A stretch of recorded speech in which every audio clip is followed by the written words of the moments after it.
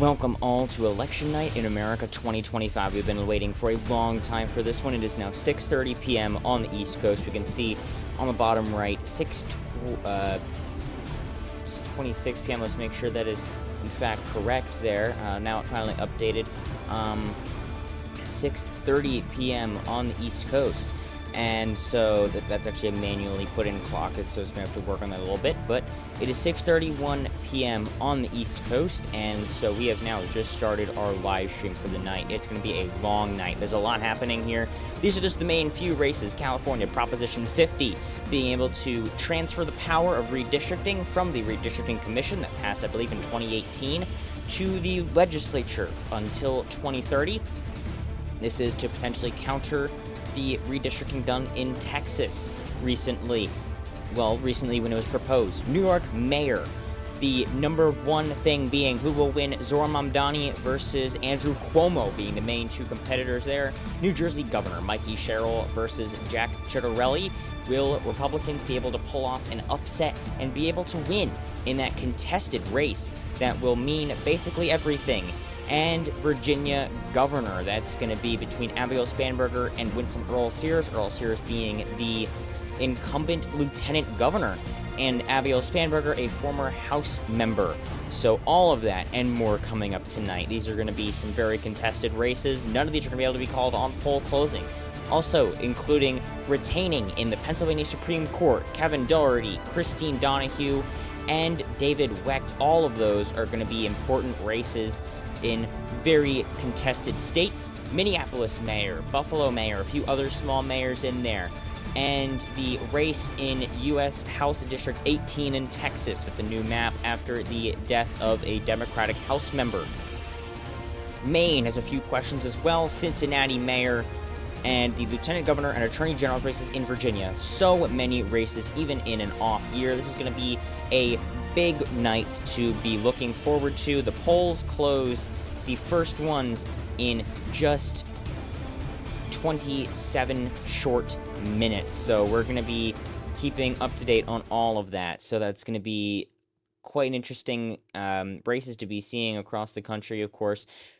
The main thing is, will Democrats be able to make a show out in the polls tonight after their very poor performance in 2024? Across the board, they completely failed on the presidential level, where they basically they lost every single swing state, which has not happened in decades. You had very poor performances in even solidly blue states like New York, New Jersey, which is, of course, going to be critical tonight for that gubernatorial race.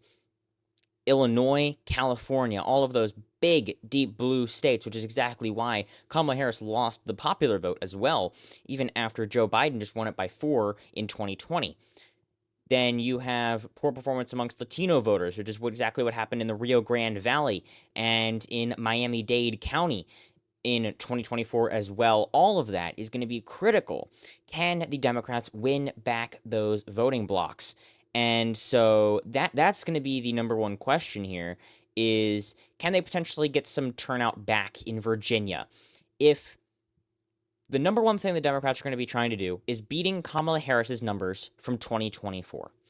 If Sherrill can win by 6, then it is a phenomenal night for the Democrats, because the polling has been extremely, extremely close. And this is Virginia. This is State Navigate. We have AP here for the raw vote totals, which are going to be critical throughout the entire night.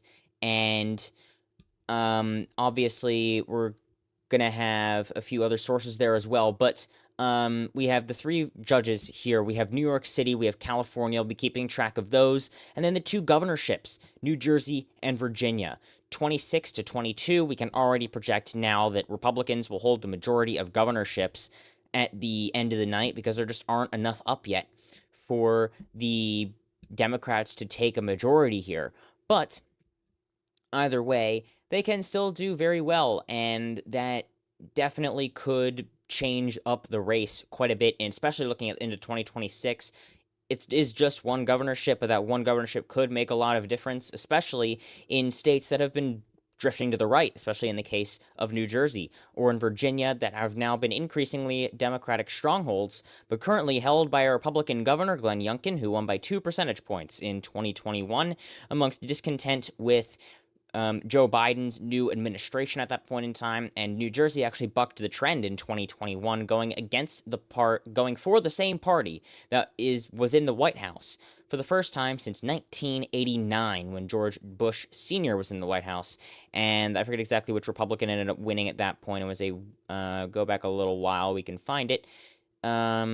Maybe it wasn't even 89. It flipped in 89. So that was when the trend started. It actually goes back to 1985. Keene won re-election by 40 points in 1985, the year after Reagan won in a landslide. So this was the last time that it happened, and then it happened again in 2021, but very narrowly against Jack Ciattarelli, who is now trying to potentially make a large comeback in the Garden State. So what are we going to be looking at tonight? Across the country, we're going to be looking especially at just a few states here. New York City. This is mostly going to be figuring out if there is a new Democratic coalition in these deep blue cities that they can potentially pick up on. This is going to be if Zoran Mamdani can end up winning the mayoral race in the city of New York versus Andrew Cuomo. He overperformed phenomenally in the primaries, and he wasn't expected to win almost whatsoever, yet he ended up pulling out a relatively strong victory in the city. The question is, will he be able to overperform again? If so, how much? In New Jersey, we're looking at a governorship. How can the Democrats potentially be able to win back these voters, or are these voters gone for good? And will Republicans be able to now bet on the vote of these outer urban regions in areas like Jersey City and also around Camden as well, in Mercer County, which is the capital? Where are these new voter blocks going to be constructed? If Ciattarelli can pull out a win, it's going to be somewhat similar to what it was in 2021, just potentially with some gains from 2024 from Donald Trump. If you get those together, you can squeeze out a Republican victory tonight, which is absolutely still in the books, but is relatively unlikely. So, but again, it is not at all impossible. Now, also in California, can the Proposition 50 vote surpass the vote for Harris in 2024? It's almost certain at this point that it will pass, as Republicans completely bailed out in funding against it, and everything related to it as well. And so, essentially, it's almost certain that it will pass. We still will not be able to make a projection on it on the polls closing, but it still will be very interesting to see. A lot of lost vote in Los Angeles County. Matter of fact, if Harris got Biden's vote count in Los Angeles County, then she would have won the popular vote against Trump. So that just goes to show how many people live in Los Angeles County. More people live in Los Angeles County than all except the top 10 states in the United States. So again, it's a critical area, a lot of votes there. I mean, just by itself, that's 3.5 million votes. So again, more 3.5 million votes, that's more people than cast their vote in the state of Missouri. That's more people than cast their vote in the state of Indiana, okay? And so 4.6 million in Virginia. So that's 4.4 million in the state of Virginia. So that one's a little bit more, but roughly comparable vote-wise to the state of Virginia. So again, it's a large county. We're going to be needing to see these vote totals, where they end up coming from, if Democrats will be able to win this back, because this also is somewhat of a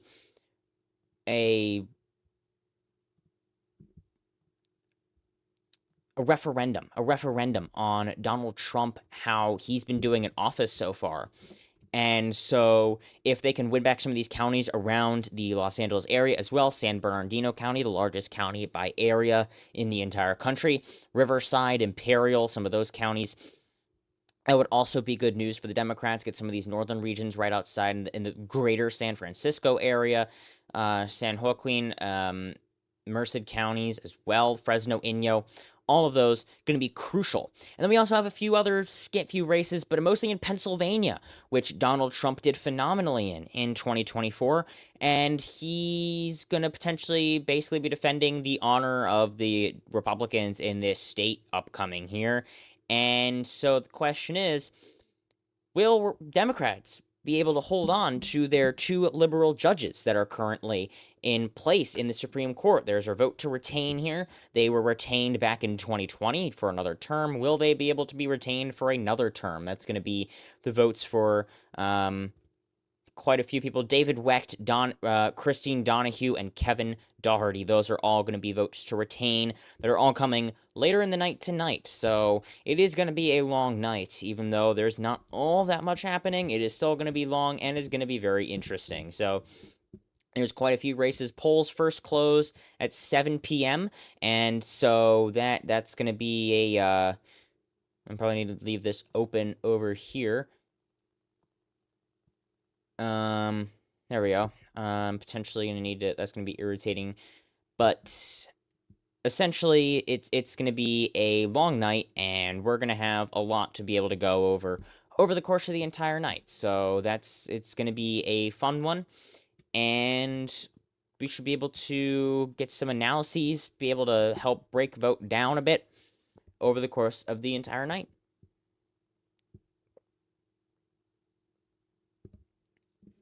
Got a full bottle of water. I got a mango smoothie here this time. Last year I had a mango Snapple, so this time it's a naked smoothie. And so, still ready to go, vocal cords ready to go. So we are basically ready and set for this election. So it's going to be exciting until the very end. So that we're going to be keeping an eye on all of that. Definitely going to be watching for all of this. Early voting has been phenomenal for the Democrats so far. Originally, it wasn't looking too good in quite a few states, but things have turned around for the Democrats, luckily enough for them. The general projections for both of these states, the victories potentially for them, have increased relatively significantly. And so that's going to be critical for the Democrats to be able to potentially get on those early vote numbers. It's exactly how they ended up winning and pulling out a victory in a lot of those states in 2020. And so we're going to have to be seeing how things go there. I do not know if they have. Here's the projection from State Navigate, but I don't know. I'm going to quickly find the results for the early voting in the state of not only New Jersey, but of wrong thing. I'm going to find some early vote data in New Jersey and in Virginia, because those are going to be very critical. And so, not only early voting, obviously, but mail-in voting as well. And it's going to be broken down, not necessarily from them, because they don't have it filtered at all. I want it in a visual format. It's going to help a lot more. But yeah, early voting and mail-in voting in the very beginning is going to be the difference between a Republican victory and a Democratic victory, which is exactly what we saw in 2021. Jack Ciattarelli won the election day voting by almost 10 points. And so when we're comparing to how well they may have to do, the Republicans have to run up the numbers on election night. And what we're looking at now in quite a few nowcast models based on concurrent voting for the I'm not sure why the chat is completely blocking in the way, but that's a bit irritating, but it's all right. For a little focus on this real quick. I'm trying to see if I can get the. No, okay, all right, it's fine. If Democrats are going to be able to potentially run up the numbers in these cities, which is exactly the opposite of what happened in 2021 with Virginia. Glenn Youngkin was able to run up the numbers in a lot of regions, especially these outer rural regions, and also got quite a bit of the vote, actually, in places like Fairfax County. And so there's also lower Democratic turnout as well, less enthusiasm. So that's going to be definitely a crucial focal point for the Democrats, being able to run up the numbers in these urban regions. Bergen County, if it goes red, then we can call the race basically for Ciattarelli. And if Passaic goes blue, then we can probably call it for Sherrill. So there's a bit of a margin there. In theory, there is a way that Passaic could go blue and Sherrill lose, but that would have to be a lot of numbers. Ocean County, New Jersey is really where we're going to be looking at a lot of numbers for Chattarelli. He's going to need to run it up there. And so also areas in like Warren and Sussex, they're not doing too well in the early voting, which definitely does signify turnout. Early voting does signify turnout. Mail-in, not as much, but early voting is a critical point on early voting. And so what we have in respect to early voting is strong returns for the Democratic Party. But then again, it's a potentially energized term Republicans, who are now generally more the party of low propensity voters, have been pushing very hard to get turnout into the polls, which is absolutely what they need to win, is large election day numbers. The question is, how much will they be able to get? How much will they be able to basically squeeze out of these more rural regions? And how much will they be able to get in the urban regions, too? Because there's actually a lot of Republican voters in some of these rural regions, especially if you count the people who voted for Donald Trump. 80,000 votes in Hudson County, 84,000 in Essex, 217,000 votes for Donald Trump in Bergen County. That is probably the single largest, 227, 217, just barely beat out by Ocean County, but very close second largest number of votes for Donald Trump. If you look back in 2020, that wasn't even as close. It's still only 13,000. There's actually still a lot of voters, but 285,000 to 232,000. That is why Harris did so poorly. No one really showed out in those large counties. But what the end of the night result is going to be focused on is going to be entirely on who turned out and where. And so it's a turnout game. It is entirely a turnout game. It always is. It's never really about convincing one party over the other. That era of American politics is almost gone at this point. And so it's just a turnout game. Who can get their voters out? And in California, especially, where it was a very poor turnout race in 2020, it's really going to be a much more difficult uphill battle for the Republicans this time, especially considering that Harris won it by 20. That you need a 20-point overperformance for that to be able to end up failing. So it's not looking good for Republicans in the state of California as of right now. It's not impossible. It absolutely is not impossible for them to end up pulling out a surprise and win. But I wouldn't necessarily say that there's any real shot that they're probably going to win. That's probably the most certain, followed a close second by New York Mayor going for Zohran Mamdani. The polling has been phenomenal for Mamdani, and he's also an overperformer. So that is going to be the main things here are going to be all focused on how well can they show out. There's also going to be a bit in Minneapolis Mayor that's going to be a bit interesting as well. Minneapolis Mayor, you have Jacob Frey in there. Is going to be interesting to see how well he can do. Omar Fateh was actually originally endorsed by some other candidates there. This is going to be a very interesting race to see. Ranked choice voting, there's almost no way that anyone's going to get a majority here. So this is going to be a relatively interesting race to potentially look at later in the night. That's Central Hennepin County. Cincinnati Mayor, that's the only thing that's really closing at 7:30, but for the most part, we're not really going to be focusing on that much. Main question 1, that's going to be photo ID, and absentee voters submit a written application. This is relatively likely to fail in a state like Maine, but voter ID laws have done relatively well even in blue states. In Wisconsin, on the same ballot on April 1st, that now current judge, her name is escaping me, Crawford, Susan Crawford, current judge Susan Crawford, the Honorable Susan Crawford, won by 13 points. They affirmed their voter ID law as an amendment in the Constitution by almost 30 or some number like that. I don't remember exactly. So that could end up being somewhat of a surprise.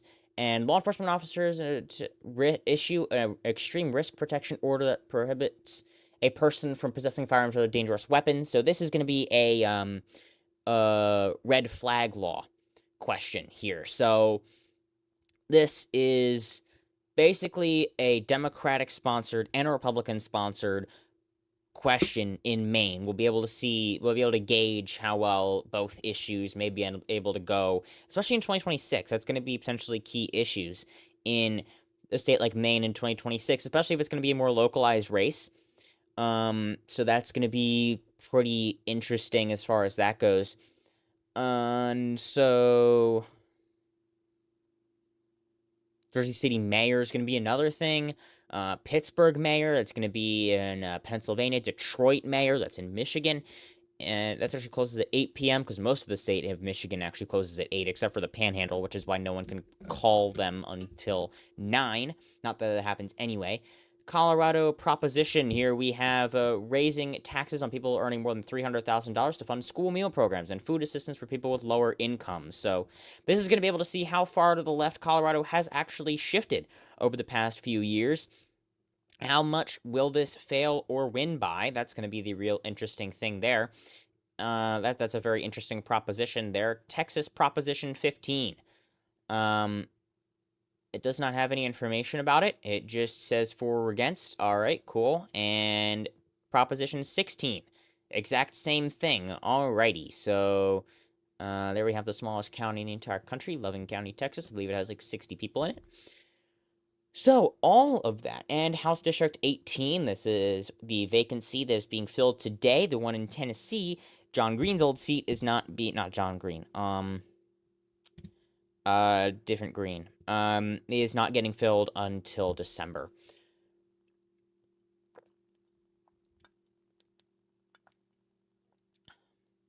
So we're closing in on the first results coming in tonight. Under 10 minutes left until the polls close across the state of Virginia. Across the state of Virginia, the first state to have its polls closing here at 7 p.m. Eastern time. We were just looking down at 7 minutes. You can see that timer on the bottom right. 7 minutes and 20 seconds until the polls close, to be exact, as of I started saying it. And so this is going to be a long night, quite a bit here. As you can see, a few November 4th races here, starting off with Virginia governor, lieutenant governor, and attorney general's race. All of that and more still coming up tonight. So it's going to be a long, long night. And so it's going to be an interesting one, though. How well will the Democrats be able to do in the first year post-Trump re-presidency? And it's going to be somewhat of a referendum on how well he does, how well he's been doing. It's going to go relatively poorly, potentially, considering how, frankly, poorly he's been doing in some of these states, especially if you look more at states like his approval rating right now with The Economist. There were a few polls done, exit polls, that came out, but if we look at his approval rating across some of these states, he is very, very underwater in a lot of them. New York, 26, Virginia, minus 16, New Jersey, minus 27, and California, minus 34.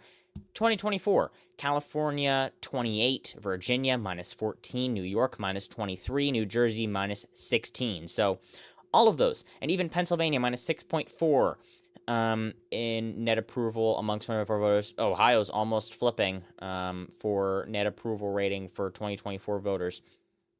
And amongst all adults, minus 11, but Pennsylvania minus 14. So depending on how well that may go, I think that one's been a bit more of a localized race for the most part. But it is going to be a very interesting race to be able to see how things go across the country, especially in those two races where we're going to be just watching those two races, especially in for governor. And so that's going to be the main things to be keeping a note on. We're going to be keeping a watch on all of these races all night long. The first polls closing again in just 5 minutes now, 5 minutes until the polls close in the state of Virginia. And so that's going to be the Virginia governor's race. Again, this is Virginia's governor's race. It's going to be Abigail Spanberger, the Democrat. She was a House member. She flipped the seat against the incumbent in 2016. That incumbent won by 15 points in the 7th District, and she flipped it by 2 points in 2018, won re-election in 2020 by almost the exact same margin in a much redder environment. And then in 2022, she got drawn into a much more favorable district. She lives up in this region of the district over here. So that was moved. That's her district. That was moved there. So, but then she did retire 2022. Going into 2024, Vindman took the seat. That's where she comes from. And so that's going to be the number 1 contest on the ticket. But also very important lieutenant governor's race in Virginia. Hashmi versus Reed. And then the Attorney General's race, the only one with an incumbent. Jason Miar is the incumbent versus Jay Jones, very scandal play Democrat who will probably lag quite a bit behind the rest of the ticket. The question is, how much? And will a strong enough Democratic performance be able to drag him over the finish line? In New Jersey, which it closes at 8 p.m., that's going to be mostly, that's going to be a large race. New Jersey governor. Jack Ciattarelli, who was the nominee in 2021 against incumbent Governor Phil Murphy, versus Mikey Sherrill, the former House member who actually was in the House in New Jersey's 11th, reelected by 15 points in 2024, and in 2022 by 19. And she did relatively well in these competitive districts. She flipped the seat in 2018 from a Republican who won by 19 in 2016 and flipped the open seat by almost 15 in 2018. Again, a very strong year for Democrats, was reelected by 6.6 and then drawn into a more favorable district as well in the 2020 cycle. So those are going to be the main 2 races, 4 out of those 2 states. But again, out of just the 2.5 minutes that remain until the first polls close in Virginia, we're going to be again seeing how well Abigail Spanberger can do. This would be a flip if she can manage to win the race tonight. A flip from incumbent Republican Governor Glenn Youngkin.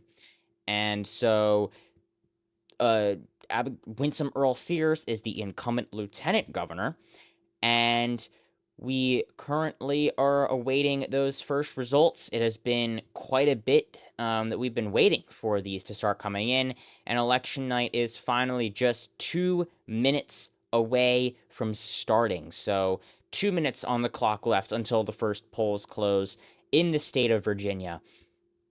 That's going to be the race for Virginia governor. That's going to be the number 1 contest that we are watching tonight. And well, first off, it's starting at 7 p.m. The first race you're going to be watching. Quite a bit will come off of that. We'll be able to see how they do end up approving of Donald Trump, as the 2021 race was a bit of a view of how people saw Joe Biden. So this is going to be a crucial race to keep tabs on here. We will start to get their votes in the margin shift to 2021. So Democrats are going to need to see just a bit of blue across the entire country to be able to flip this seat, but they're definitely hoping for more, especially considering how much Spanberger has been leading in the polls by. And county leader here, we're going to have county leader up here, and margin shift here, and on my map, I will have ballots counted and uncounted votes just to help be able to make projections here. So I'm getting set up here. And we are now down to just 50 more seconds left until the polls close in the state of Virginia. This is going to be a contested state, a contested battleground state for governor. Just 35 more seconds until election night 2025 has officially begun, and we will be able to make our first projection coming up in just a short few seconds. 20 seconds. This is going to be Abigail Spanberger, the Democrat, former House representative, versus Winsome Earl Sears, the incumbent lieutenant governor. Whoever wins this race, Virginia will have its first female governor, and if Earl Sears wins, she'll be the first black female governor in United States history. Here we are. Election night starts now. It is too early to call in the state of Virginia. It is too early to call. The polls have just closed. And so it is too early to call right now in the state of Virginia, just at 7 p.m. on the East Coast. And the election has officially begun underway. The polls have just closed in the state of Virginia. So we are now going to start being able to get some votes in. But it is too contested to be able to make any actual projections as of right now. There are no votes in yet, and so... But there is a very high chance the Democrats will be able to win the governorship and probably the lieutenant governorship, considering there will not likely be much split-ticket voting. But, still, we are going to be watching this heavily the entire night. It's going to be the first contested race. It is too early to call. Too early to call in the state of Virginia. So we have now is we are just looking at the first few results across the state of Virginia. There are none yet, obviously. And so the number one takeaway is, well, right now there are no takeaways, but the number one focus is going to be, where are the first votes coming from? If they're going to be coming from up north, then Spanberger should be taking the lead. If they're going to be from the south, from the western area of the state, Earl Sears should be winning. We're going to be looking at the shift as well. But there are a lot of votes outstanding right now. And, yep, there's a lot of votes outstanding. Large bubbles here on my screen here for the... those are estimates of turnout here. And so there's quite a few votes that are probably left to be counted. Probably a few million out of the state of Virginia. The main ones are going to be ones like Virginia Beach. Virginia Beach, a contested county here. Youngkin won it in 2021. And so that is going to be a critical battleground here. You can see uncounted votes all across the state. There's literally none, and votes counted, not a single one has been counted yet. So, but that's going to be a very contested election there. If Spanberger does not win in Virginia Beach, then that is going to be very, very poor for the Democrats. That's going to be critical. But number one is going to be Fairfax County. This is by far the largest county in Virginia. This has been part of the large greater trend here, along with Loudoun County has been also critical in this. Prince William County has been large, as well as the outer Richmond suburbs. But Fairfax is still by number one the largest giant county here. And so the turnout in Fairfax basically makes or breaks the entire election for Democrats. If it does end up getting low enough for Democrats, then you could end up with a potential very poor turnout rating for the Democrats. The margins are going to be a bit low, but we're still going to need to wait for those first votes to show out, and so that could take a bit. If you look at 2024, the first results at 7:11 p.m., so we could see in just a few minutes, about 8 minutes or so, the election night tabulation ended at 3:56 a.m. and about 95% of the total votes counted. 95% of the total votes counted for election are going to be all of the election night votes. All you have left are going to be a few mail-in ballots that are still going to be trickling in a bit after that. That's going to take a few days, but most likely we'll be able to project a victor tonight because we're not in 2020 anymore. Not that many people are currently going to be voting by mail. So, and quite a bit of it already actually has gone in so far, but we could potentially be seeing the first results in about 7 minutes or so if we are looking at how things were in 2024. And so State Navigate here has over a 99% chance of victory for Abigail Spanberger, which I think is a bit bullish, but the odds are going to be updated throughout the entire course of the night. They're a little trippy there, but looking at even by precincts here, it'll be very interesting. The most interesting race in Virginia is going to be the Attorney General's race, obviously. Jay Jones versus Jason Miyares is about a 2-1.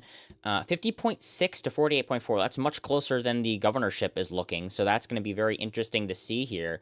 Arlington, Alexandria are also going to be very important for Democrats to be able to hold on to. Fairfax City, Manassas Park. Falls Church. Those are definitely all going to be critical as well. But apparently the highest 90% confidence interval goes up to 52.3 and down to 44.5. 54.5 is the highest for Jay Jones, 46.7 for the lowest bound within 90% interval. If you look for governor, 51.7, 90%. So yeah, that means that they can say with over 90% confidence that Abigail Spanberger will win tonight. But that doesn't mean that it's impossible. So we've seen insane upsets before, and they absolutely could happen again. And so it's really going to be a crucial election tonight. And so we're going to have to see things. But there's actually a very poor showing so far for the exit polls by CNN, by especially in New York City. The exit polls for CNN in New York City are looking abominable for Republicans. It's almost certain that Mamdani's going to win it specifically because of how they, let me see if I can pull them up real quick, because of the exit polls. Let's see if I can spell. Exit polls election 2025. Here we are. We have it here in New York City. Oh, wow. We can see here that Jones actually is winning the... Okay, so let's pull this out here. These are the exit polls, and what we're going to be looking at first is going to be New York City. This is the main one that honestly stood out a lot to me. Exit polls have not been released. That's weird. But it was that a lot of people said that rent was a large issue. I think 74% said that rent was a large issue where they lived. That almost certainly is going to benefit Zoran Mamdani, and so that's almost putting it into his column completely at this point in the night. So it may end up being even better than how things are going right now. But number one is going to be Loudoun County, as well as the other large races in the state of Virginia. If we flip over to Virginia, which is going to be the main state to watch right now, Governor Spanberger winning the female vote 61 to 45. 61% to 37%. Earl Sears is winning the male vote by 8%. So very, very close election here. Actually, no, 51-48, and winning by that much, Spanberger basically won the election. 9% are voting for Earl Sears, which is about expected, considering that she is a black woman herself. Latino vote is 64-35. That's actually pretty good. 71% of the electorate is white tonight in Virginia. That is very surprising. That could actually end up helping Earl Sears here, but she's only winning the white vote by 10. So that's somewhat concerning. Voters of color, 75-22 for Spanberger. White voters only by 10 for Earl Sears. Age. That's quite a bit of a turnout for young voters, but Spanberger's winning every single demographic except for 65 or older, and even then only losing by 1. That is definitely showing the changing demographics for the Democratic Party in the state of across the country. Voters 65 or older are leaving the Republican Party, or more so, the very young, the baby boomers that are left are typically Democrats, and the older Gen X is staying liberal, but younger Gen X is shifting hard to the right. So there's a bit going on there. It's a bit complicated with how those demographics are moving, but young voters, 61-38 for Spanberger, 45 or older, 1 point for Spanberger. So those are still going to be some very important numbers to be noting right there. Age by race, white voters, young white voters are voting for Spanberger by 17.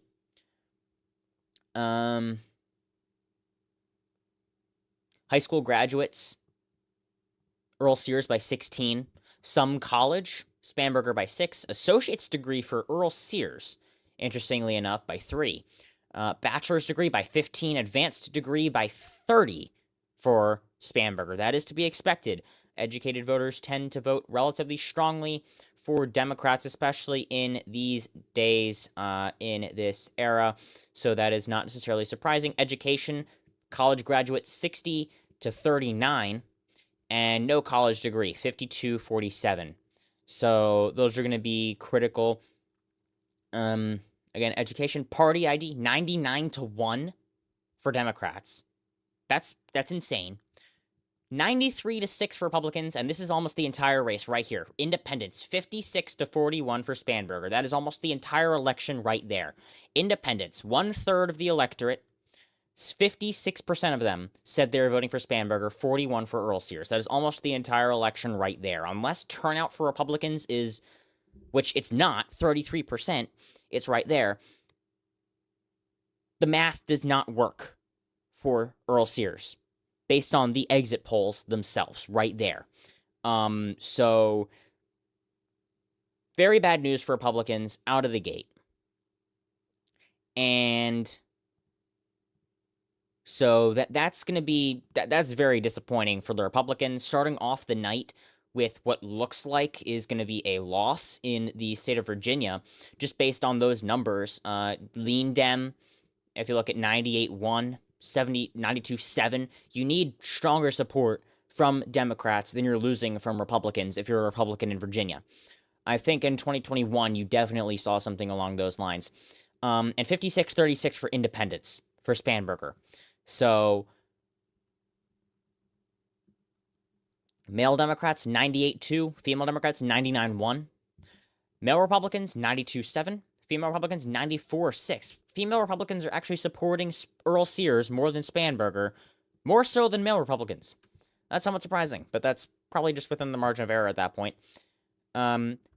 Female Democrats are showing out in very high numbers this election. Male Democrats, not so much, and Republicans, not so much in general. Male independents are actually the second largest turnout group, which is also something very interesting. Moderates are voting 2-1 for Spanberger. All of these metrics are pointing to Spanberger, so we may be able to call this race relatively quickly. And we have the first ballots coming in for the state of Virginia. We have the first ballots in. Abigail Spanberger up almost 2-1. Only 8,000 ballots counted out of multiple million expected. But the first ballots have been counted. Bland County, 184-34. Grayson County, 100-17. Lynchburg, which is a swing city, which we're going to be watching, went Trump, Biden, Trump.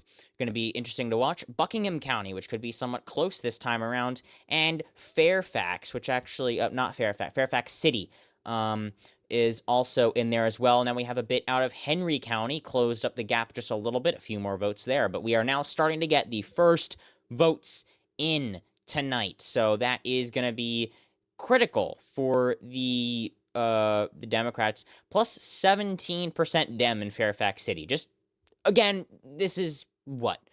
Expected 37%, 38% votes counted?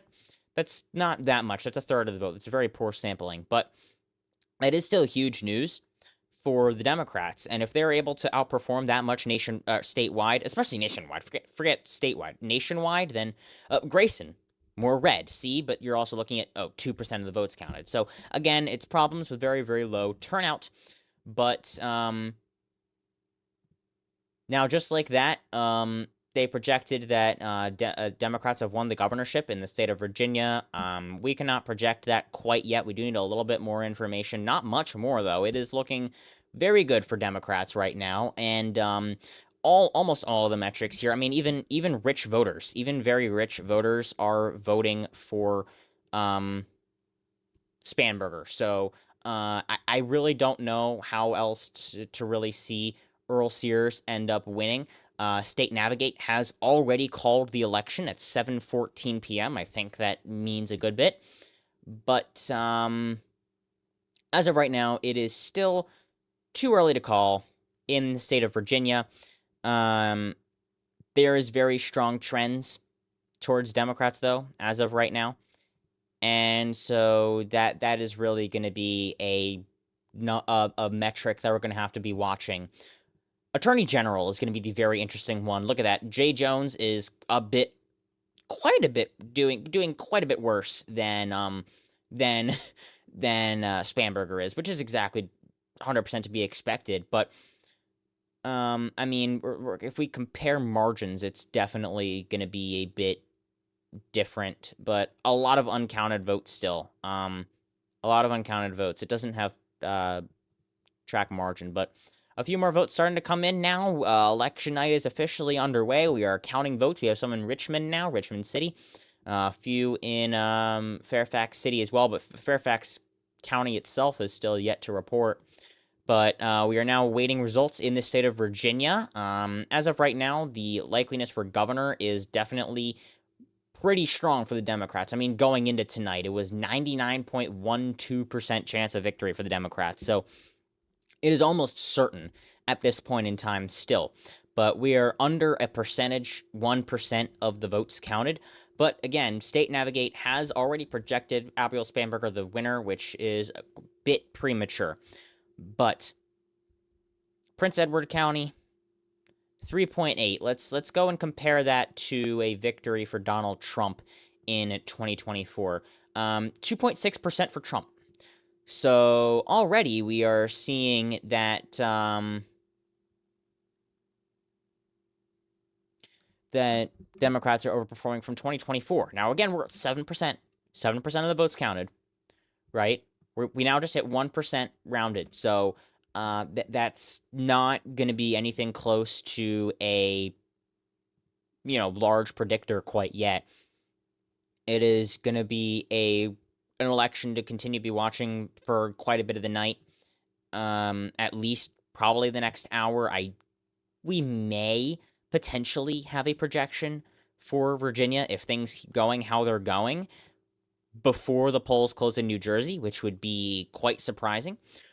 But it depends on how quickly the votes get counted, obviously, and where the votes come from and how strongly they come in for Spanberger. So as of right now, the final projection for ETN minus 11.7. That's 11.7 points for the Democrats. That would be a strong victory here tonight. And we do have some more votes coming in. Rockingham County, a relatively large county there. I don't know where they're getting these votes from Prince William from, but because AP doesn't have them. And generally, if AP doesn't have them, they're not like...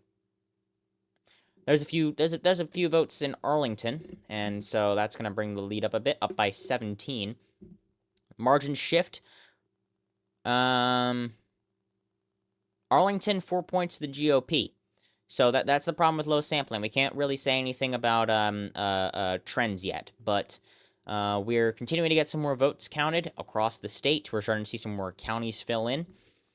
But it's looking very interesting. It's looking potentially very strong for the Democratic Party.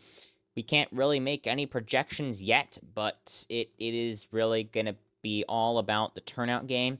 How many ballots are left? A lot left in Fairfax County. A lot left in Fairfax County. And so that's going to be the number one thing to have to wait for, is going to be those states that are left. We're going to be watching Loudoun County. That was the main sign that something was wrong in 2024, was Loudoun County's returns were not looking good. That was actually one of the first ones that did return. And so that's going to be the main thing. So again, those exit polls are not looking good for Earl Sears. If I were her campaign, I would be not very excited for tonight right now based on how those are going. Spanberger is probably going to be able to pull off this race. As of right now, though, it is too early to really make any projections. Still, we're still just watching the first few votes trickle in. Westmoreland County now just started coming in, 6% of the vote in. So just a few precincts starting to pour in at this point. Hampton Roads, yep. Fairfax County turnout. Less blue surrounding counties of Loudoun and Prince William. Those are the outer suburbs. Prince William should be blue by the end of the night. It's plus 51 GOP right now. So obviously, it is a bit, it's a bit of a low turnout situation still. Low small sample size of the total. I believe these margin shift numbers are going to show up once we have the comparisons available once a county or county equivalent reports 50% of its estimated expected vote. So we're not really going to be getting many for quite a while still. All right, Henry County's starting to come in 2% in now, 57-43 for the election right now, and so we are very eagerly waiting on the potential returns there. So, especially on quite a bit of the western part of the state, that's going to be the most important region to cover. For Earl Sears, you're going to want to get as many votes out of these rural counties. Currently in at 1% in Buchanan County, but you got to get as many votes out of that as possible. Buchanan County plus 6,584. That's not that many, but once you add together plus 10,000, plus 5,000, plus 10,000, plus 7,000, plus 15,000, plus 10,000, they start adding up. And once you get some of these outer suburban regions as well, and then get a lot more votes, 181,000 votes in Fairfax County, not almost 100,000 in Loudoun, Arlington, 25K, 16,000 Alexandria. You start getting numbers, and that's how you only lose Virginia by 6. So, as a Republican, of course, you're going to need to run up the numbers more in Fairfax County. You have a lot of voters there. You're going to want to be able to get the numbers in these suburban regions, Virginia Beach, Chesapeake, Hampton Roads is Hampton right over here. Harris won it by 25,000 votes, so that's going to break down some of that. These inner urban regions, you want to break down those margins. 66 points in Richmond. That's going to be compared to 68 in 2020. That's a bit left trending, but still, it's going to be down to where you can run up those numbers in. And so if she keeps on getting these good returns in the West, which looks like she's doing okay on, she should be able to combat the northern regions. But the main problem is how many votes are outweighing in Fairfax, how many in Loudoun, how many in Alexandria, Arlington, Prince William. But she is starting to catch up a little bit. She's only down by 9. So it's, again, only 2% of the votes counted. So it's going to be a slow counting race in the very beginning. Depending on how slowly these votes still keep on coming in, then we may probably not have a projection for another little while if the votes keep coming in at this pace. But Montgomery County is going to be a critical one. Roanoke County, I believe, it should be red by about 20 points at least.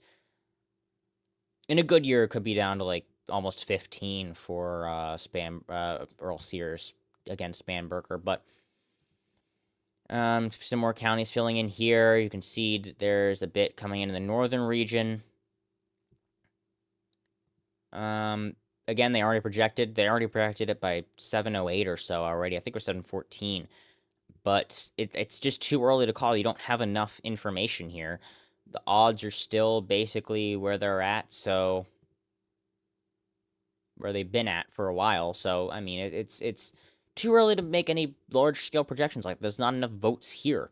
2% of the votes counted. That's not really, again, that's estimates on general turnout, but that's based on general uncounted vote. Again, the majority in Fairfax County, then a bit in Loudoun, Henrico, Chesterfield, Virginia Beach, Chesapeake. All of that together is going to be a large amount of votes that are going to be critical for the Democrats to be able to run up numbers against the rurals, or Republicans to be able to hold things together so that the rurals can push them over the finish line. And so as every single vote comes in now, we're now getting in a bit of Caroline County, a bit in Chesterfield now as well, Prince George, Dinwiddie, all of those regions surrounding now the Norfolk, getting some of the southern region. First vote drop in Virginia Beach. This is going to be a critical county to be watching, Virginia Beach County. Currently, Earl Sears is up by 7. That is actually a 0.6% shift to the left. And this is only with 4% of the votes counted, so again, take that with a grain of salt. That was a sign that things were going well back in 2021. Things were going well for the candidacy in 2021 when Virginia Beach was going by 8 points. So, you know, that's going to be the number one thing for a victorious Earl Sears campaign. And that's when things were going very poorly, obviously, for McAuliffe campaign, was seeing that you were losing in Virginia Beach. You were losing a lot in, you were winning not by too much in Arlington, which has now flipped to 0.3 Dems, so that's not that much of a gain there. Culpeper, little bit to the right, got a few random shifts there. Roanoke 17 to the left. So again, it's all about these low vote counts. 5% of the vote now in Virginia Beach. Staying right about on course. Only 0.6% to the left, so Democrats got to hope that it's going to keep shifting, because even though that is a bit of a trend to the left, Youngkin did win by 1.9, so in theory, Earl Sears could lose a little bit of ground and still win. But the stronger of a performance, obviously, the better, as we are starting to come in on 35 minutes until the polls close in New Jersey, which is going to be another potentially more contested election there. Lieutenant governor is going to be probably right about on the same line as the governor's race. We're looking at a slightly worse margin in Virginia, looks like. Not much worse, though. Caroline County looking about the same. Arlington looking about the same. Let's see if they made a projection, not for attorney general, but lieutenant governor. No, 91-9. Okay. And attorney general, 66%, basically unchanged as of right now for their odds. Virginia Beach, they don't have any in as of right now, so it seems like they're getting their sources slightly different. I'm not 100% sure on their APIs built in, but apparently the Democratic odds dropped a bit right after poll closing, but they're right back to where they were. Also, delegates. Basically, all of these are essentially like uncontested. None of the votes are in, but they're strong enough that they'll be able to. A little bit of the vote is coming in. We're getting some competitive races looking in. That's going to be partially Loudoun County, 30th District, 21st, 22nd as well. The 64th, 34th, 41st. This is Montgomery County, another relatively competitive county. 49th District, 89th. These two, which are in the suburban / semi-urban Virginia Beach region. 82nd, 75th, 71st, 69th. So as of right now, projected seat 60.1 for Democrats. So a very, very narrow chance that they will slightly expected to take a majority. Super majority, I believe, would be 60 or more, or maybe 66. 66 would be enough. So that's going to be the 66 would be a super majority, and that's going to be the highest point there. And so, again, we're mostly watching the governor's race. 100% chance. It is definitely too early to say that as of right now. It's still not looking good, though. So that is something that should be noted. Montgomery County, that's going to be a very closely contested county as well. It's a relatively close county generally on the presidential level. Harris won it by 3.5. Biden won it by 5.5. Clinton flipped it. Obama lost it in 2012. Romney won it by 1/4 point. Clinton won it by 1.25, showing leftward trending in Virginia. Not unexpected whatsoever. Biden won it by 5.5. And then Harris won it by 3.5. So again, it's a little bit of a left trending county continually. Radford actually is closer, which is kind of weird, though. It's kind of weird in 2024, but it shows how urban trends have shifted. And so that's going to be a number one thing to be paying attention to here. Is going to be these swing counties: Virginia Beach, Chesapeake, Montgomery, Stafford, Spotsylvania, Caroline, Lancaster, Fluvanna, Nelson, Lynchburg, Prince Edward, Surrey, all of those somewhat competitive counties that are potentially going to be a bit close. And so what we're going to have to pay attention to is especially how did they look in 2021. Now, it doesn't show any for any with no votes counted, but Virginia Beach, 9% in now, continuing to stay right about where it was. 0.1%, 1.5% to the left, actually. So a little bit of a continual, general continual trend, staying in that direction. Starting to get some votes now in Accomack County. That's another one that's been a bit 40.6% bluer. So, wow.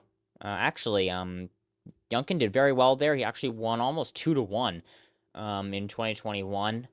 So it's going to be an interesting race. Keep on seeing how these counties keep shaping up. 20% counted in Brunswick, 3%, 12%. So the amount counted is very variable. Almost 1/4 counted in Norfolk. And that 15 points for the Democrats. So now once you start seeing like 1/4, it's not necessarily going to make things like, oh, okay, this is exactly how the election's going to go. But once you get about 1/4 to 1/2, you can start making some guesses on how things could go, and considering that a quarter is in Norfolk and it's by 14.5, depends on what precincts. We don't have a precinct by precinct map, but considering that that's a relatively large shift, 14 and 15.2 now, another percent in. We're now at 6% of the vote counted in the state of Virginia, and Spanberger is up by 5, so quite a bit closer, but we have no votes in from Fairfax, and very, very small amounts from Arlington, Alexandria, all of these large cities, Richmond, and we're getting a good chunk in some of these Republican areas, so it is still absolutely, as of right now, again, it's kind of anybody's game. I would absolutely not have projected this, so that's exactly why I didn't yet. Relatively fair chance that Abigail Spanberger will walk away with the, here's the current projected margins across the entire state here. Montgomery County expected to go slightly Republican. We're looking at, potential shifts across the state to relatively large, expected to actually do a little bit worse than this, 55.2% and 43.8%, but actually do a little bit worse. So a little bit higher expected vote for those votes for not really anybody in specific turnout, especially apparently to them. But we're definitely gonna have to look a lot more at some of these. They still don't have any votes in for Virginia Beach for some reason. Not 100% sure what's going on there.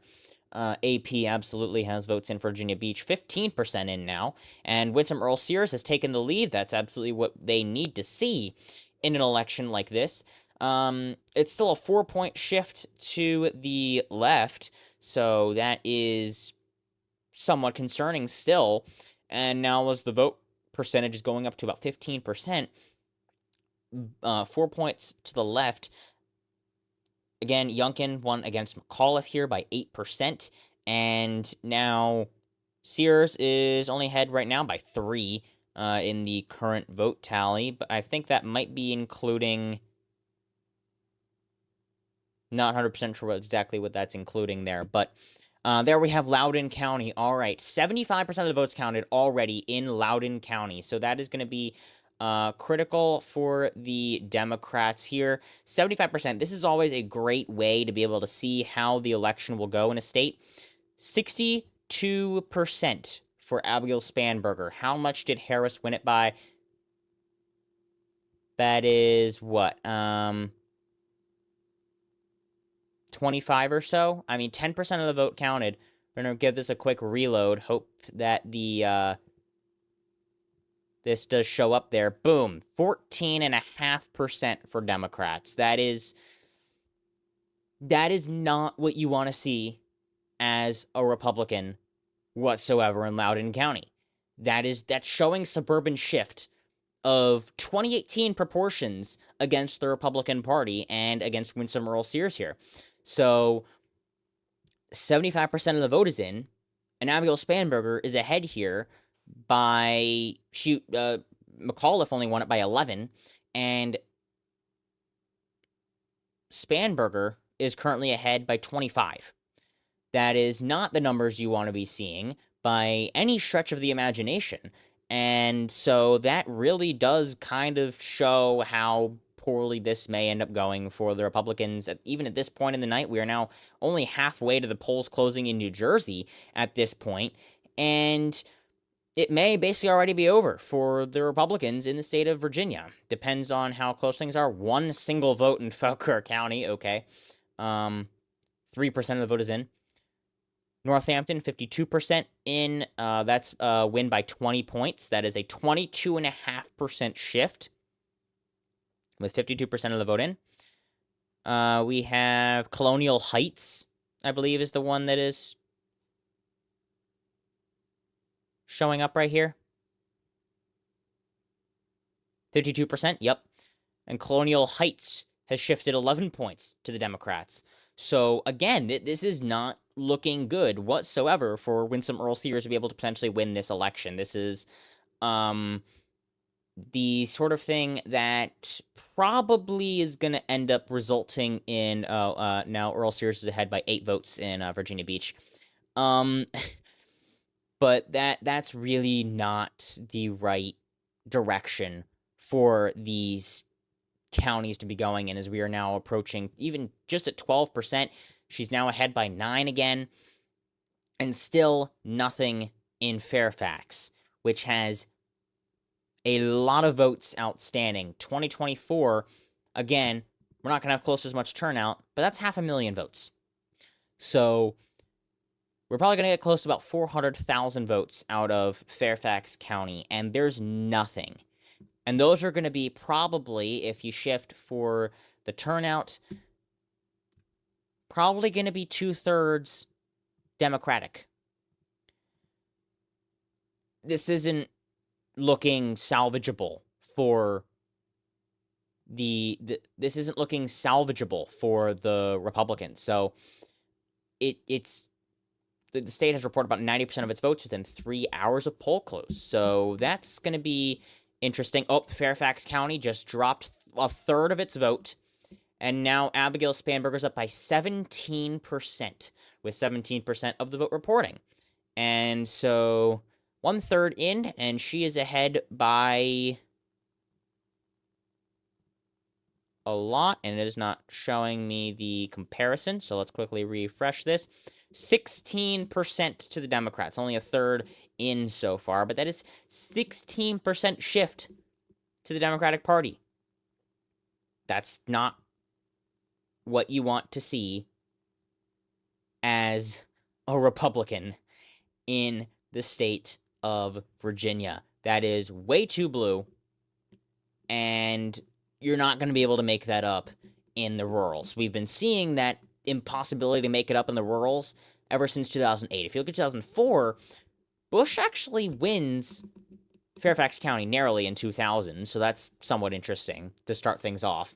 But then Kerry flips Loudoun. If we look at Bush by 8 and then Bush by 8.2, basically stays the same. You can see that it shifts to the right because Bush does better nationally. But you see, this is what red Virginia looks like. Not here anymore. This is all very, very deeply red, like 60 points or more red. This is a bit bluer, so there's trends that have shifted here. Obviously, Loudoun's blue now, but this was back when suburbs voted red traditionally. But then you see Obama wins Fairfax by 21, and this is where you can't beat in the rurals. This was one last hurrah of the Democrats in some of these rural regions. You never see any of these counties go blue again since.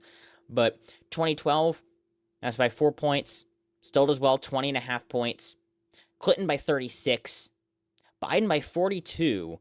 Harris by 35. So it's really going to be down to, again, those margins across the entire state. And so, especially in Fairfax County, now that you have 1/3 of the vote in, that's 100,000 votes. Looks like with some rural counties, Sears has whittled that down to 16. Still not that huge of an improvement there, but 1/3 of the vote is in now in Fairfax County. It is 16 points to the Democrats. That would be a blowout. 17 points in Waynesboro, 12 in Brunswick, 22 in Northampton, 10 in Surrey, 15 in Colonial Heights, 9 in Westmoreland. So all of the places that have over 50% of the vote in have shifted relatively considerably. The closest one is 7.5 in Surrey. So it's really not looking good for Earl Sears tonight, and I can't really say that it's gonna, get much better. 1/5 of the votes have now been counted, and it's looking really rough. I see 81% in Loudoun, and we are at plus 15. Plus 15 from 2021. If you shift the 2021 gubernatorial results by 15, McAuliffe would have won by 13%. So, basically, we could be seeing a very, very large victory here for Abigail Spanberger. It's almost certain at this point, just again, looking at these exit polls, almost every single group is going for, except for, evangelical Christians, which is generally expected. Any children younger than 18, both groups for Spanberger. Military veteran household, Spanberger, or Sears by 5. Yes, currently, federal contractor or worker, 6138 for Spanberger. That's not much more than a no, but that does generally show with those workers, they're not extremely happy about how things have gone in the current Trump administration so far. Condition of Virginia's economy, good for Earl Sears, makes sense, keep a good thing going. Not so good, 72% for Spanberger, poor, 85% for Spanberger. Those are extreme blowouts for Abigail Spanberger with those groups. And so excellent, good, 59-40. That's why 20. But that's actually a large group of the population. Over half say it's good. So that's not that bad for Earl Sears. Family's financial situation getting ahead, 61-37. Holding steady, 51-48, falling behind, 72-25 for Spanberger. They are tying the Republicans all together. That may end up tanking. Earl Sears is a general nationalization of the race. She is ahead by 16. 16 right now. With 1/5 of the vote in. So, let me know of your ideas, your opinions in the comments, in the chat right now. I'll be able to easily get to them. There's still not too much going on right now, but this is definitely going to be a, make sure to share the live stream too. Be able to get things going here. So, Loudoun, again, 94% in now. So this is going to be the main county. Be able to see how things go. I'd say the needle is probably 9. It was already at 99, right? But now it's going to be like the election night needle is going to be 99% for Spanberger if she's doing that well in these suburban counties, especially because Loudoun is where a lot of the transgender issues took place. The bathroom concerns that really helped propel with those strong education issues and culture war issues of 2021 that helped Youngkin get over the finish line there as well. And so, you know, these sorts of turnout numbers are going to be critical for a Democrat to be able to win, especially because it's, you know, a 50,000 vote margin. Okay, this may be the death throes for Spanberg, for Sears here. Deep red county here, Norton City. 97% of votes reporting. 9 points to the left. In a deep red city in far West Virginia. Voting 9 points to the left. We are seeing a trend across the board. Waynesboro, 16%. If we can potentially find a... there we go, Waynesboro, 62% counted. Spanberger's winning Waynesboro County. Let's see, do I have that on my map? No, not even close. I actually have Sears winning it by over 12. Yeah, that's a 16-point shift. Spanberger's ahead by 15. We have almost a quarter of the vote in. There's still a lot of red counties left. And if you look at the, there's a lot of uncounted votes in places like Albemarle County, right? That's this one right here. It's, oh, that's actually, a blue county, though. We gotta wait out here a bit. There's not that many votes that are waiting. But there are Republican votes. I want to see if she can have any chance of performing well enough to be able to overcome the hurdle. And maybe that is just a bit lucky. So we're still going to wait a little bit longer to be able to make these projections in these two, this critical state here in the state of Virginia. But we're starting to get in now towards the end of the race here in the state of New Jersey, a very critical state. Polls are now closing in 15 minutes, so That is going to be a very large race as well. Let's take a quick check on the Attorney General's race. Jones is ahead by 6. Jones is ahead by 6 percentage points. He is only leading in Loudoun by 19. So he does not have close to the same appeal, the same margins, the same vote counts as Spanberger, which is absolutely to be expected. The question is, are few enough Republicans going to turn out and vote and not enough Democrats going to split ticket in order to potentially have Jay Jones end up winning anyway? So, Richmond, Norfolk, a lot left. But even Jay Jones is leading by a good bit. Lieutenant Governor Hashmi ahead by 9.7%, right in the middle there.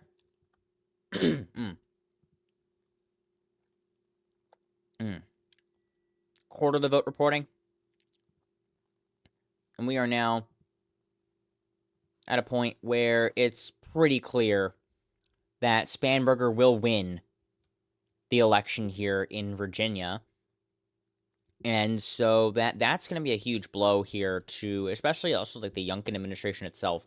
Virginia Beach going blue right now. Again, it's still 31% counted, but that's a 10-point shift to the left. So potentially going to see a blowout here for the election tonight in the state of Virginia. And so I really don't see any real way that now projected vote here just went up by 1/10 of a percent for Spanberger here. It is currently 56.5 to 43.3% in the vote right now, and that is not what the Republicans were hoping to see tonight. Wow, Fredericksburg, 54% in, 3-1. 24-point shift to the left. Oh, here we go. Middlesex County, there we go. Middlesex County, we have a rightward trending county, the only one that we have so far. Middlesex County actually is voting 3 points to the right of where it did in 2021. We need more counties like these if you are going to win as a Republican right now with these across the board, especially in these rural counties, which is really just a potential panic sign. But if you end up having Fairfax County shift to the right at the end of the night, you could end up winning. Forget all the rest of it. There's so many people here that if you end up getting a 9-point shift to the right in Fairfax County, the rest of it doesn't even matter. So until we get a bit more of the vote in Fairfax County, which I think we're probably going to have a large vote dump, probably around the turn of the hour, it's still going to be up in the air as of right now who may end up winning in the state of Virginia, but it is absolutely weighted towards Spanberger. It's not looking good. Again, Waynesboro 17 points, Fredericksburg 24, but there's still 2/3 of the vote left to be counted right now. 25% in, a lot in Fairfax. Only 1/3 of the vote in Fairfax County. Quite a few reddish counties out here still waiting. That's going to include Scott County, Dixon County, Wythe, Giles, Craig, Franklin, Bedford, Campbell, Page, Rappahannock, Cumberland, Powhatan, all of these in here, except for Henrico, Charles City, Mecklenburg, Lunenburg, Southampton's blue, and so is Emporia. But quite a few that are still remaining. And so there's another one that's actually red, Nelson County, shifting a bit to the right from where it was in, if I can actually find it, there we go. From where it was in 2021, we are at a 1.8% shift to the right. So if Spanberger starts picking these up a bit, and also these numbers here that are showing up as far as, these start dropping, because I don't think we have a single county in yet that's 100% reporting. Now, 96% in Loudoun, so that may change soon. But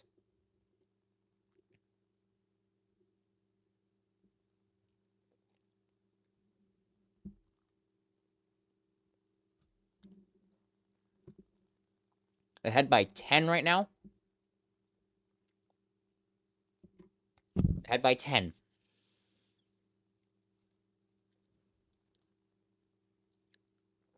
Loudon, 96% in.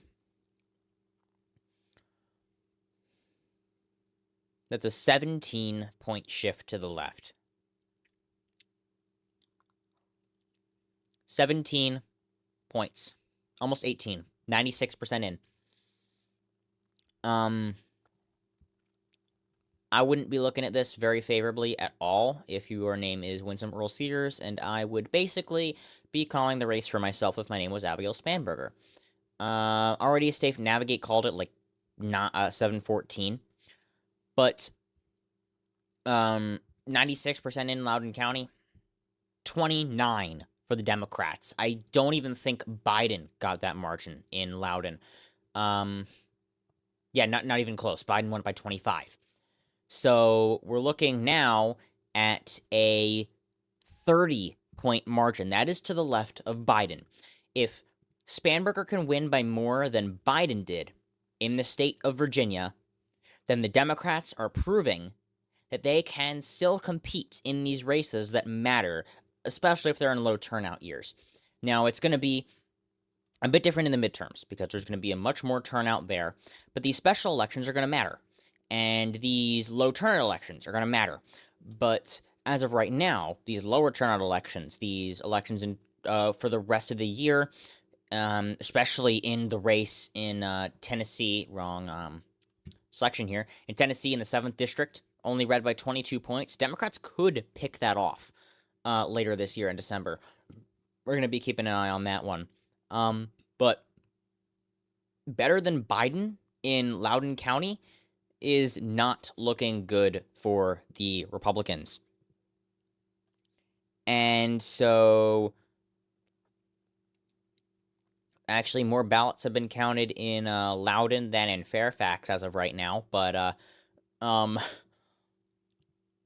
yeah, it's not. These are not computing for a victory. Those don't add up to a red Virginia at the end of the night. Lynchburg should be close, only 9% in. Okay, so just about to say Lynchburg should be close. The fact that she's winning almost 3-1 is ridiculous, but yeah, it's only 1% in. 28% in, ahead by 9. Again, not good. Not good. If you have any questions, any things you want me to check, anything like that, please say so, and actually, let me just type that in the chat.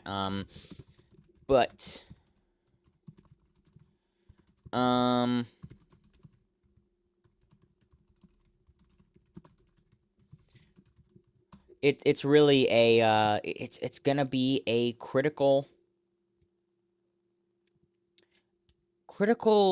for the Republicans to whittle down numbers in Fairfax, get enough votes there. She's only got 38,000 so far. She's down by almost 100,000 votes right now with that's just about 1 million in. So we are just about 1 million votes in so far, as we are now down to just 6 minutes before the polls close in the state of New Jersey. And so that's going to be a very interesting race. We're going to have to keep an eye on that there in the state of New Jersey. And so, yeah, it's going to be close. It's going to be very, very close for a while in New Jersey, most likely. We're going to have to see how things end up coming out there. Of course, we don't have any votes out yet, but it's not looking too good. Yeah, it's not looking good for the Republicans in Virginia. 97% in, again, in Loudoun. This is the main, this is kind of a strong county that allows you to be able to see how the state as a whole is going. And when you're looking at a potential wave like that, like when you're looking at a performance that's that strong,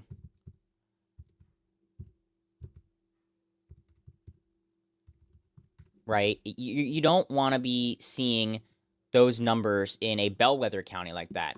It shows too much momentum for your opponent. It shows that you're not performing well whatsoever, right? And you're basically getting obliterated.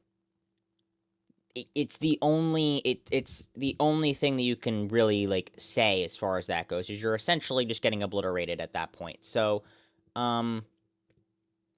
it's not the type of result that you want to be seeing as a Republican. It's definitely not in a state like Virginia, where you need to be getting every single vote out of those areas, right? Like, especially in these deep suburbs. But it's really it's not what you want to be seeing in Virginia. It's not what you want to be seeing.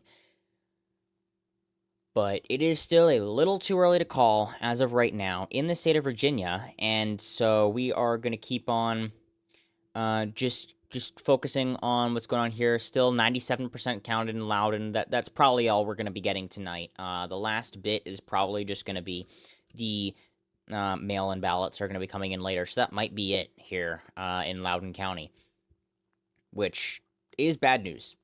Especially considering the exit polls. But if we look now at New Jersey governor, then, this is the results. Exit polls, New Jersey governor. Let's take a quick look at New Jersey. Exit polls have not been released. Well, thank you for nothing. There's only a few counties left that have no votes left, that have not counted any votes. And so it's really just going to be down to the things there. So there are a few races that actually did end up closing about half an hour ago. So we're going to quickly take a look at those. Cincinnati mayor. Oh, Jones is narrowly in the lead right now by 0.2%. 0.2% for Jones. So that is very, very close still, as of right now. 0.2%. Oh, now it's basically even. He is ahead by 500 votes even, with about a third of the vote reporting. That is a critical election. That's going to be the main one that's going to be competitive. Not so much this one here. Yeah, that's going to be crucial for the Democrats to be able to win that back as well. Cincinnati mayor does not look like there are any votes in right now until polls close. 7:30 p.m. Yeah, you mean what happened 20 minutes ago. So apparently there are no votes in right now in Cincinnati. But now at 8 p.m. we get Atlanta mayor. We get Maine, question 1, question 2, Detroit mayor, New Jersey governor, which is going to be the big one, Jersey City mayor, and Pittsburgh mayor, as well as the Pennsylvania Supreme Court, retaining all three, which are going to be very, very important for the general Democrats there across the state, potentially being able to hold this competitive as well. And Texas U.S. District 18. That's going to be another crucial battleground area. Not necessarily battleground. It's going to be interesting just to see, because there's a lot of candidates. But looks like there might have been another... No, there wasn't. Where was that from then? Because that was a large Democratic vote dump from somewhere. Might have been Suffolk County. Might have been a bit in Virginia Beach. Might have been a bit in Richmond. All of those are going to be interesting to be holding on to. But Attorney General's race, now just like that, Jay Jones is ahead by 5. And now just like that again, he's up only by a half point. So it is going back and forth in the... not necessarily back and forth, but the lead is very, very narrow. And I don't think that's actually right. That's ahead by quite a bit more than a half point right now. The math might not be mathing right now. Hashmi's ahead by 9 in the lieutenant governor's race. Let's see if this maybe works this time. Now he's ahead by 0.6%. That looks right. So the totals are lagging a little bit, but it's not looking good across the board for the Republicans. And so now we are down to 45 seconds before the polls close in the states across the rest of the East Coast. And so we are very going to be obviously keeping you up to date on those as soon as those polls close. 30 seconds left until the polls close in New Jersey, Pennsylvania, in Detroit for that election there. In Atlanta mayor, Maine question 1, Maine question 2, those are going to be crucial as well, and many other things. There's actually a big bit of breaking news that just happened right now, but we will be giving you these projections as the 8 p.m. polls close. We can now project that the race in New Jersey is actually too early to call. It is too early to call in the race in New Jersey for governor. And in Pennsylvania, it is also too early to call as well. And so that is going to be a critical thing to notice there. Too early to call. But here, we actually have a major projection to make at 8 p.m. on the East Coast. We can now project that Virginia has elected Abigail Spanberger as the next governor of Virginia. Virginia has elected Abigail Spanberger. She has won the election here in Virginia. That is going to be a strong victory for the Democrats. That's going to be a flip for the Democratic Party, and that is going to be crucial in their race to potentially be able to hold on to a majority of governorships that may happen in 2026. She is holding on, and she will win that race against current Lieutenant Governor Winsome Earl Sears. This happening at 8 o'clock p.m. on the East Coast as the polls close across the rest of the East Coast here. So now we do have that projection to make here that's critical, and so the next main thing is going to be just the polls closing, of course, in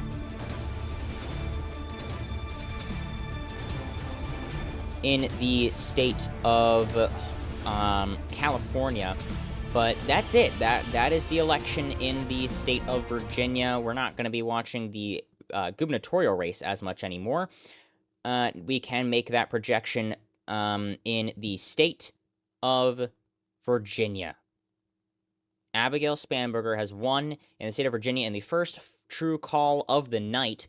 AP actually made that projection and going about 30 seconds before the polls closed.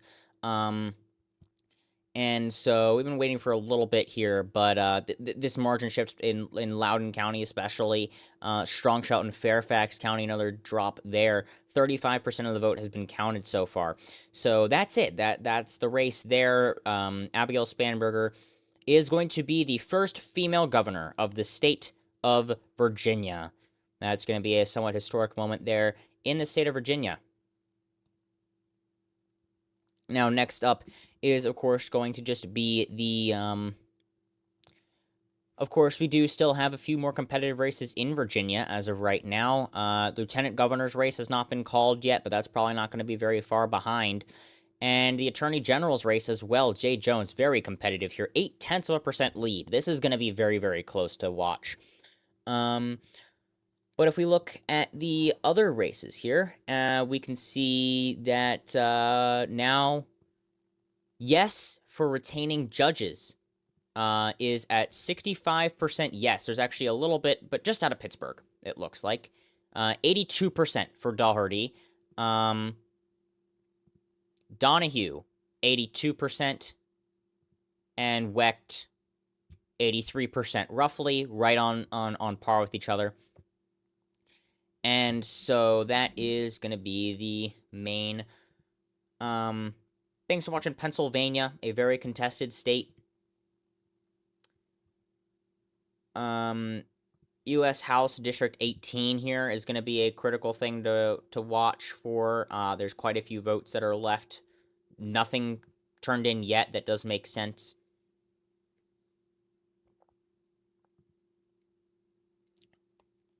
Two 2% of the votes counted in New Jersey, and we now have a few votes from Hudson County, which is the bluest county in the entire state, and 78-20 for Sherrill. 2% in, 50,810 to 13,314.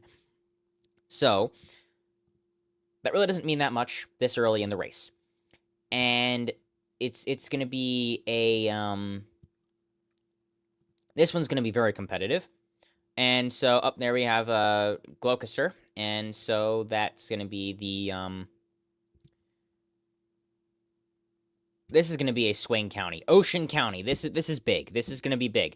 Ocean County is going to be really the vote dump for Jack Ciattarelli. This is by far the largest Republican county in the entire state if you look at 2024.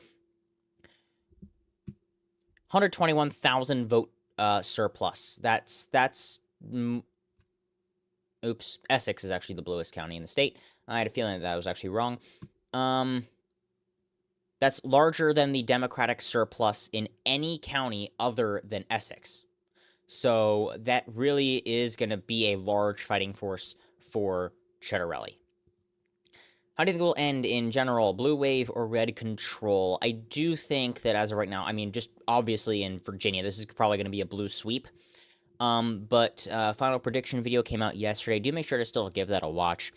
We do have Democrats winning every single race tonight, and obviously by varying margins, the closest being New Jersey's governorship race, but even that one's up to 8.2% recently. And if they actually had there we have the exit polls released. Here we have the real answer. How strongly could this end up going? And so if these exit polls look good for Cheryl, then this could be really very interesting night. Could be very strong for her there. So female vote 4% more than the male vote. Well, 4 percentage points greater of the total. 59 to 39 for Cheryl, and Cheddarelli's only winning men by 6. This is about as bad as the exit polls were for Earl Sears. So I think now, just based on that, essentially, Cheryl... Oh, okay. But then we have the race answer here. 71% of the electorate is white, and Cheddarelli is only winning by 9. So this one's a bit closer. Voters of color, 74-22. White voters, Cheddarelli is only winning them by 9, but that's 71%. That's a large portion of the electorate. Age, this is another important demographic going to be done here. White voters, young white voters are voting for Cheryl. That's another good thing there. Young women, 80 to 19 for Cheryl. That is impressive. 20-point lead amongst college graduates. No college degree, 7 points for Cheddarelli. But now let's find where party ID. Independents are going for Cheryl. I think that is basically it, and Cheryl will win this governorship. If I had to make a guess right now, Cheryl will win the governorship in New Jersey as well. Cheddarelli needed... independents are only 31% of the electorate as well. 36% are Democrats. So in order to make up for that, Cheddarelli would have to win independents by about 10. And not to mention, more Republicans are voting for Cheryl than Democrats for Cheddarelli. You need that to be the other way around, too. So this race may also get called pretty quickly as well, which is really going to shake things up. 12% of the vote reporting already, and that's including Bergen County, which is going to be huge. Bergen County, potentially going to be a very, very big,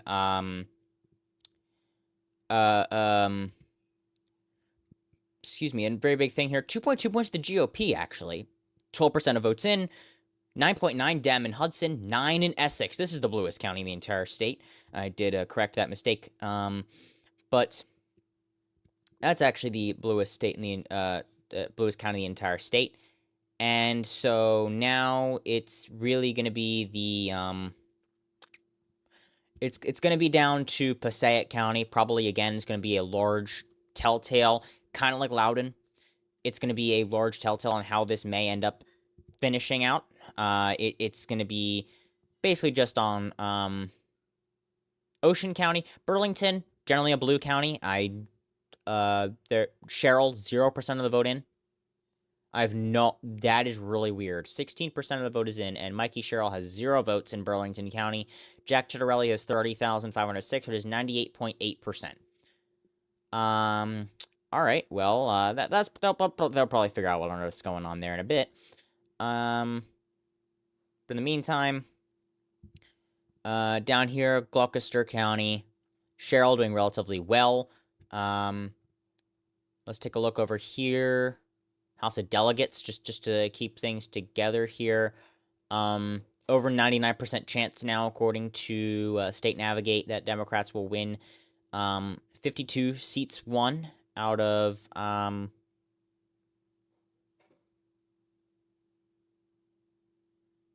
Yeah, I think you only need 50. So yeah, if they won 51, that means that they won the chamber. So looks like they are, according to State Navigate, Democrats already won the chamber for the House of Delegates in the state of Virginia as well.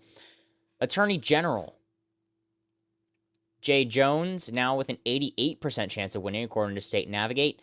The vote percentage has been, the projected vote share has been kind of going down a bit.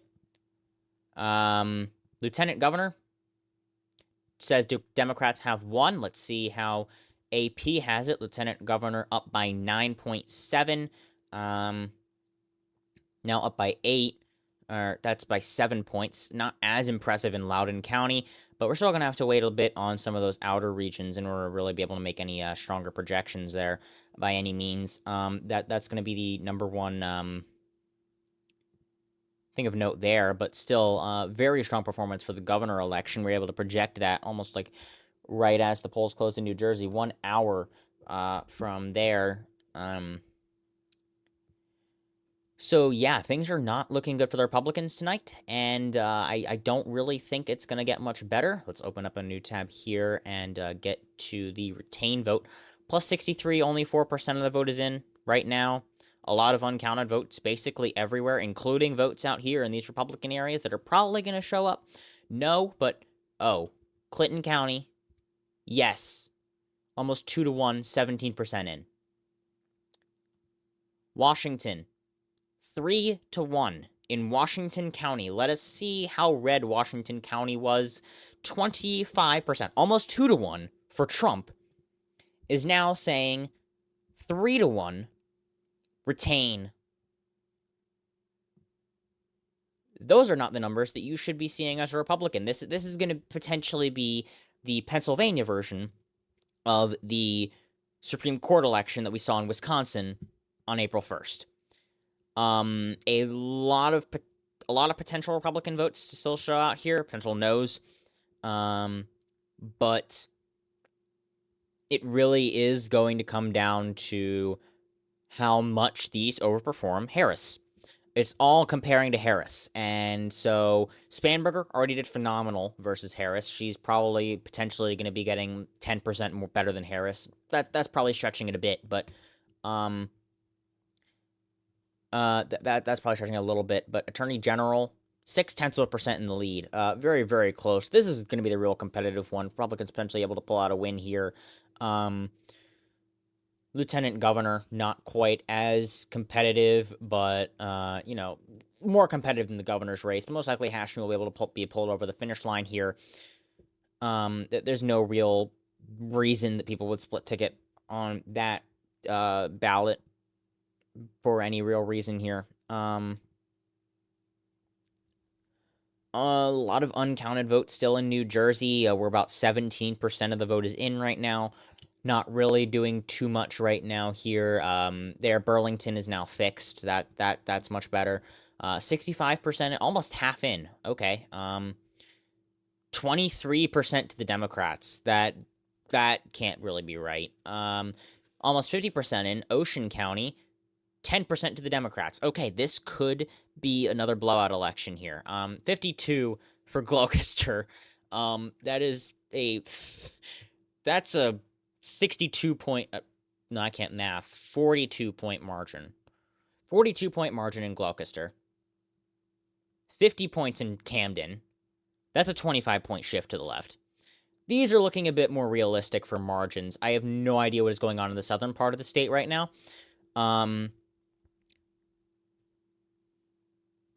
But it is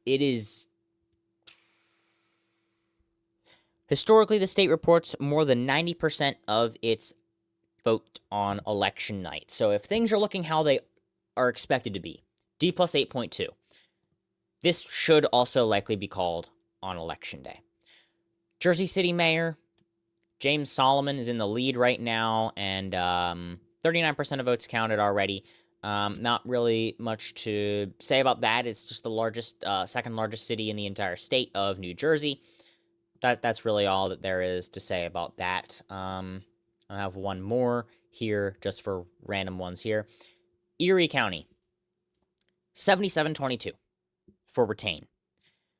Again, that is not the numbers that the Democrats want to be seeing tonight. Or Republicans want to be seeing tonight to retain these. Almost a third of the vote is in Allegheny already, and there's only 100,000 votes. That's actually relatively disappointing turnout, because that's over 500,000, so that's definitely a bit disappointing as far as that goes.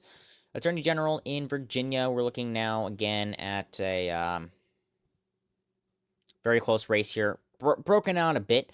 1.8% now for the Democrat Jay Jones versus incumbent Jason Miyares. Both of them have now broken 700,000 votes. But Jones is performing where he needs to, and so I don't think it's still in his favor. Let's take a look at the race in State Navigate. 88% still for Jay Jones winning, according to State Navigate. They seem to be a little bit bullish on Democrats. They did end up being right about governor, but again, it's a little too early for any projections of that scale yet. But again, this is not looking right. Independent no lean, 11 points for Cheryl. Gender by party, again, female Democrats showing out in insane numbers, 97-2. Female independents, 56-40. Male independents, tied. That's not going to go well for a Republican if you're not winning independents in New Jersey, or Virginia, for that matter. Ideology, moderate, 20 points for Cheryl. That's actually 19, but somewhat liberal, 81. Very liberal, 94. Very conservative, 88. Somewhat conservative, that is 74 points. It's really not looking good for these for the Republicans across the board. Looks like Ciattarelli is going to underperform himself in 2021 in this race. Jay Jones now ahead by 1.5%. Starting to get in some in Hunterdon. If Mikey Sherrill wins Hunterdon County by 20 points, then we're gonna actually have to question these results. I'm not even gonna be like, I'm just gonna be plain right here. Because Hunterdon went for Trump by 6.5. So a 27-point swing just doesn't happen in this environment unless we have abysmal turnout. Atlantic, same thing there. Looks like a lot of Democratic precincts are turning out in the South first, in the South part of the state. Cheryl's ahead by 30 points. That is definitely going to tighten up here. As you can see, there's not that many here. There's a lot left in Ocean. There's a lot left in Monmouth, which is generally a somewhat close county. Yeah, 11. It's 11. So, not Republican counties up here. Passaic, that's roughly 50-50. Morris, that's generally a little tilt Republican, but that's also where Cheryl's district is, so she should potentially overperform there. South part of the state over here, this should be Republican. Salem, Cumberland, Atlantic, Cape May, those should all be Republican, and it's all going to be down to Ocean County. Ocean County is really going to be the make or break for this entire election in New Jersey, not to mention Bergen and Passaic. So, Jersey City Mayor again, just a quick little blip over there. Pennsylvania, I'm just going to be looking at, there's no real difference between any of these. We have 80, 80, 80. Yeah, they're basically going to be the exact same. There is no reason to vote yes on one and no for the other for any real reason. So basically, I'm just going to keep the map open here. Here we do have results from Bucks County. This is going to be a really important county because this is a suburban / exurban county that narrowly voted for Trump in 2024. If we actually take a look, I believe he won it by like 100 votes. 291, to be exact. 291 votes, flipping it by 0.073%. And that was after Clinton won it by 0.75 percentage point. Biden won it by 4.5. Trump won it by under 0.1%. So this is going to be another very crucial county to be able to watch. That's like almost as even as it goes. And so if Democrats, or especially if Democrats are able to win it by 50, which would be insane, then we're going to really have a large blowout on our hands here tonight. By any stretch of the imagination, it's going to be a critical point to be able to see those relatively closely contested elections here. Closely contested counties, again, bellwether counties, being able to see how the state goes as a whole. Delaware going well. York County, way more pro-democratic than expected, but again, a lot of ballots throughout the entire rest of the state. Governor's election, New Jersey. Cape May starting to come in. Jack Ciattarelli with a 179 vote lead there. Not much, but still a lead, and so he's gonna have to run up the vote in some of these counties, whittle down the margins in all of these other ones, in order for having any real hope to win. 92% chance of victory for Jay Jones now on State Navigate. So, I mean, this is turning out very strong for the Democrats across the board, and I really wouldn't want to be the Republicans right now. So that's gonna be the That's going to be the number one concern, obviously, is going to be that they're not going to be able to perform strong enough in order to actually be able to pull out any wins, right? It's not... I'm just setting things up real quick here. Apologies for not really being, like, focused here. Okay. If you're not able to win against basically a completely scandal-ridden candidate because of how strong the top of the ticket's doing, then that's pretty concerning. 1.4% margin. Lieutenant Governor by 7.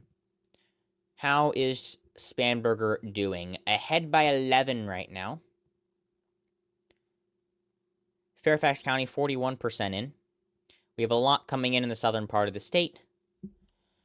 She has almost broken 1 million votes now, so that's going to be something that, obviously should happen. Just over half of the vote reporting now, and so we at ETN now can quickly make a projection.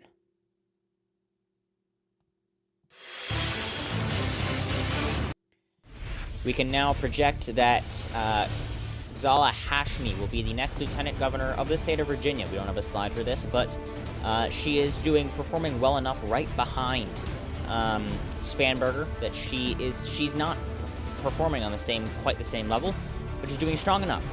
Right now, being ahead down by only 7, with half the votes counting and doing well enough in everywhere that she needs to as Democrat, we can project that she, in fact, has won in the state of Virginia and will be the next lieutenant governor in the state of Virginia, succeeding Winsome Earl Sears. There is still no projection in the Attorney General's race, which will probably go on for a long time. 1.4% gap right now. Jay Jones, 890,000 votes, 868,000 for Miyares. That is going to be a very close election for probably a long time, as, it's going to... But if Miyares isn't able to actually pull in the lead at any point in the night, then I would be definitely concerned, because there's still a lot of votes left up in Fairfax County. You're going to want to get a lot more votes here. Montgomery is red. That's a good sign. Virginia Beach, Chesapeake, that's also good, but there's a lot of votes left in Fairfax. A lot of votes left in Fairfax. So it's going to easily be able to whittle out any Republican gains that are made across the entire rest of the state. Here we have New Jersey Governor Jack Ciattarelli. Just took a large jump there in the vote. I'm not sure exactly where from. But we still have quite a few votes outgoing, especially in a lot of this chunk over here. Quite a bit in the southern part of the state's already been counted. But that's going to be good for the Democrats here. Oh, my word. Hunterdon County, 51% in, and Sherrill is overperforming Murphy by 33%. 26% count. Okay, let me. Okay, it's not. All right, I don't know what's going on here, but 56.5, 43. That is correct, at least. So that's a 32-point shift. And so if we're seeing shifts like that, especially anything close to across the country, it's not even going to be a contest as to who will end up winning here. I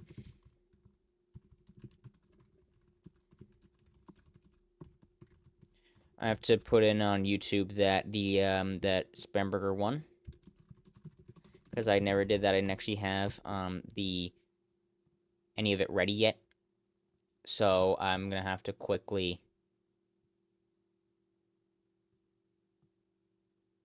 There we go.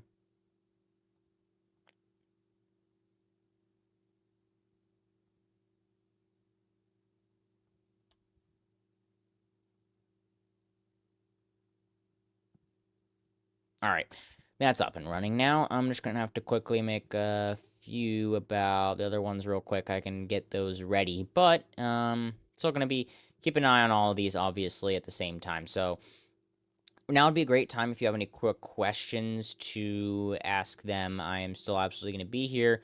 Just gonna be a little bit quieter because I have some quick posts to make on the YouTube thing for everybody on being able to make projections in a wrong folder here.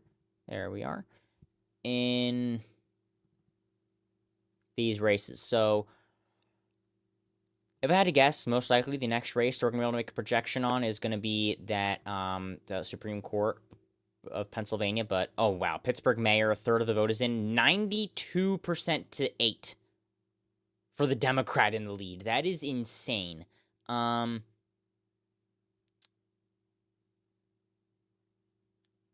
71,000 people, about 31% of registered voters. That's actually extremely low turnout. That makes sense. O'Connor defeated incumbent mayor Ed Gainey.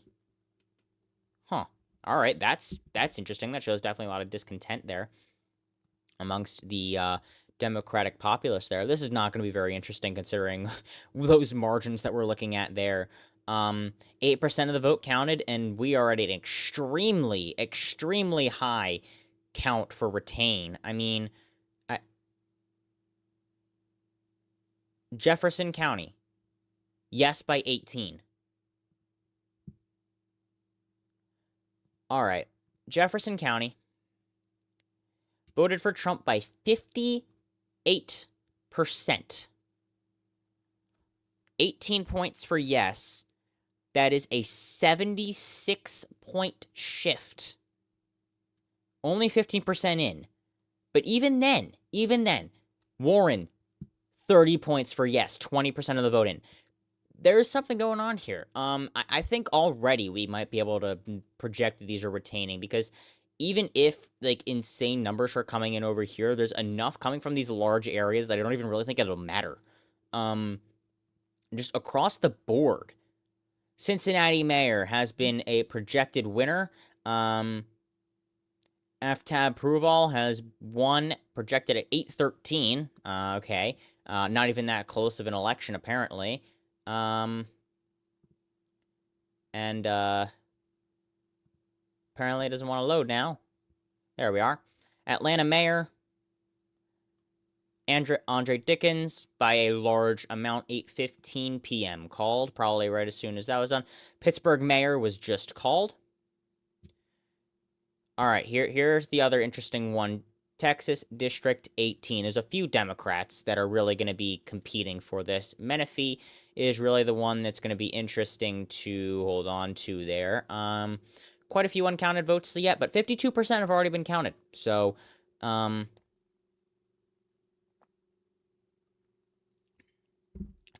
in. Menifee ahead by a good bit. We're going to have to see who actually ends up pulling that out. Cheryl's ahead by 24% right now. 24%.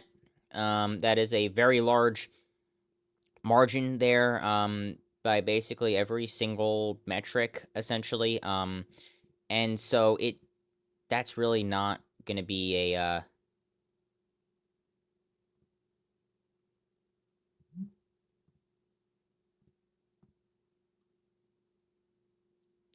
Anyway, yeah, so New Jersey governor is going to be all down to how well he can potentially end up turning things around in some of the outer regions, Morris County, Warren County, Sussex County, flipping things around the southern part of the state, even though he is currently down right now. And, I mean, it looks like Cheryl might end up overperforming almost all expectations at this point.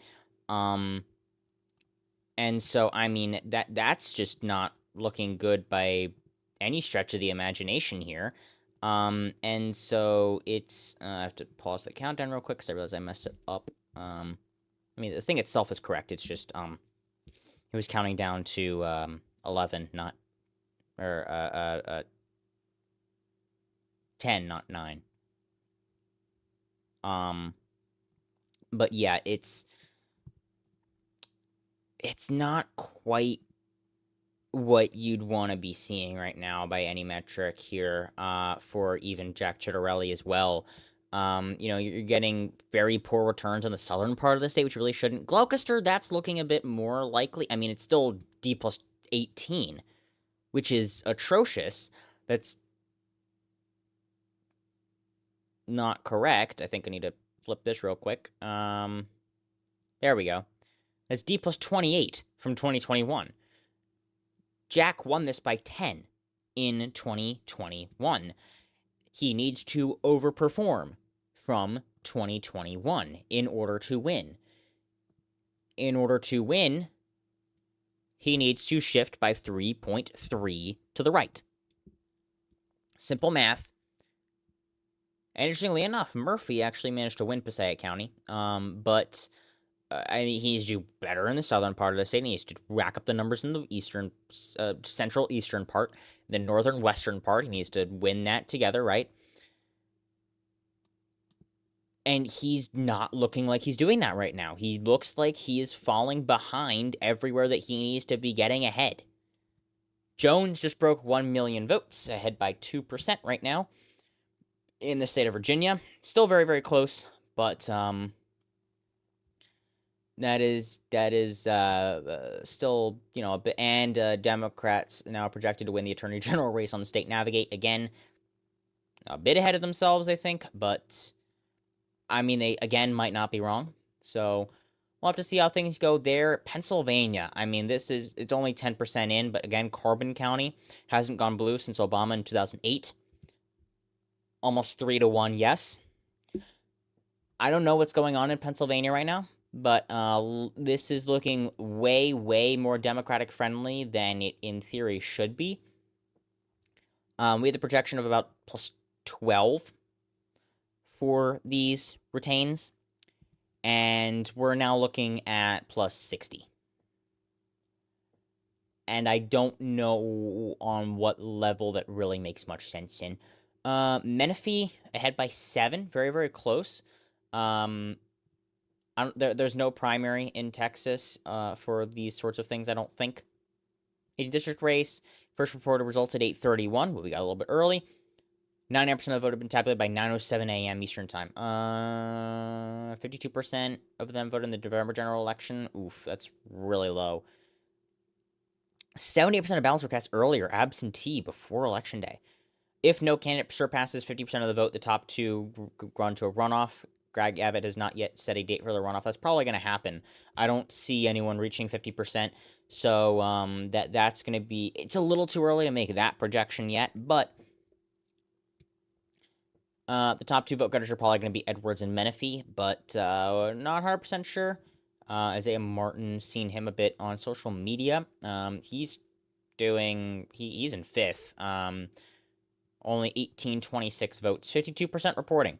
Proposition 15 in Texas. This amendment would establish a right for parents to make decisions regarding their child's upbringing and care. This is likely having to do with book bans and other things as well in that relation here. There's a little bit over in El Paso, so I can't really do uncounted votes.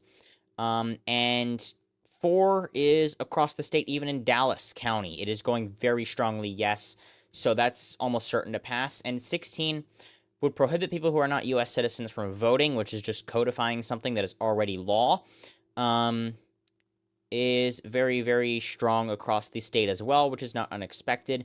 It's essentially just like the voter ID law that passed with like 70% report in Wisconsin. It's just codifying into law something that's already law elsewhere. So even if things change on the national level, unless it's somehow at the super imposement clause or whatever, it still would be, in fact, impossible in the state of Texas. So most likely this is going to end up being a strong victory here. I mean, okay, 40 points in Harris County for, so...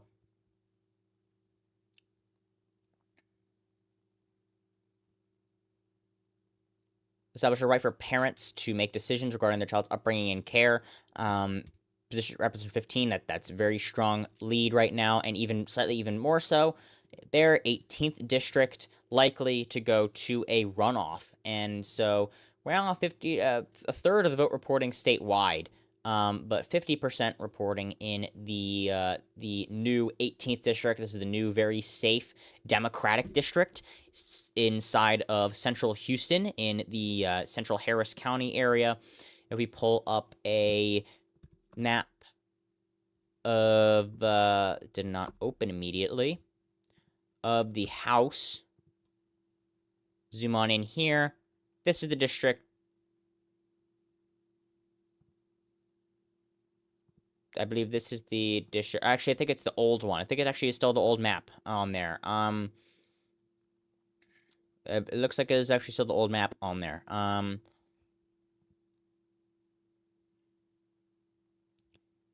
So I don't see it on here. I think this is still the old map. If we look back at the old map, change this to 2024.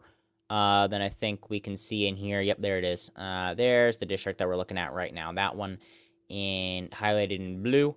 It does still show up, I guess, that officially the maps only start counting for the 2026 elections, which have not started yet. So that would mean that they're, not officially legitimate or whatever. So, but that's still going to be, not necessarily the most important race. Okay, now we're looking at plus 60. We have Montour County is also coming in. Yes. Snyder County. Yes. Jefferson. Montgomery County is starting to come in. Philadelphia, Delaware, those key suburbs down there. Pike County as well. Okay, let's see how things going in New Jersey. 20-point victory right now for Cheryl. Still, a quarter of the vote reporting. That's not good. Jones leading by 1.6%. Lieutenant Governor Hashmi leading by 7. Spanberger by 10. Basically 10. Leading by 10 right now. 60% in Fairfax. We're starting to get a real picture of what's going on here across the state. There's not that many left. I mean, there's still quite a bit left there in Fairfax. But starting to get a few counties over here that are almost entirely counted at this point. Most of the votes probably going to be about done before not too much longer. And so that basically is wrapping things up here in the state of Virginia. Abigail Spanberger projected the winner at 8:01 p.m. Still waiting for results in a lot of other regions, though. New Jersey currently 20-point lead for Mikey Sherrill against Jack Chittarelli. Probably is going to end up. Let's see what we have here. Break one of two trends. Voters have elected a governor from the opposite party of the sitting president, but no party has held the New Jersey governorship for more than 3 consecutive terms since the 1960s. So one of the others going to end up breaking tonight, and so that's going to be interesting. But as of right now, it appears that it's going to be the latter. There we have first votes from Warren County, R+3. I mean, that not shown. Let me quickly force reload it. 27 points. So let's hope that's just Democratic precincts for Chittarelli's sake there. Monmouth County, only R+3. That is a 16-point shift to the left. So this could be another blowout election here tonight. I mean, the exit polls were looking bad enough, right, across the entire state. But I didn't necessarily think it was looking that bad. And so, I mean, considering the fact that women were voting +20 for Cheryl, definitely wasn't going to help anything, to say the least. And only losing men by 6 with a 4-point advantage for women, that's going to end up making things not go very easily for you. And so projection still being 8.2, 11.7 for Spanberger, and currently at 10.2 right now. Things are starting to shape out a bit more. Still a bit left there, so that could probably end up turning out to be true, which is looking phenomenal. Hashmi just projected the winner 10 minutes ago, apparently. Okay. I'm going to reload this if it's not loading itself. we have 1.4% lead for Jones. Both of them have broken 1 million votes. And so we do have a good bit there still to wait on. 20 minutes left before the polls close in New York City. New York City, that mayoral race, the very, very large race there. Still, things are just getting started tonight. We have only been live for 2 hours. We have probably about 4 to go. Probably going to be a bit left, at least 4 to go. And so, it's going to be a long night, potentially with some very contested race, or now, as we're seeing, potentially not. Things could be wrapping up pretty quickly. And so that's going to be a very, Republicans are going to be hoping it's going to be a long night. Democrats are hoping it's going to be quick. Because generally, Republicans probably aren't going to win in any, sense by which, it's, currently Jay Jones is actually, leading in a Trump County, Surrey County. Just quickly browsing stuff real quick. Surrey County being down in, they have it on State Navigate. Surrey County gonna be one of these close counties here. There we go, 98.7% in. And Jones is ahead by literally 16 votes. Trump won that county in 2024. Trump won it by 29 votes. So, as bad as he's doing, he looks like he's going to flip a Trump county. So, that is definitely a concern for how this is going to end up going. And Decision Desk HQ apparently projected Mikey Sherrill was going to win a while ago already. So, again, a very, very poor night for the Democrats across the board, pretty much. Not 100% sure that we can make any of these, projections right now. 35% in, 51 in Warren County right now, 51 there, but still a lot of votes left outstanding. 7.6, 25, 22. It's really not adding up though, so I really don't think that she's gonna be able to make it much longer at this rate. We're gonna have to have some very, very big shifts very, very quickly in order to keep this race up and in the game. So that's gonna be a big waving flag for Jack Ciattarelli potentially having any chance of winning there. And so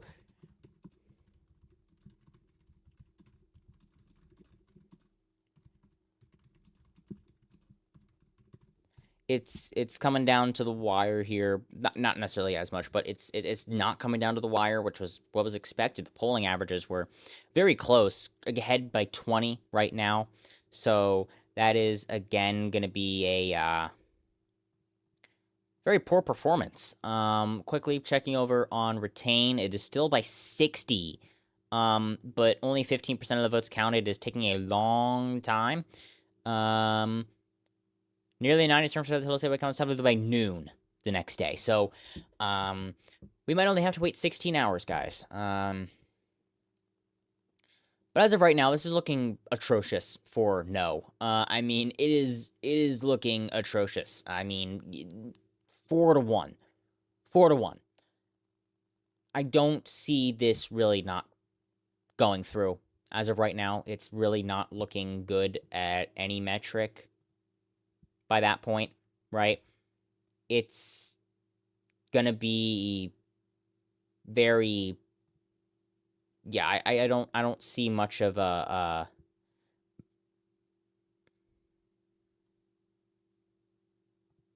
I don't see much of a chance there for no, for any of them, really. I mean, they're all right in tandem with each other. This is going to go probably to a runoff, but we don't really have anything going on right now. But if we look at New Jersey Governor, Sherrill plus 20 again, 30% of the vote counted. 66% in Virginia. Jones is up by 2 right now in that race.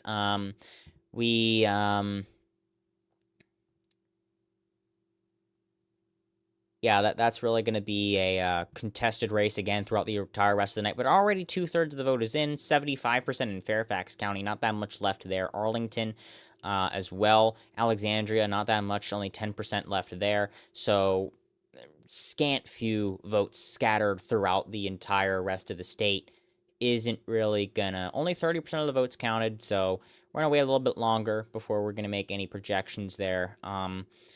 And so we're gonna keep sitting back, looking at this. There, we finally have a county that says no, Snyder. 40% in. There should be a few no counties. If Fulton comes in yes, then we're just gonna call it immediately, because Fulton County voted 70% for Donald Trump in 2024. And so if it says yes, 86% for Donald Trump. My apologies. 86% for Donald Trump. So if that comes in yes, then we're just gonna call immediately, right? But as of right now, the general trend of the race is basically, okay, it's over already. But there's only 15% in. So, yes, they look good. 32% in, 81-16 for Pittsburgh is really going to be a good sign. 20%, 87-12.5, that's going to be good as well. It's not going to be so good for the, in 44% in Pike. That's good. That's a sign that there's something happening there. Once you get to above 50%, then you can really start being able to kind of guess on how things will probably trend, stuff like that. But I don't think we really have any other where it's anything close to that. 44% in Pike, and that's by 28. That's not even that's not even close to a bellwether county. Bellwethers are more like Monroe, Northampton, Bucks, and they are going by 50. So that's really not the sort of thing that you want to be seeing as a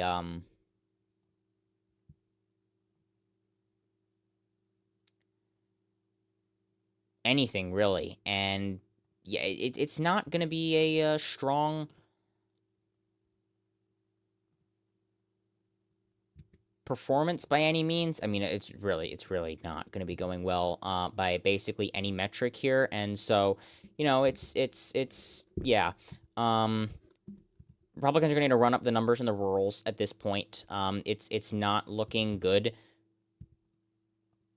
Just flat out, it's not looking good, and I don't really see how the Republicans are going to be able to potentially get a no vote to come out after all of that. So it's really just oof. Oof. But it's there. The race is still up, so it's not out just yet. So again, it's All right, and so New Jersey, where we're looking at right now, is obviously, still contested to some extent. I mean, it's really not looking good whatsoever.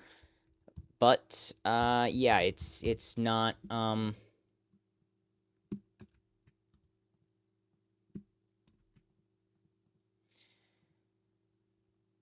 we're looking now, Sussex County. That's going to be a blue trend right there by 37%.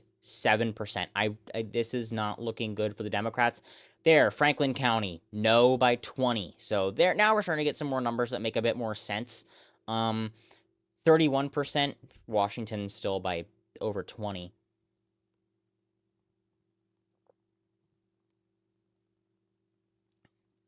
It doesn't really make much sense there still. Carbon, still by a lot. Pike, still by a lot. Main question 1, we are seeing now photo ID 2-1. Not very surprised.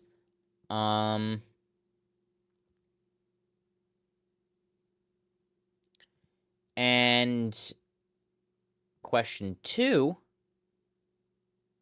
Oh, actually, no. No is leading.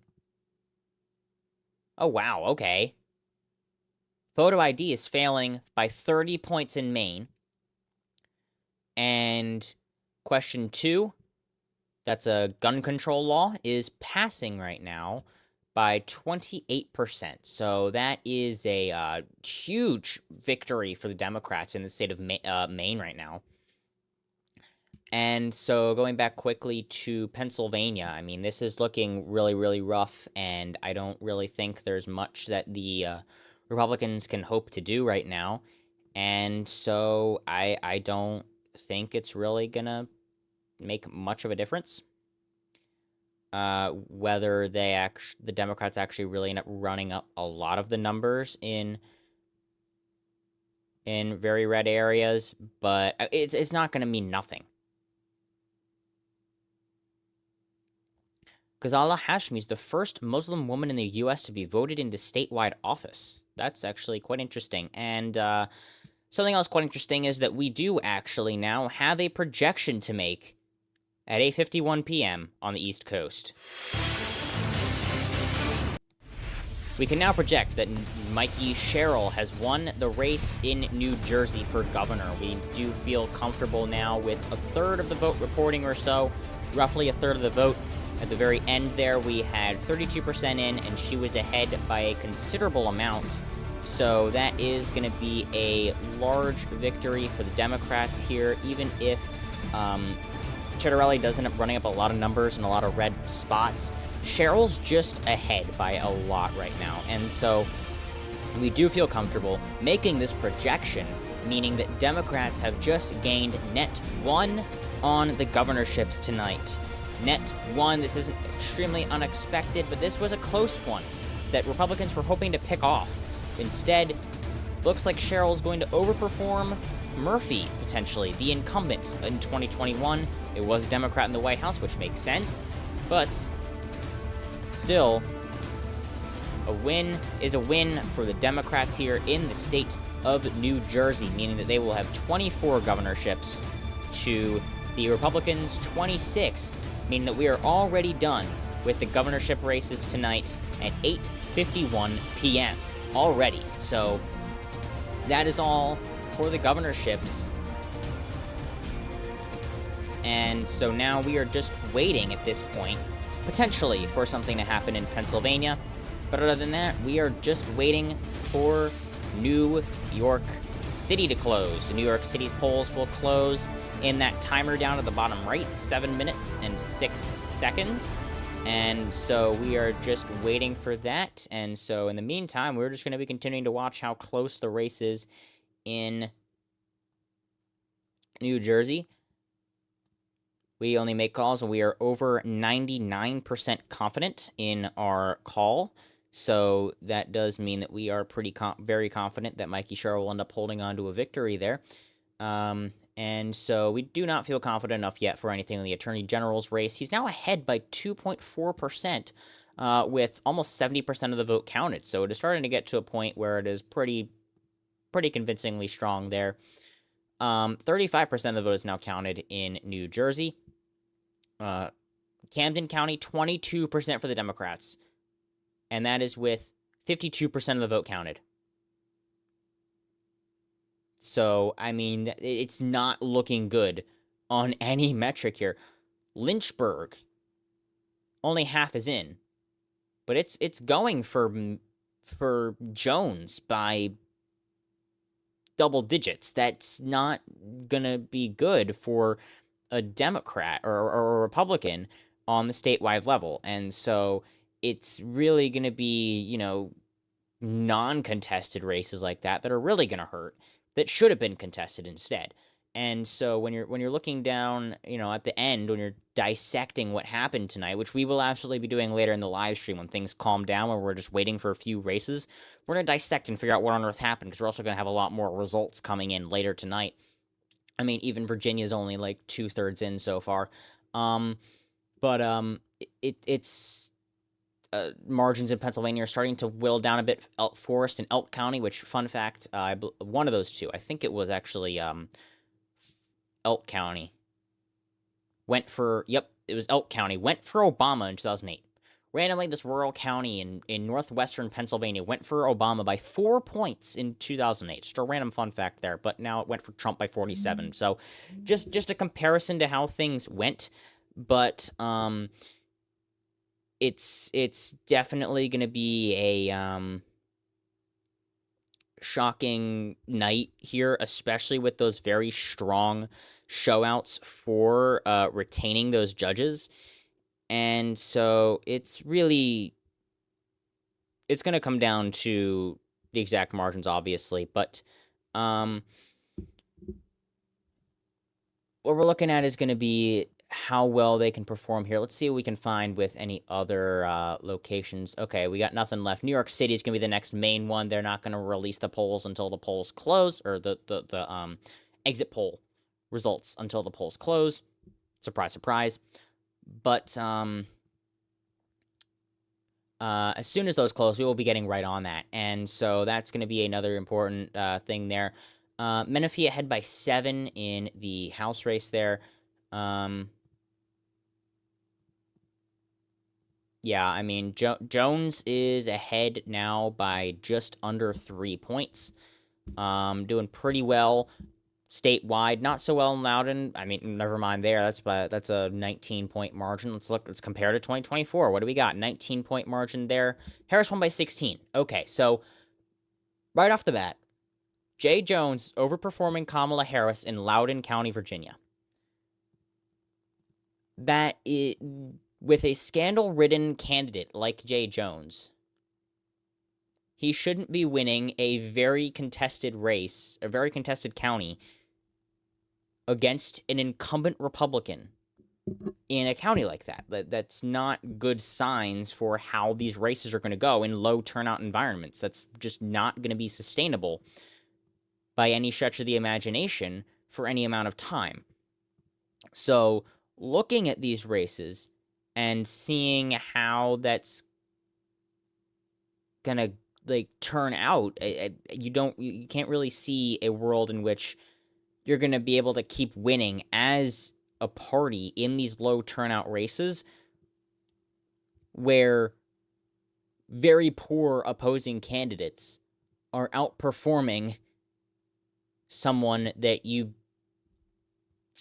beat relatively strongly, right? It wasn't an absurd win, right? It was the largest win since 2004, but not in the popular vote.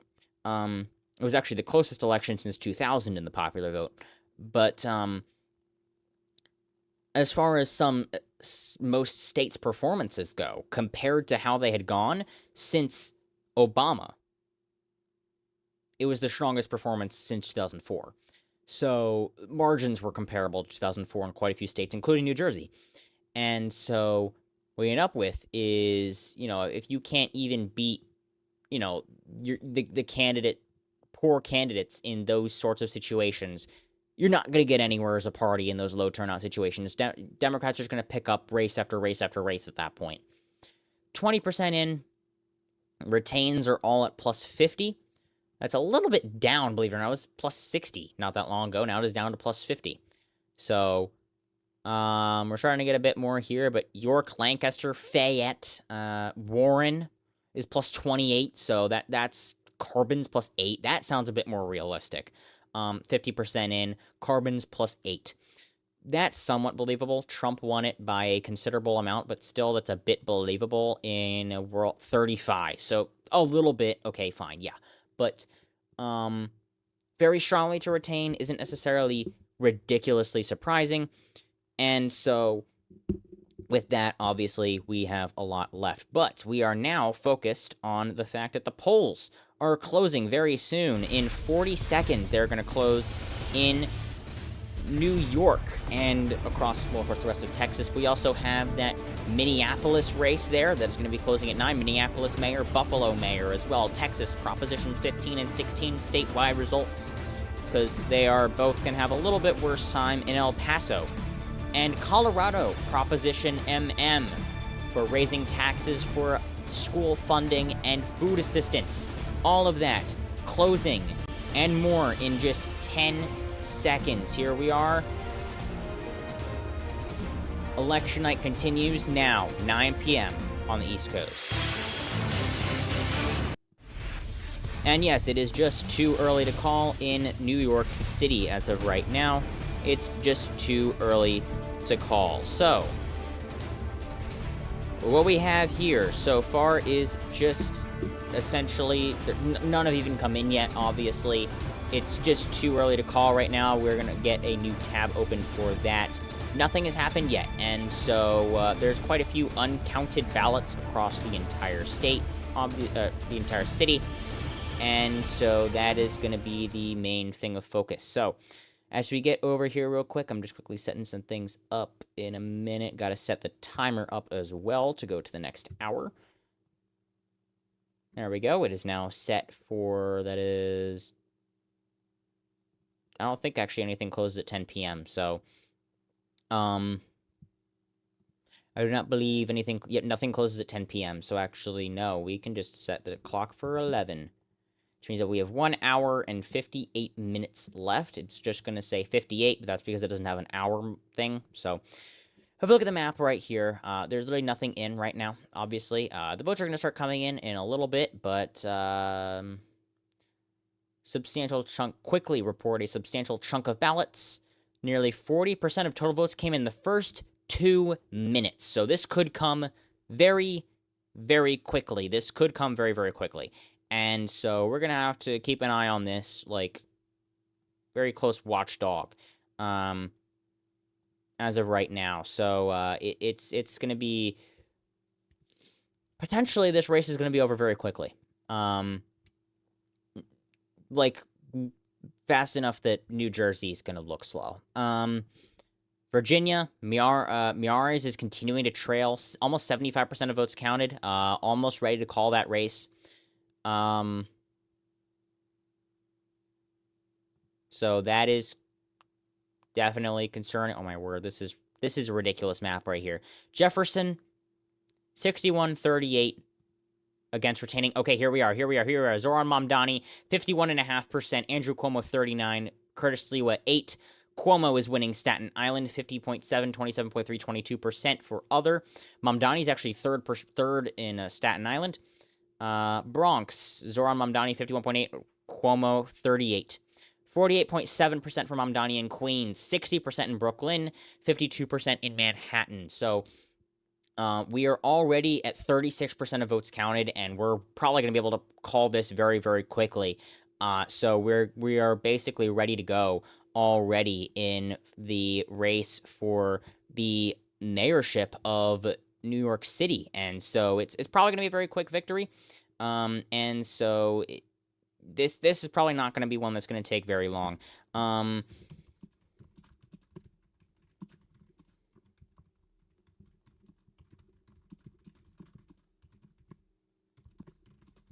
They're very quick to report their results when they are able to do so quickly, or I mean, when it's just them. 36% of the votes reported, 40% of votes came in the first 2 minutes. That essentially happened. So we're gonna have to wait a while. From here, not 100% sure how long it's gonna take, but we did get our first big dump. 21% are registered voters. Oof.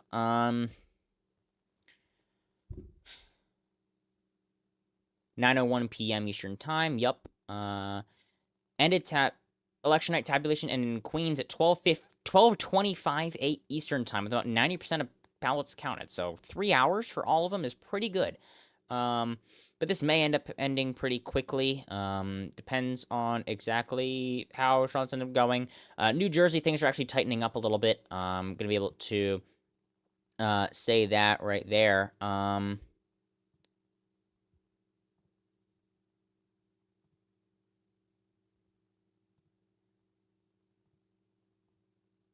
Yeah, so that's going to be the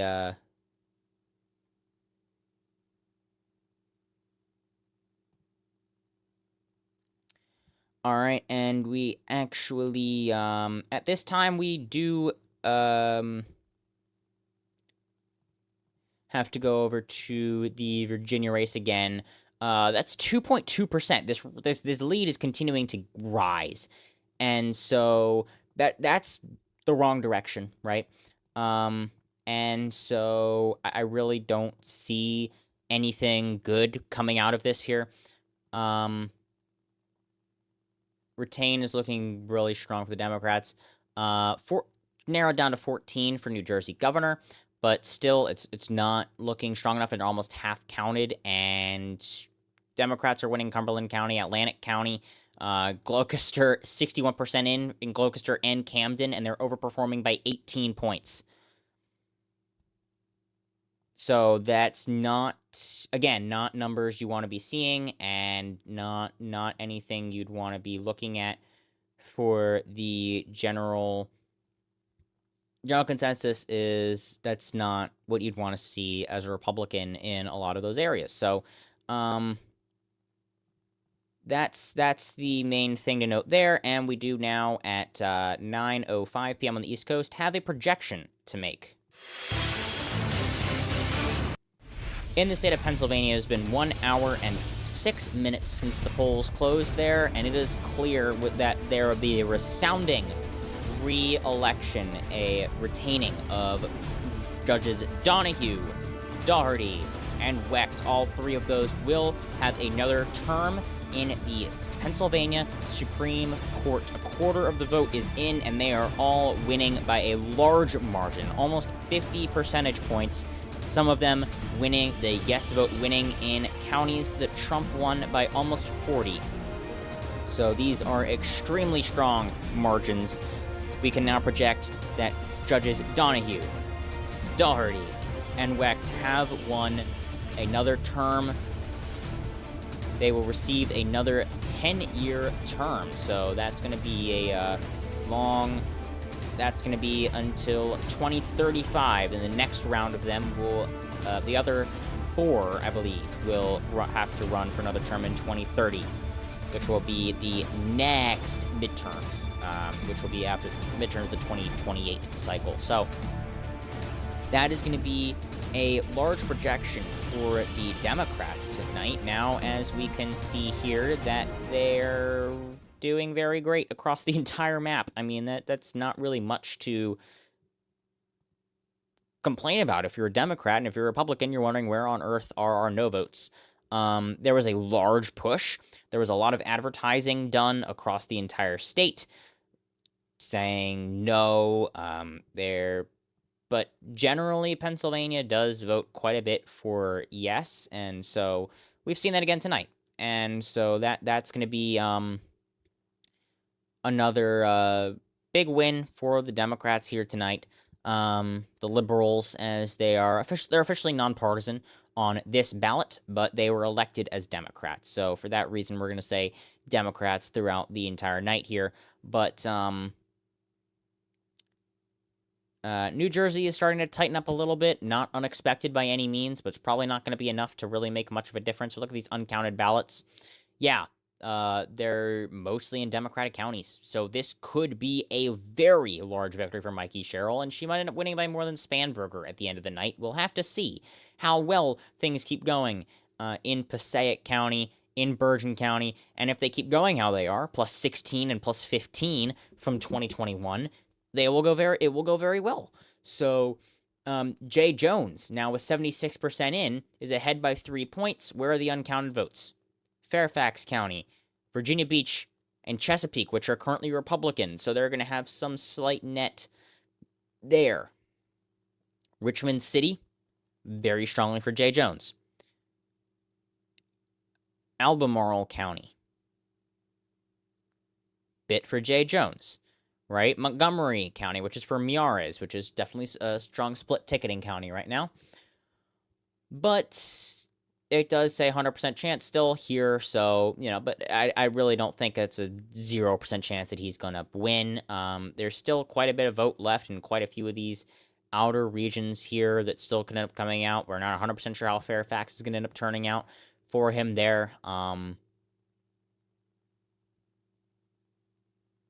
did that stretch? I don't understand. Why did that go all the way around? I'm confused. Anyway. But yeah, we have now projected winners in a lot of those. Mamdani is leading in the current vote right now, 36% in. A little bit of votes came in. Mamdani is leading by 10 in Queens, 9.7 in Queens. Brooklyn by 27. That almost is enough by itself for victory there. Manhattan ahead by 9. A lot left in Manhattan, but almost half in already. 38% in Staten Island. Surprised that Slia wasn't doing better in Staten Island. That's a pretty Republican county. There's a lot still in here. Eric Adams got 1,929 votes. Other general write-ins, 2436. And there's just a few other random candidates in there as well. That did not open any new tab like I wanted it to. No votes in Buffalo yet. Not 100% sure what's going on there, since I believe the entire state of New York closes at 9 p.m. But maybe they're just being a little slow to count. It's all right. See if we can get it now. There we are. Both men and women are voting for Mamdani, just under a majority. Women are actually voting more for Cuomo than men, which is really weird. But then you have the converse. Men are voting as much more for Sliwa than women are. So that does kind of make some sense there. 11-point gap between women and men. That is very surprising there. Every single racial group is voting for Mamdani. White voters by 3, which is half of the electorate. White voters, very strong there. Voters of color, 51% for Mamdani, 35% for Cuomo. Gender by race, white men.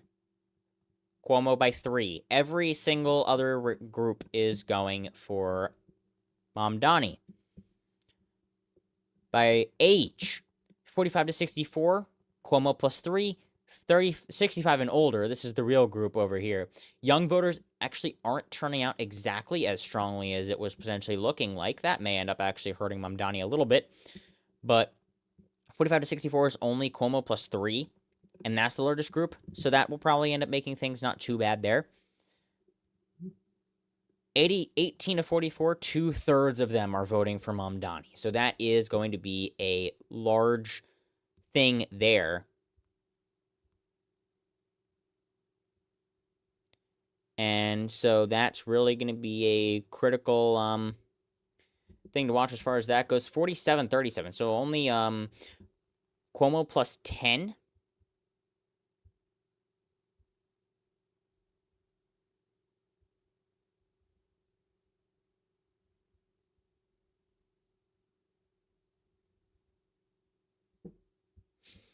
And so what we're looking at again here is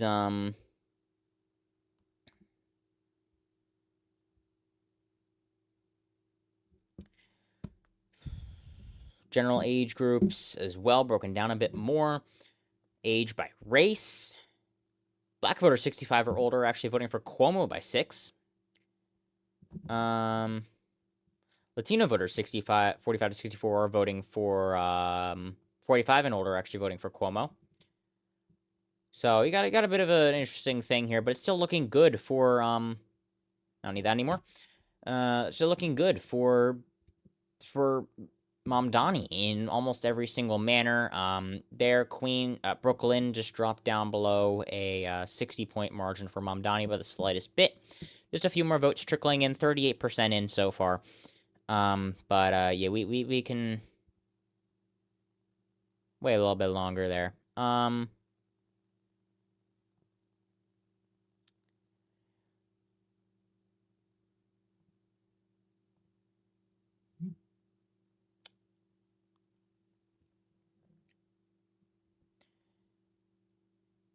New York City mayor, 11.2% for Mamdani. So things are looking good. We will be right back real quick. We'll be leaving this page up, but we're going to take a short break, and we will be right back.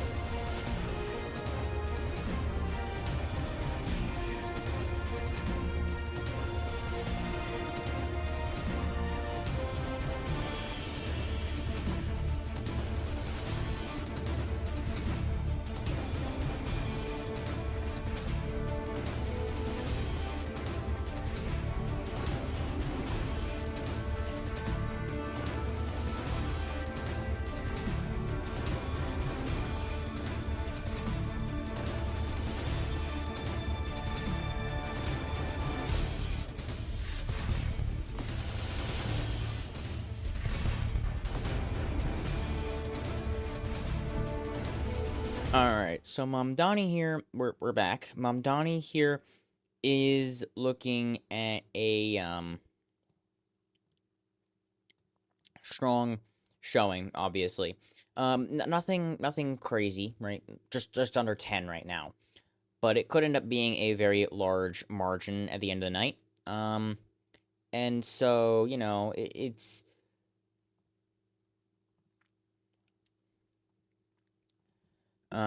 quickly going through and deleting draft posts here.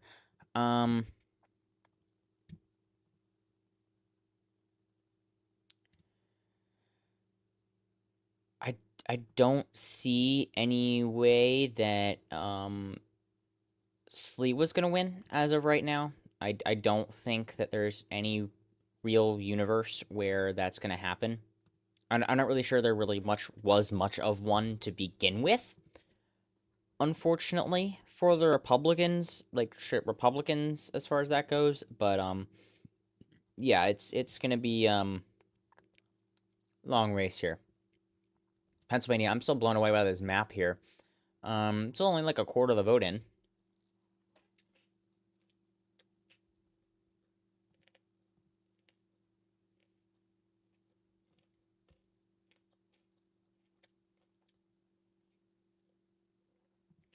And so, we got here Lycoming, very large red county up there, Lycoming County. 41 points, that's 24,000 vote lead there. That's, 29,000 Luzerne. 25 in Berks, they only won it by 12. 46 in Lancaster. 62 in York. So, I mean, there's a few other large counties out there. 19,000 in Bedford. That's also just because it's large, but Lycoming itself, relatively small town in there. Westmoreland, 60,000. 31,000 in Washington.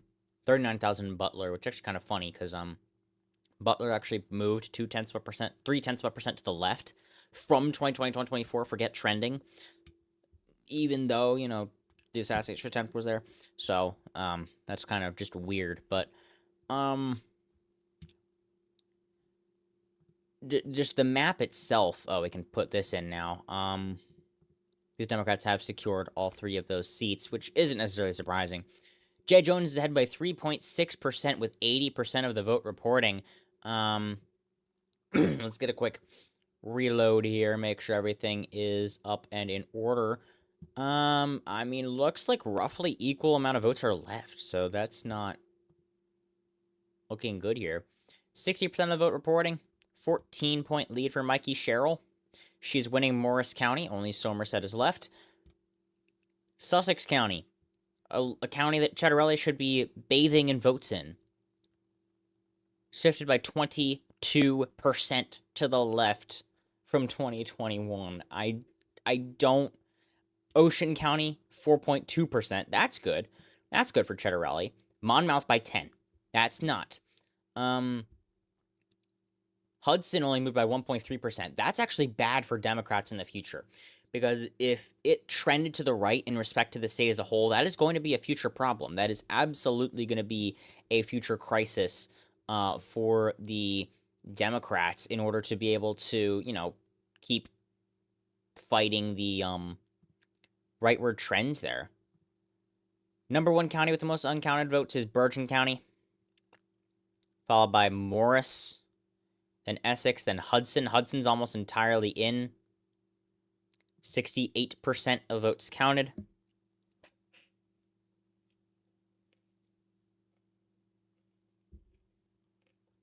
Oh. There's Somerset County in there. 18% lead. Quarter of the vote is in. We can force it to show it anyway. There we go. 13 points still left. 13 points to the left there. 15-point lead in Atlantic. That's 26 to the left. So, I mean, this whole thing is showing like a 10-point shift to the left statewide.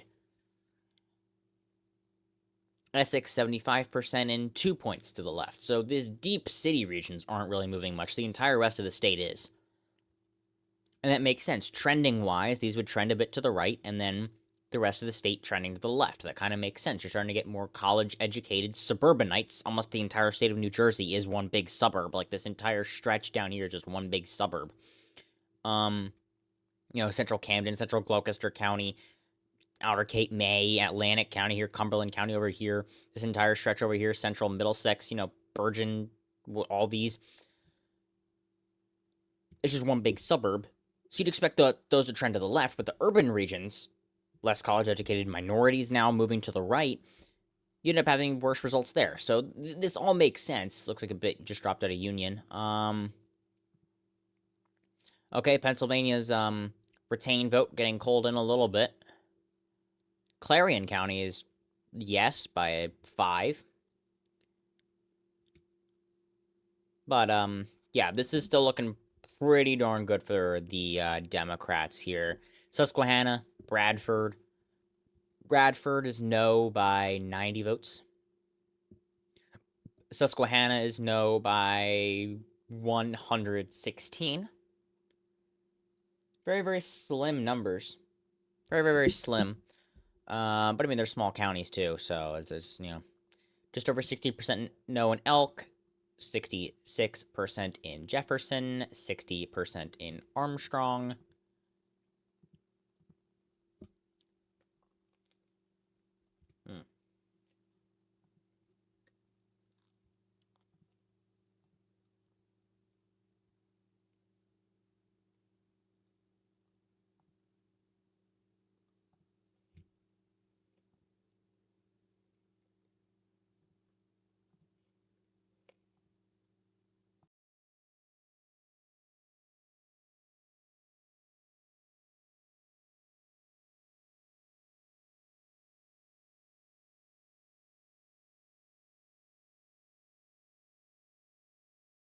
All right, so we're looking now that obviously Jones outperformed Harris in Loudoun County, right? We went over that.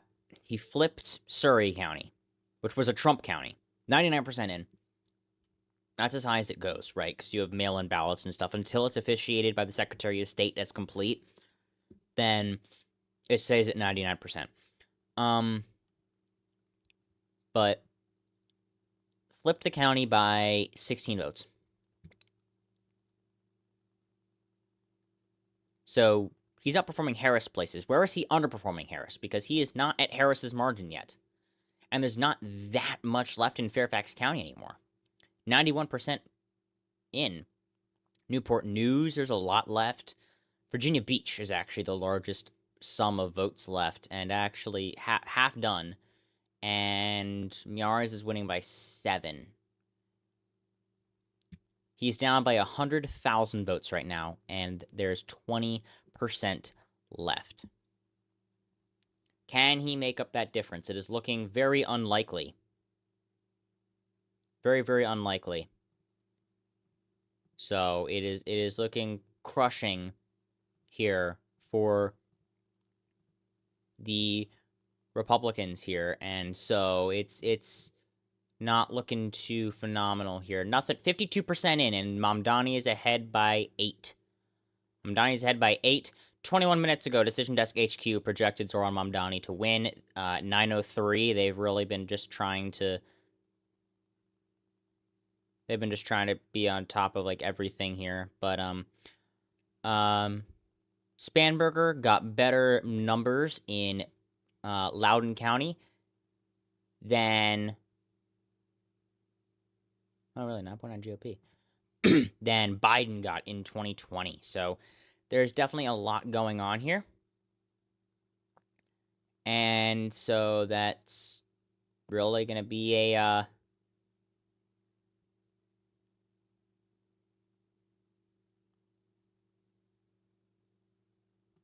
very, very close election straight down to the end here.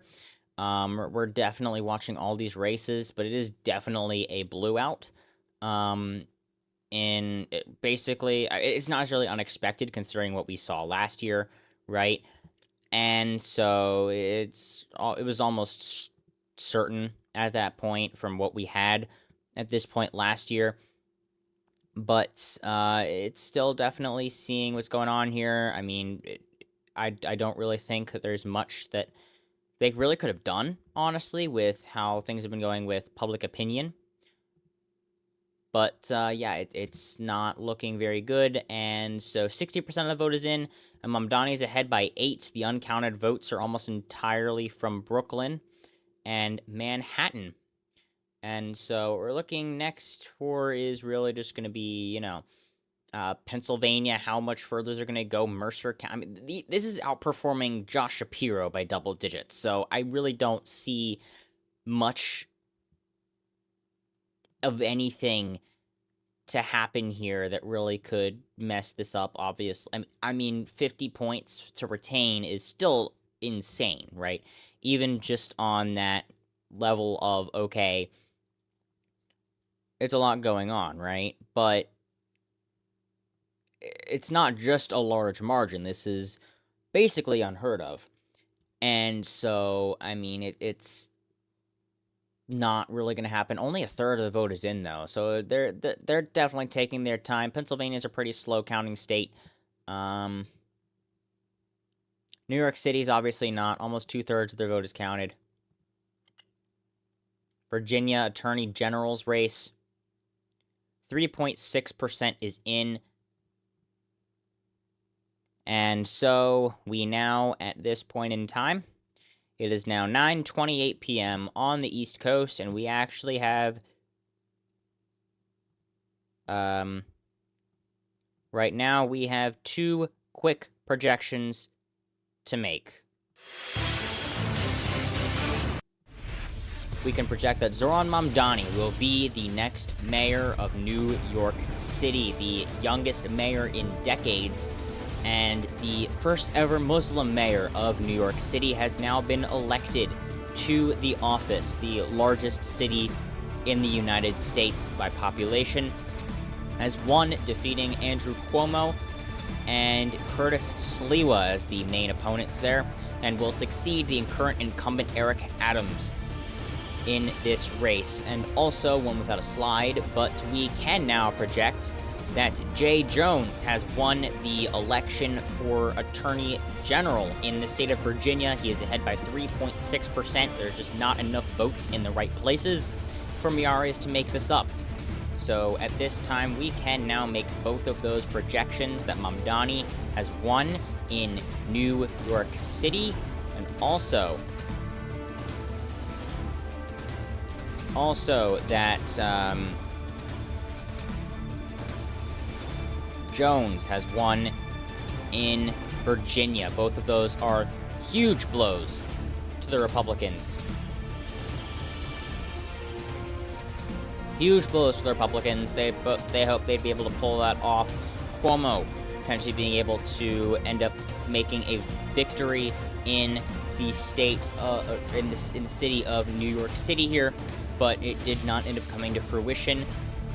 Mamdani ahead by 8 points right now, and also in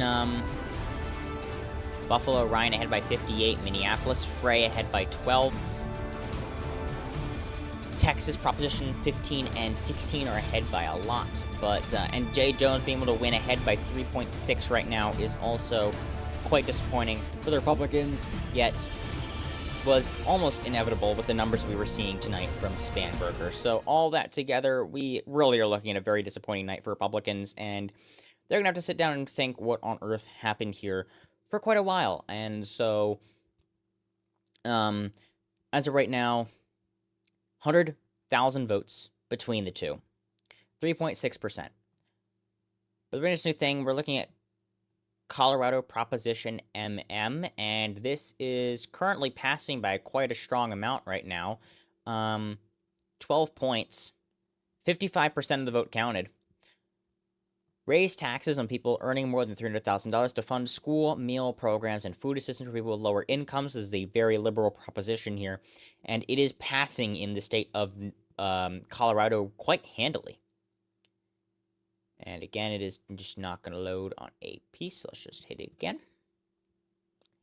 And so, yeah, we're really, already at this point in the night, it is quite, already uneventful. It's happened all so quickly that it's really Minneapolis mayor, Jacob Frey, the incumbent, is actually only 1%. So, only 1%. Omar Fateh is probably going to make it into a ranked choice voting system that's going to take out basically everybody. But Omar Fateh was actually endorsed by, I believe, a few progressive groups. Jacob Frey was somewhat unliked. So that's the main story here. New Jersey governor has been called for Mikey Sherrill at 9:23 p.m. by AP. So now officially by AP as well. We projected it a while ago.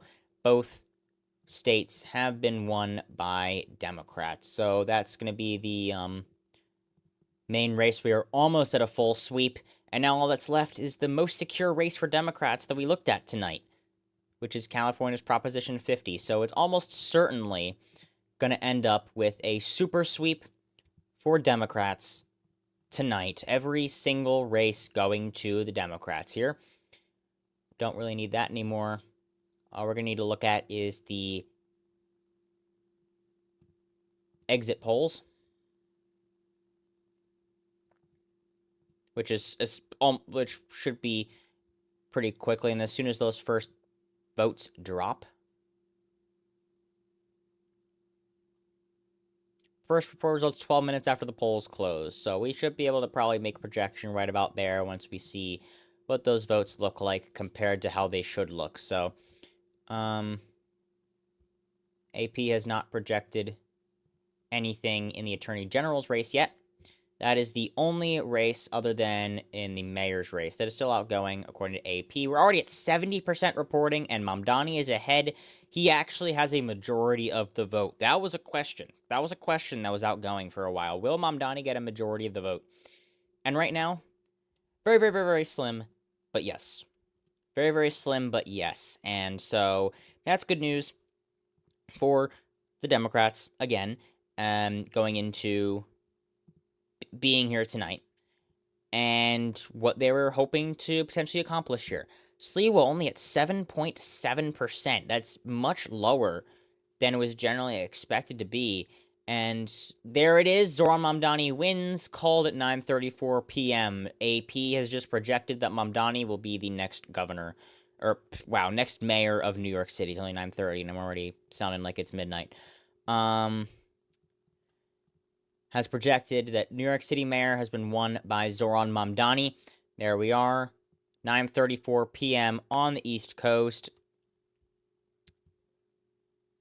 So we are now just waiting for the last few. I don't know why they still haven't made any calls on the retention. Only a third of the vote in. That might be why. But it doesn't look anything like it's going to go at all for Republican. Solomon +5 in Jersey City mayor. Nonpartisan here. This is probably going to take a little while. Top 2 vote getters advance to a runoff. That's probably what's going to happen here. Main question 1, likely to fail. Main question 2, likely to pass. Texas Proposition 15 and 16, likely to pass.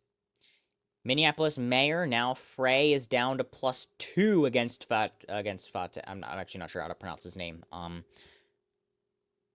So that is definitely a large, potential loss there in a way. I mean, it's not necessarily what they'd want to see. It's definitely a much more liberal part of the much more liberal wing. And if you see these victories by the more liberal parts, especially Mamdani now, who just projected to be the next mayor by AP, right? Now with 50.4%, it just went up more. If he wins with a majority of the vote, then this is kind of a sign that things need to move this way for the Democratic Party, right? If Fateh ends up winning, if he ends up leading the first round, then yeah, that's basically a sign of where that the Democrats need their own Tea Party, right? The Republicans had it in 2010. It worked phenomenally. They were able to win in not in 2012, right? It took them a little while, but they were able to win in 2016. They did well. They were able to become competitive again. They swept seats in the Senate that they did very well for, right? They did terrible even in like 2012, but not as badly as they had. They got new candidates, a new slate, they had new ideas in there as the Republican Party, and they were then able to perform very well in 2016. They did pretty poorly in 2018, but that's kind of to be expected. 2020, they did very well. They almost won the presidency. 2022, they did relatively well, especially considering a very galvanizing issue that they had brought up themselves and then were losing very poorly on. Didn't really end up impacting that much, right? They only lost one seat in the Senate by 3. Ron Johnson didn't lose his seat, right? It was a poor candidate choice in Pennsylvania, really. I mean, really, it's gone well. So if the Democratic Tea Party is coming from this election night, then I think, yeah, it's probably going to end up. It's going to be interesting to see the next few weeks. That's all I can really say here. So Cheryl's going to overperform Murphy in New Jersey. As of right now, it does appear that way.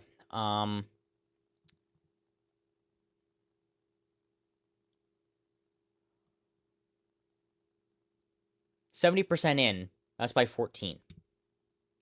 Winning Bergen, winning Passaic, winning Morris, winning Somerset. That looks like my county map prediction here. No, actually, I had her losing Morris. Losing Hunterdon. I had her losing Gloucester. She's winning it by 4. I had her losing Atlantic and Cumberland. They're only half in, though. They're still only half in, so. She's winning Passaic by 20, but there's still a lot of votes left. So that's where a lot of those remaining votes are. A lot of the remaining 70% left are. Yeah, this is bad for Republicans. That's really all I can. That's the only way I can say it. I mean, we still have Proposition 50, but that's the most likely out of all of them that would go one way or the other. So, I mean, the night isn't over, right? The night isn't over. It wasn't expected to be necessarily, right? But it's not looking. All right, there's apparently a bit more information down here, so let's see what we got. High Republican areas. Let's look at counties. Ocean County moved to the left. Sussex County moved a lot to the left. Didn't really move much. Salem County to the left. Every single county listed here moved to the left. Hudson, 0. I can't get my mouse on these ones. They didn't move, like, at all. But every single one moved to the left here. No such list exists for that. Maybe down here. Yes, I can abuse my computer. Okay.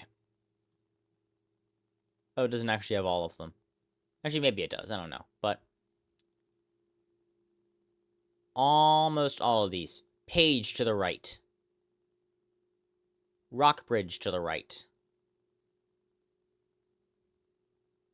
Halifax to the right. But other than that, every single one to the left. Prince Edward flipped. Stafford, Nelson, Waynesboro, Caroline, York, and Spotsylvania. All flipped. James City, Montgomery, Chesterfield, Northampton, and Surrey all flipped from 2021. Fairfax to the left by 16%. So again, all of these, this is just a complete blowout here. I mean, it's really, look, these margin shifts, 16 points to the left in Fairfax County, 90% reporting. She's ahead by 13. Final projection here, 11.7. So she's probably going to overperform that because a good bit of that left is still going to. She had a substantial lead in votes cast before Election Day. Was running close to Earl Sears' votes cast on Election Day, while Earl Sears was bettering Trump's running for performance in some parts of the state. Other than the D.C. suburbs, was enough to outperform Trump, who lost to the state by 6 points. And she ended up losing a lot worse than Trump did. I mean, a lot of these counties quite a bit worse. Like, that's the extended D.C. Suburbs. It's the extended D.C. suburbs, right? those are the key areas that you need to be focusing on as a Republican. You need to win the suburbs in those states that are controlled by Democrats for the most part.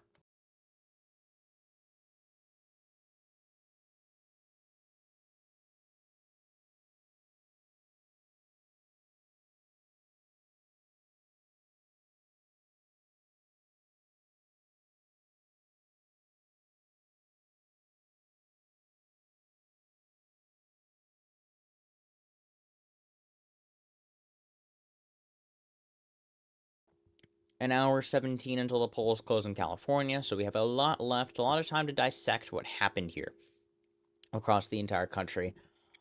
And so, that's going to be fun. I'm not sure what's going on here. In a reload YouTube real quick. It shouldn't interfere with anything.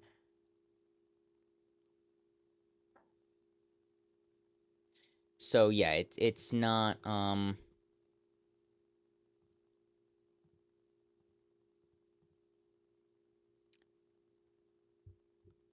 all right, let's get to the dissecting part of the night here, right? So, give us a quick minute here.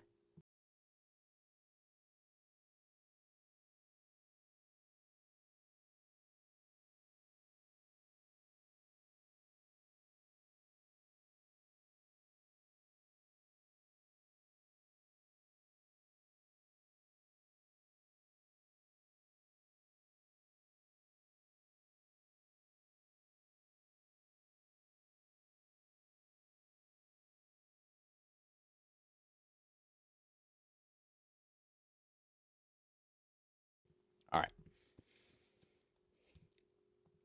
So look at what happened, and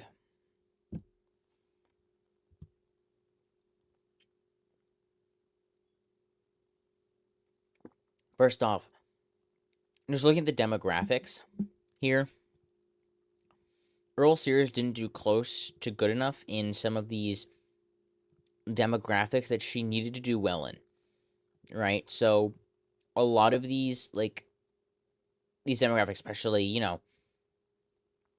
young men, especially, she only won by 8. You need to be able to pull together a large, there has to be a larger chunk of the coalition than she was getting at that point, right? You need to be winning men by more, especially because there's more women than men in the electorate in nights like that. So that's going to be a critical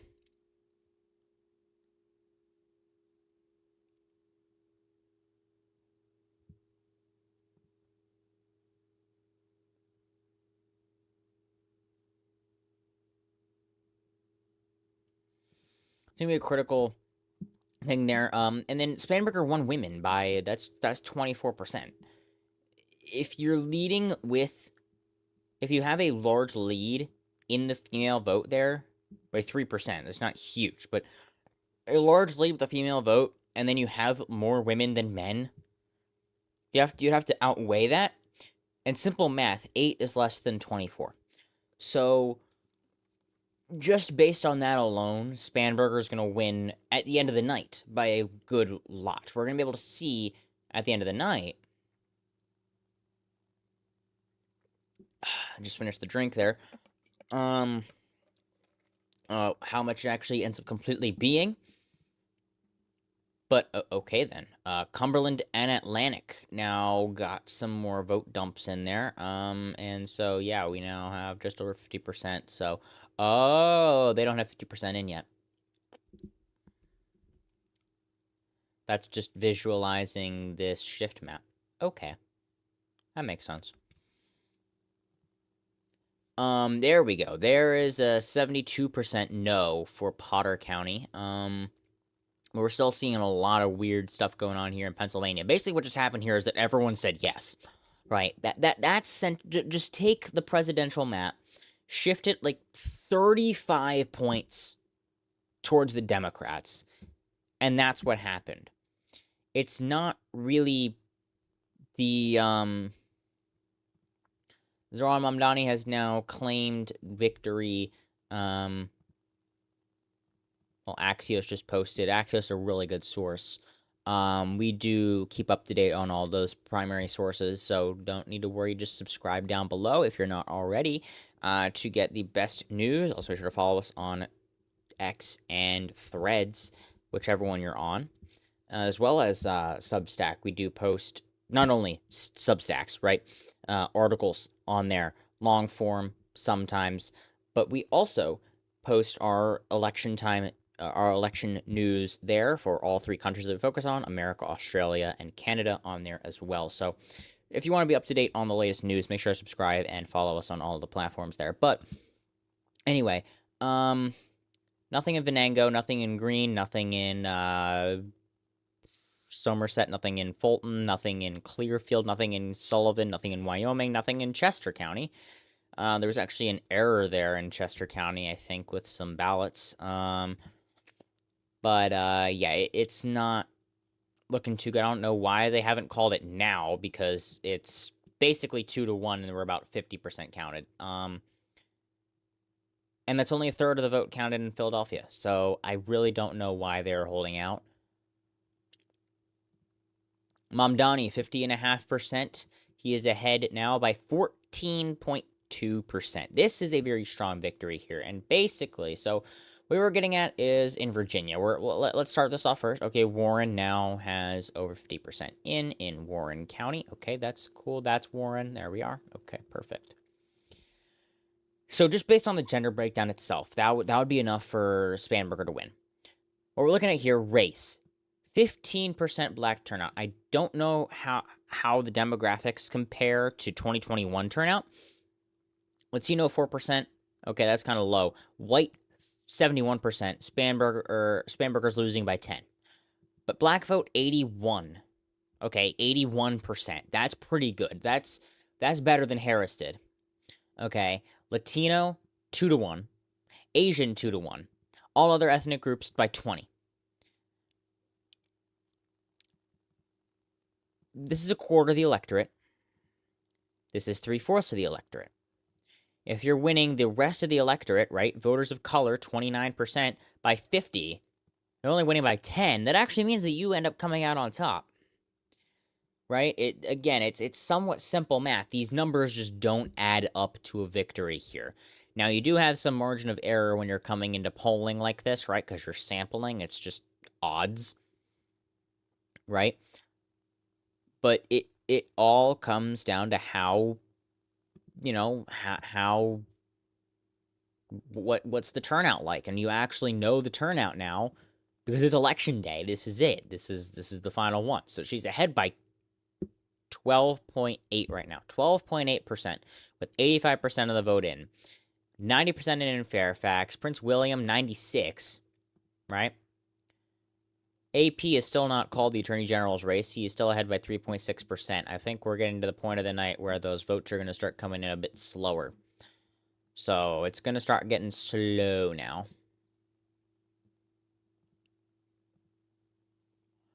Mountain, Central Virginia, Richmond, South Side, DC suburbs. Those moved like 20 points to the left, which is insane. But a few more counties coming in. A few flips in there. All right, New Jersey. This is going to be another interesting one to be breaking down here. And so what we... Oh, no. Do not have me click something. New Jersey, we have here... basically the exact same thing. You need to be... When the Democrats are winning women and the Republicans are winning men, women show out more. They are higher propensity voters. So Republicans need to win men more than Democrats win women. And that did not happen here. And they were reviewed, but sample size may be too small for estimates to be projectable with confidence. Exactly. So that means that the margin of error is just too high for it to really be worth anything. Same thing for race. White voters, 9 points for Cettarelli. Voters of color, 3-1. 3-1.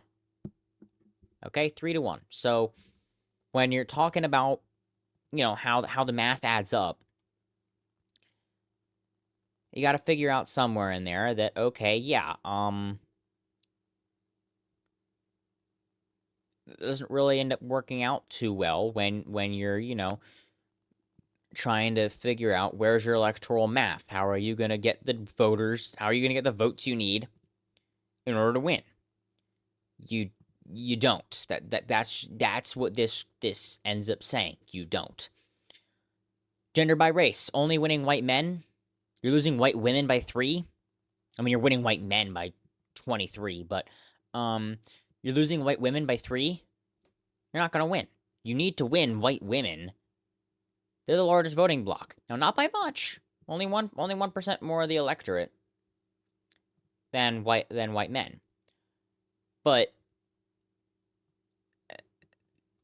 age, crushing it with young voters, only narrowly winning older voters, that's not going to help anything. 37% 65 or older, that makes sense. Older millennials and younger Gen X, only winning by 2. That's worse than Trump did. That's not going to be able to get those numbers together. So every single time you're just seeing that you're underperforming Trump, underperforming Trump, underperforming Trump, underperforming Trump. And we're already back at,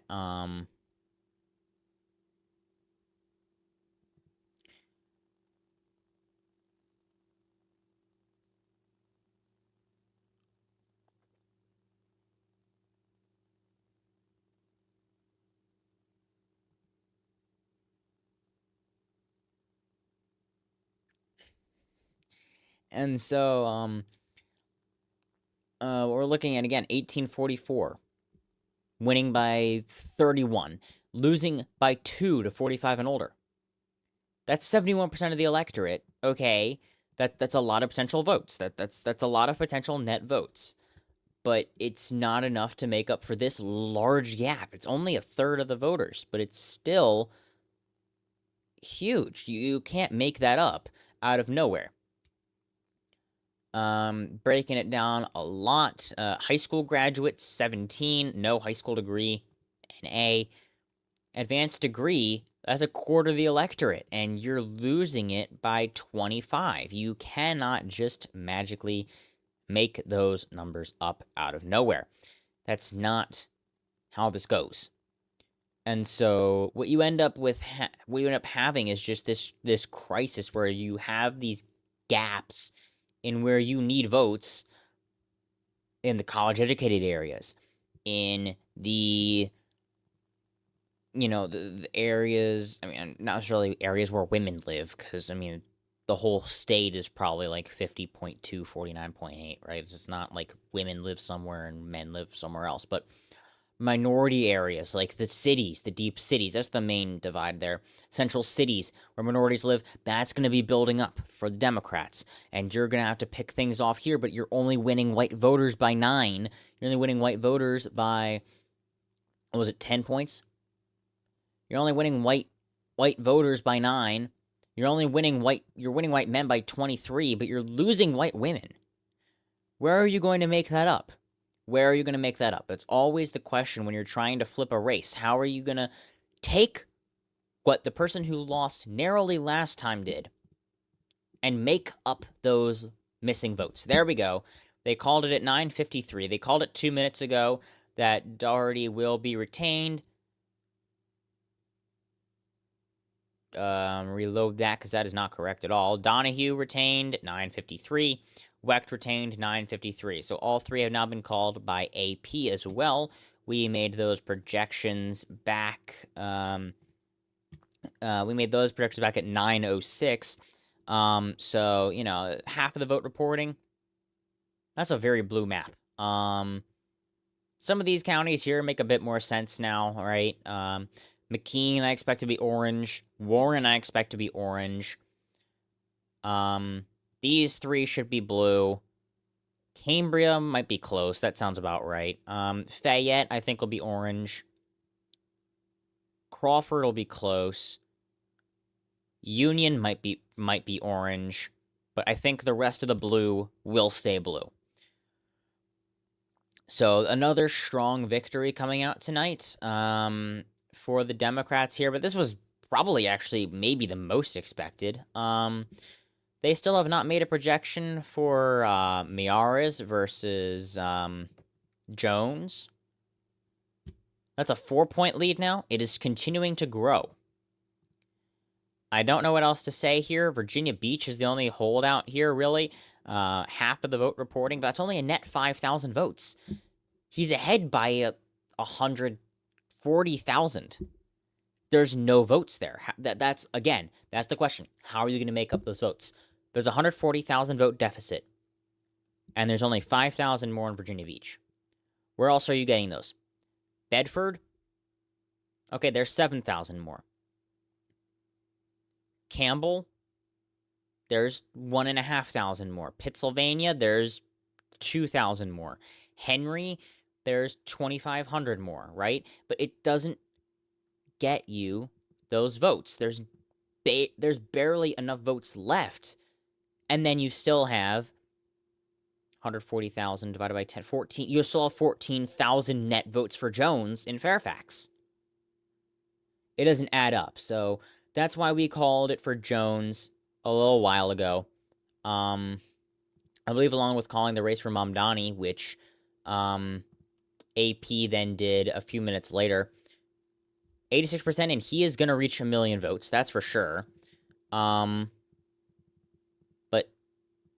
is he going to hold on to a majority? That's the question. Is he going to hold on to a majority? If he holds on to a majority, that says a lot about the changing coalitions, especially in these deep cities the Democrats can keep pushing for to help turnout. Sliwa did surprisingly poorly tonight, though. I will say that. I'm quite surprised about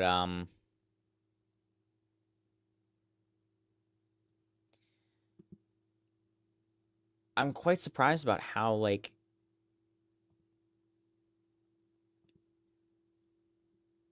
really how poorly that this ended up going for Sliwa. Honestly, it doesn't seem like it's very shocking. 7% really is just not what I really expected there. So that's a bit of a surprise as far as that goes. But real quick, I'm going to have to process some drinks and whatnot. And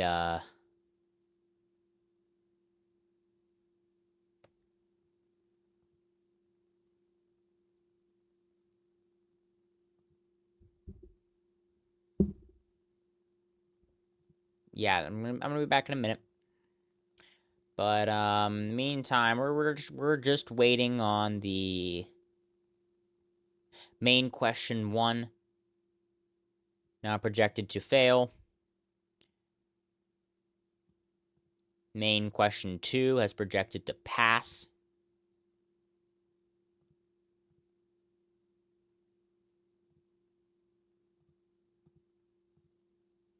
So that's everything as far as that goes. A few more quick race updates, though, in these other states. They absolutely do matter. All races here. State Senate. November 2nd, 2027, 25. All right. General Assembly, 20-7. We're still waiting there, right? 34 both have come in. 5 both have come in. 33, 28, 19, 27, 29, 15, 6, and 11. And then we've had 12, 9, 10, and 1 of 13s. 40 for a majority. There's still quite a few that are outgoing.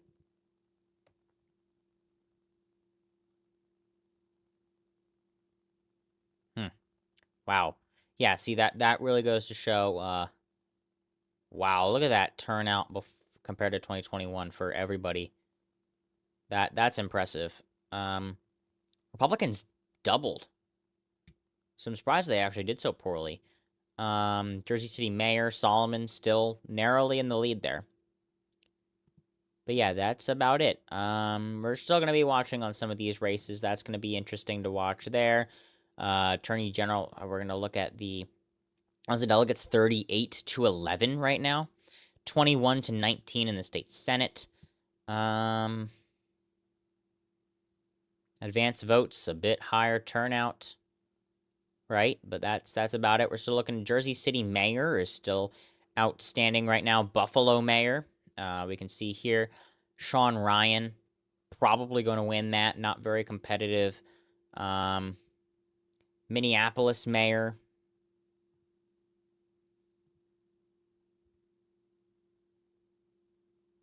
Frey now ahead by 10. Only 7% of the votes in, though.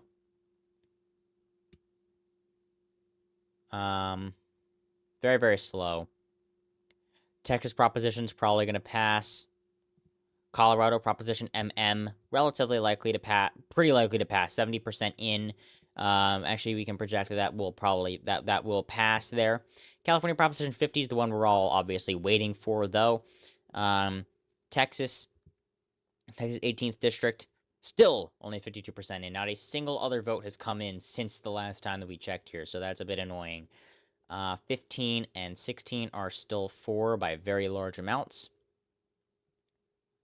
That's about it. We now have about an hour, so we got a lot to potentially be able to cover here. But as of right now, we just got an hour before the polls close in the state of California across the board.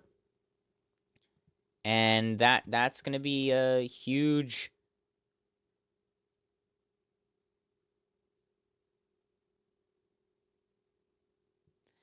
It's going to be a huge...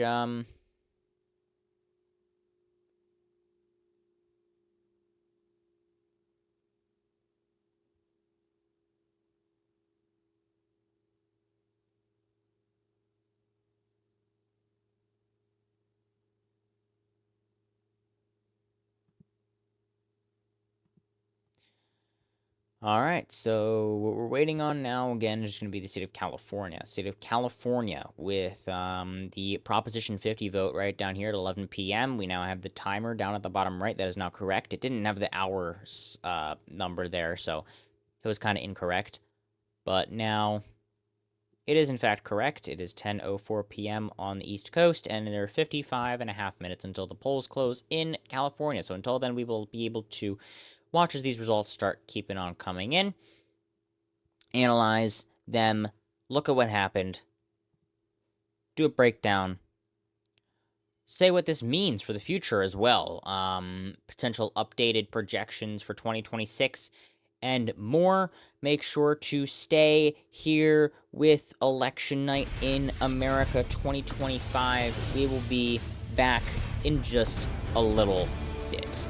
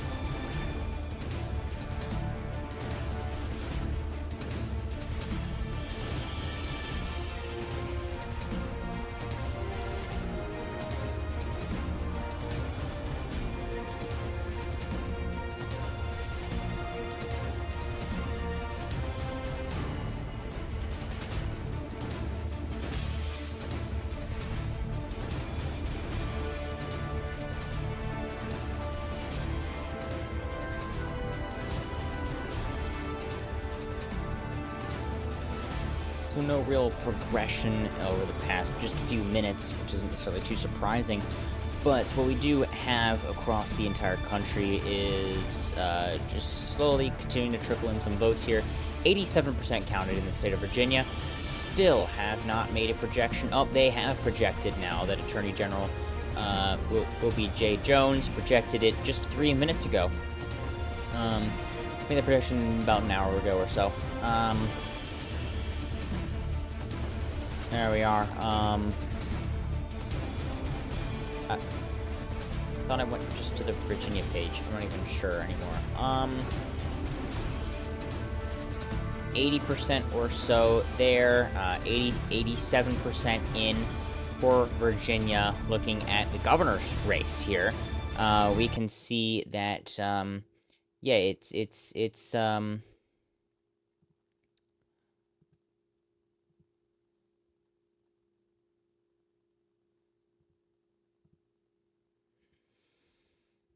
winning by 13.4% right now, with 88% reporting, and we can see the uncounted votes here are still in these Democratic regions.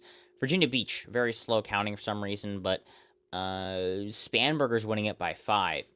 So that's a shift of 13 points to the left.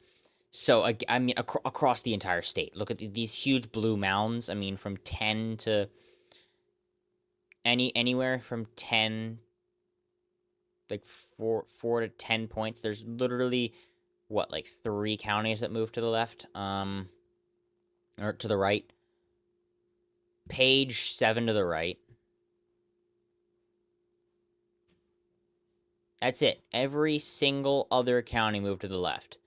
So basically just unanimously across the state, they have rejected Winsome Earl Sears and potentially the Republicans. Not necessarily as much as a whole, though. From the original exit polls on CNN, though, they did have a lot of information that was just available on the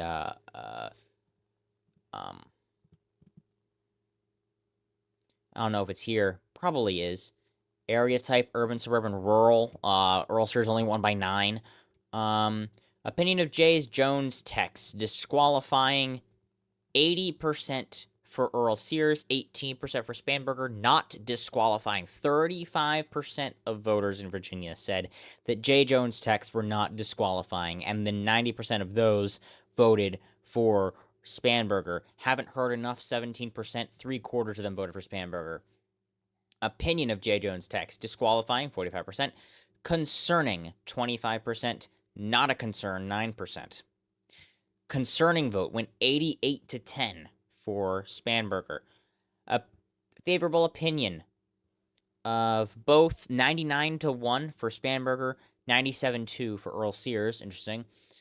Not surprised for the favorability ratings. Decided on vote for governor in the last month, which is a quarter. Spanberger won by 12. So in theory, depending on how close this race is, if Earl Sears had run her campaign differently in the last month, she could have won this race. That is essentially what that statistic says. But it's a bit more. It's not completely that cut and dry, but it kind of says that it was somewhat made or broken, but it's not exactly the same as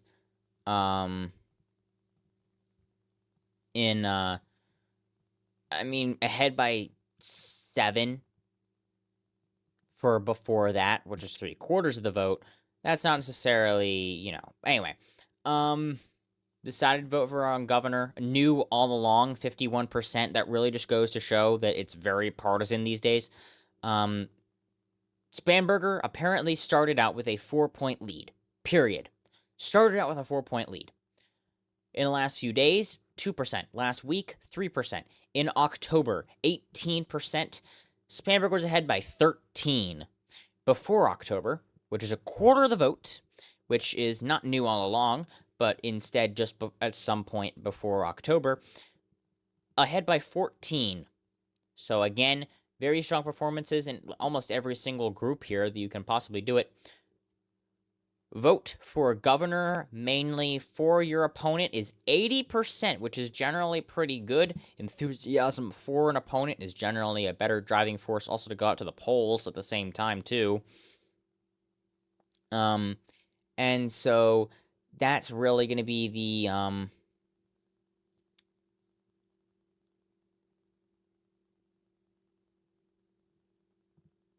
that's really going to be the main focus there. But against her opponent, Spanberger also won by +7. So again, that's just going to be because there's a larger number of people just voting there in general. And so when you're talking about, you know, how many's there and whatnot, right? It's not going to be anyway. Brings needed change, 16%. Honest and trustworthy by 15, has right experience, shares my values. Here's one that Earl Sears actually won. All right, we are back again. So now what we have here is that it's still looking a bit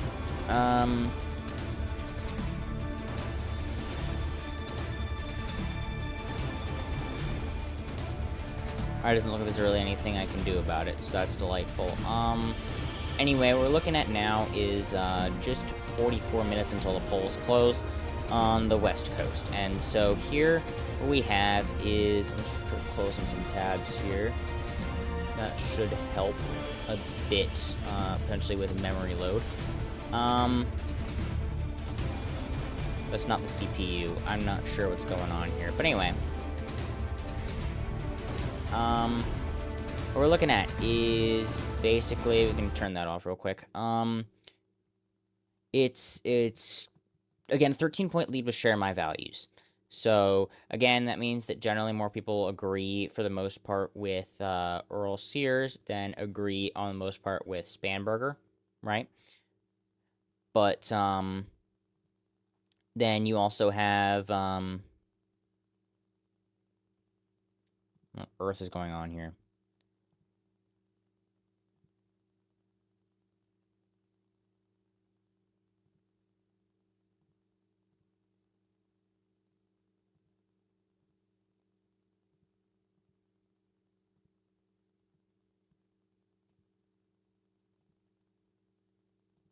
Let's hope that works a bit. Because I'm dropping like half my frames here. This is ridiculous. At least it's not during a very crucial part of the night right now. There's not really much going on here. But it is not working like it should be right now. So yeah, I'm not 100% sure what's going on here. I can't really do anything about it right now while we're streaming. I'm trying to figure out what's going on here. But I will continue working and kind of just going off on what's going on here. So, approve as Glenn Youngkin as governor. Approve went 3/4, which actually 55% went 3/4 for Earl Sears. That's going to be another critical number there. That's going to be, you know,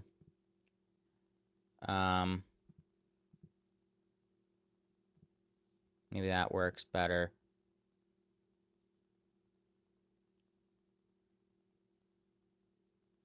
No, that really doesn't seem to do anything.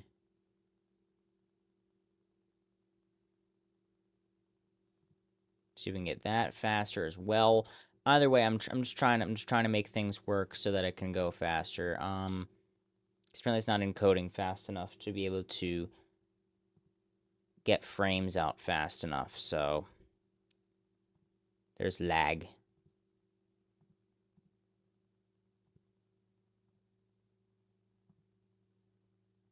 I apologize for any lag, but I guess we'll just put up with it for right now, because I don't really think there's much that I can do right now, so.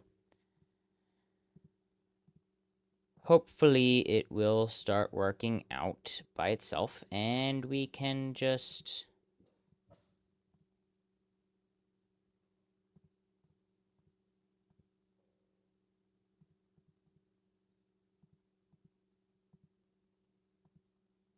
Where did they even come from? Where was that setting? All right, again, I apologize, everybody.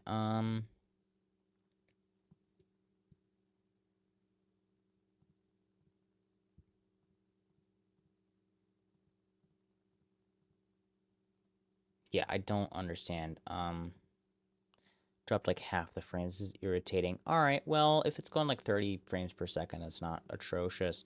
I can't officially change the frames per second number, though, so that's going to be annoying. Let me drop the target down to 7,500. Maybe it can start making that if it tries to.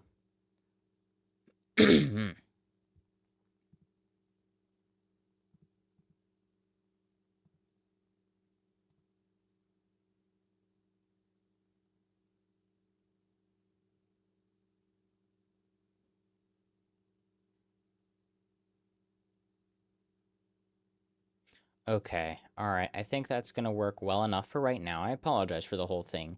Um, Approve of Glenn Youngkin as governor, 55-41. So very, very approved of governor. 75-24 for whether they voted for Earl Sears or Spanberger from there. And 94-5 for disapprove. So even then, a quarter of the people who like Glenn Youngkin did still vote for Abigail Spanberger. And so in order to make that up, you have to have that be a lot stronger than it actually was. You have the majority there. You need to be able to get enough of that majority out there in order to actually be able to, pick up a bit. So that this it's actually irritating. You're gonna have to pick up the pace there in order to be able to, get.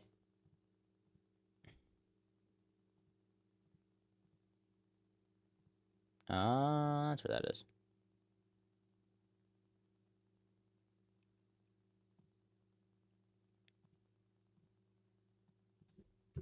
Can't stop me. I don't care.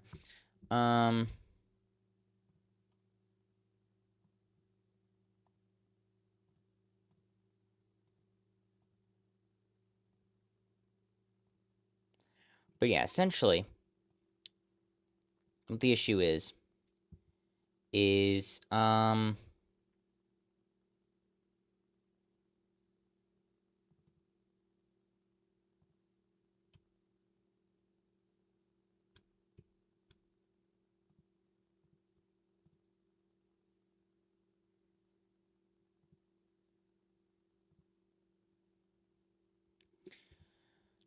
of the disapprovals, obviously, right, it's going to be abortion should be legal, 60%, 36% illegal. And so this is going to be another prominent issue that is going to probably be dividing the populace up. 80% legal for Spanberger. That you're going to have to make it. This is actually more extreme for Earl Sears than this was for Spanberger. So that's good because you do obviously have quite a bit of a minority there that you're facing up against. So you need to do better with that minority there than you actually were. This is a bit more divided up. Support for trans rights in society has gone too far, 52%. Not gone far enough, 23. Been about right, 22. Not gone far enough, 94-6 for Spanberger. Been about right, 86-11. Gone too far, 78-22. That would actually suggest relatively well for Earl Sears. Interestingly enough, it obviously didn't end up going out that way. But yeah, I don't know exactly how that ended up spanning out, but yeah, it's if you look at Trump administration immigration actions have gone too far, very strongly for Spanberger. Been about right, 92-7, not gone far enough, 92-5. So, been about right, 30%, not gone far enough, 15%, 53% gone too far. A majority in Virginia have said that it has gone too far. That is definitely going to be partially on Trump. All right, the entire strip over here has a call runoff for Jersey City mayor. Nobody's going to get 50% of the James Solomon advances to runoff election. One candidate will also advance. They cannot say who yet, Bill O'Day or Jim McGreevey, most likely at this point in time, but we cannot make any projections on exactly what they're. Well, I'm not, but they're not. Buffalo mayor has been projected. Texas Proposition 15 and 16 likely will be called very soon. Minneapolis mayor, Jacob Frey. leading right now. 7% still taking a very, very long time to come in, though. Polls have been closed for an hour and a half. 52% in that for a long time now. No more votes are coming in. We are just waiting on Proposition 50. Again, looking not very good for Earl Sears, right? You need to be getting as much as possible. Most important issue facing Virginia, economy, almost with a majority, 47%. That's lead by 20 for Spanberger. Again, that's not what we want to see. Healthcare, 21%, second largest. Education was the largest in 2021, and Spanberger's leading. Spanberger's leading Glenn Youngkin's winning issue in 2021 by 2 points. That's the opposite of what you should see when you're essentially what is the VP to a pretty popular Republican governor in a state like Virginia. You shouldn't be. You really shouldn't be like losing on their.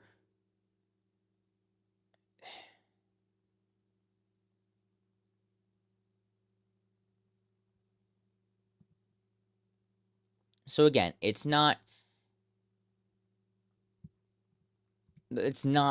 didn't look good, right? Even then, it was very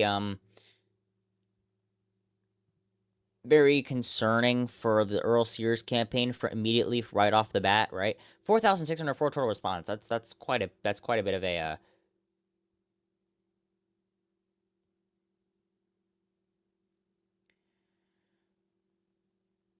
all right, and so then, of course, we end up with favorable opinion of the Democratic Party, 43%.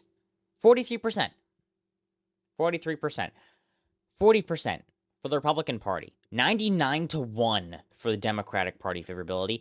95-5 for the Republican Party favorability. Neither party actually broke for Spanberger. And they had 10% of that there. The Republican Party. Strongly favorable. Some unfavorable, some unfavorable, some unfavorable. Okay, so that's all breakdown of that. MAGA Republican, only 21% of the Virginia voters today identified as MAGA Republicans. 11% identify as Republican, but not MAGA. And 66% all other voters. Do you consider yourself to be part of MAGA? Yes, only 26%. 2024 presidential vote. 49% for Harris, 43% for Trump. That is basically how it happened. 49-43 is a bit lower than they actually got. But, yep, there's Colorado Proposition MM passing. That's actually higher than they actually got. 3% not voting, 20 points for Spanberger. Again, another big win for Spanberger in another large group. Right? And here, opinion of Trump as president, -17, first off. -17. Spanberger, 92.8, 94.6. Right there, that's how you lose. That's how you lose. Right there, that's how you end up losing. Opinion of Trump as president was one reason for your vote to oppose Trump. 99% voted for Spanberger. 1% randomly voted for Earl Sears opposing Trump. I'm not 100% sure how they view their vote, but Trump, not a factor, actually went for Earl Sears by 20. That's 45%. It's quite a large number there, and also going quite a bit for Earl Sears there. Support Trump, 97-3. That also makes sense, right? I don't know what the 3% of people are that said they wanted that their vote was to support Trump and then voted for Spanberger, but whatever. People have their opinions. People have their votes. They go vote. Enthusiastic and satisfied about the ways that things are going in the U.S., 88-11. Dissatisfied, angry, 79-21, and that is with almost 2/3 of the Virginians that voted today. That's not what you want to see. Feeling about the way things are going in the U.S., enthusiastic, satisfied, dissatisfied, angry. The largest group is angry. 35%, almost a third of the voters in Virginia today, almost a third of these voters in Virginia today felt angry about the way that things were going in the United States. And that's part of why they showed out. That's how it happens. That's also what happened in 2021, right? Family's financial situation, we did get to this. Did federal cuts this year affect your finances? Yes. 68-31 for Spanberger. That means most likely they impacted it negatively. No, 38%. 62-38 for Earl Sears. How much? A lot, 81-19. A little, 62-38. Not at all. Mirrored for Earl Sears. So, apparently not much of them have gotten laid off. 4% to 17%. That's what? 4/21st? So 4/21. That would then be 19. Actually, no, that's 1/5. That would be 1/5 of the original federal workers got laid off in the state of Virginia, if that's somehow perfectly proportional to how it is, which of course it isn't. But assuming somehow it magically is, that means that, yeah, that would also not help the Republicans' case. Military veteran household, yes. Earl Sears by 2. No. Spanberger by 20. So again, you could plug any of these in, and you would see, oh, yeah, no, Spanberger's going to win, right? We could have seen that coming. 30% evangelical Christians. That's R plus 68. 58. R plus 58. And that's D plus 40 for no. Okay, so everyone except for evangelical Christians voted for Spanberger, right? 1 across all incomes, but closest with $100,000, $199,000 a year, which is the new middle class. Income, right? 1 with almost all income groups. Ideology, conservatives 80 plus 80 for the conservative candidate, okay, right? Ideology, very liberal versus somewhat conservative, right? That not surprising at all, right? Again, so none of these are surprising, right? But it's the network. That's why frames are dropping. It's the network. So it's my internet. All right, good to know. I should have checked the stats earlier. All right. Well, there's really nothing I can do about that. I do apologize for any, issues, but it is the internet that I am on right now, and that is why frames are dropping. So I do apologize, but there's nothing I can really do about it. I'm not using much internet right now anyway, yet it's we're at like 50% drop rate. So gender by party. Again, right here is where the entire thing is lost. It's a D plus 4 environment, okay? That's not impossible to win as. Glenn Youngkin, what was 2021's exit polls looking like? Let's just look at 2021 Virginia exit polls, okay? Exit polls, right? Let's look back in time. Here we are. Look at this. Beautiful. All right. Party ID 3634 was only D plus 2. Okay, so it wasn't as bad, right? But 96-4. 4% of Democrats voted for Youngkin. 1% of Democrats voted for Earl Sears.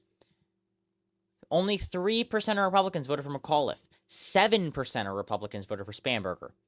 Independents voted for Youngkin by 9. Independents voted for Youngkin by 9, and tonight they voted for Spanberger by 17. That is the entire election. Okay? The independents, we're going to look at the exact same thing in New Jersey, okay? The independents made, or broke in this case, the entire election, and that's this. It's the same story. It is the exact same story. All right, that's exactly what we saw last time, right? Exactly what we saw in Virginia. The entire election was just from the independents. They're a third of the electorate. They're a large chunk, and if you're able to get enough of that vote as a Republican, then you can end up securing a victory, right? If we look at the vote, we'll get there in a bit, but Jack Ciattarelli was able to get enough of the vote that he was able to make it somewhat competitive back in 2021. And all of a sudden, the rendering issues are like completely gone. So, we're basically completely up and running again. We're at 10,000 kbps. We're not dropping a single frame, so oh well. Only so much you can do about it. Education, also, quite a bit of a thing there. DC suburbs was 6436. If we look now at the location, if we look up at location, which is at the very top, no. Location, there we go. I think I misread something. Okay. There is a space where they asked where they lived, and I do not remember where it is. All right, so yeah, I know, but this is also gonna. There we are. Oh, it just says area type, but doesn't actually ask where they live. Well, that is irritating because I was gonna show off how different the vote was in the DC suburbs, especially Central Virginia as well, Hampton Roads, all of those tied in Richmond South Side. This was insane. So, again, young voters, that's going to be another thing. We're going to be looking at age. That's 38 points, and so what we have here is that's 8. McAuliffe won young voters by 8. Tied with 30 to 44. Spanberger won by 20.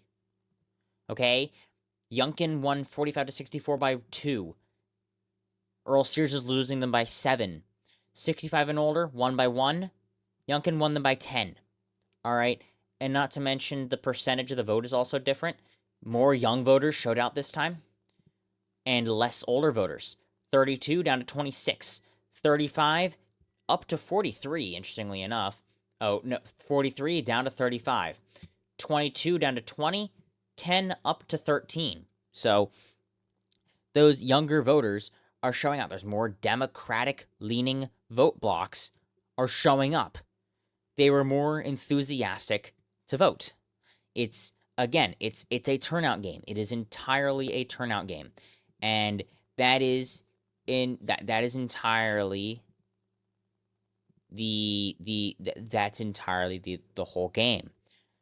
Can you make up those votes? And so when we look at New Jersey, it's basically the exact same story. But we're especially going to be looking at the collapse, especially for Let's see if I can find this real quick. 2021 New Jersey exit polls. See if we can find anything on that. There's no way they didn't ask them, right? I don't care about the governor results. I can see those. It does not look like there was any easy to find New Jersey exit polls for 2021, which is extremely annoying because that would be great for comparison.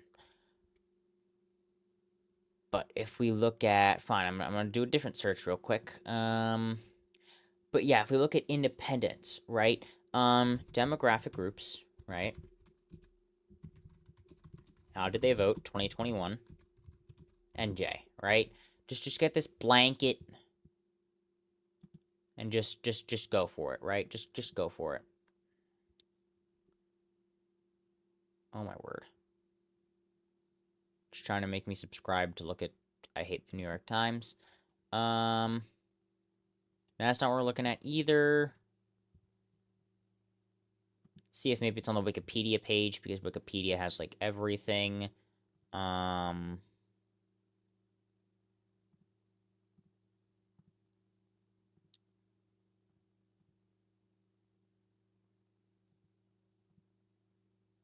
Nope, there is not a single thing about that either. So I'm not 100% sure where on Earth there's gonna be a lore, any place to um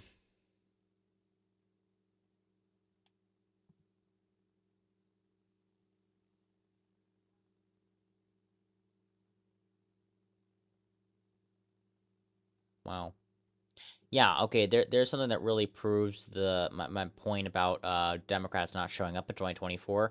The Garden State set a new record for the lowest turnout in a presidential election has ever seen. So that kind of goes to say how Harris did so poorly in the state. It's low turnout, right? Which we absolutely did not see tonight comparatively, right? Instead, we saw enthusiasm across the board. We saw Cheryl doing basically the exact same thing as let's actually look at these comparison numbers. Let's see what we're looking at here, right? How well did they do to each other compared to each other? How well did they do? Let's see. Men versus women, basically the exact same, right? Oh, how did I get those perfectly lined up? That is impressive. Spanberger won women by a bit more. Earl Sears won men by 1% more. All right. And the electorate is 1% more women in New Jersey. That's basically what happened there, right? So based on that by itself, Spanberger probably isn't going to win by much more than Cheryl. Actually, no. If you look at that, Spanberger 64, Cheryl 59, Earl Sears 36, Chitterelli 39. So it's probably going to be about 5-6 points more. So it's probably going to be about 7 for Cheryl and about 12 for Spanberger, which is kind of what we were expecting going this far out even. So again, it's really going to be all down to this. So we're still waiting, believe it or not, still waiting on the closure of California. The entire election's already basically, the entire election's basically already over. That is just under a 15-point lead.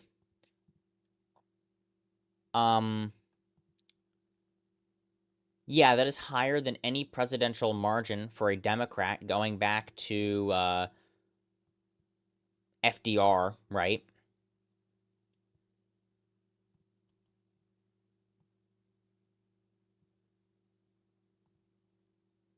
Largest margin for a Democrat since 1944, if you're looking at presidency. If you're looking in the Senate, larger than Warner in 2020. Potentially matching Kane in 2018. That would be huge, okay? That would be huge, because that shows that there could be 2018 style momentum. What did we see in 2017 for this race before we saw that? Northam won by 9 against Gillespie. We're talking more than 9, more than Northam, okay? At this point, it's essentially done. That is going to be more than Northam. More than Northam. More than Murphy won his first term by, potentially. Now, that is not at all for certain. But the fact that it's well over Northam's margin is insane. And so if we look again at the Senate, potentially matching Warner in 2018, which is a notoriously extremely blue year, right? You had Gillibrand by 34. There was a last plus 30 margin in New York.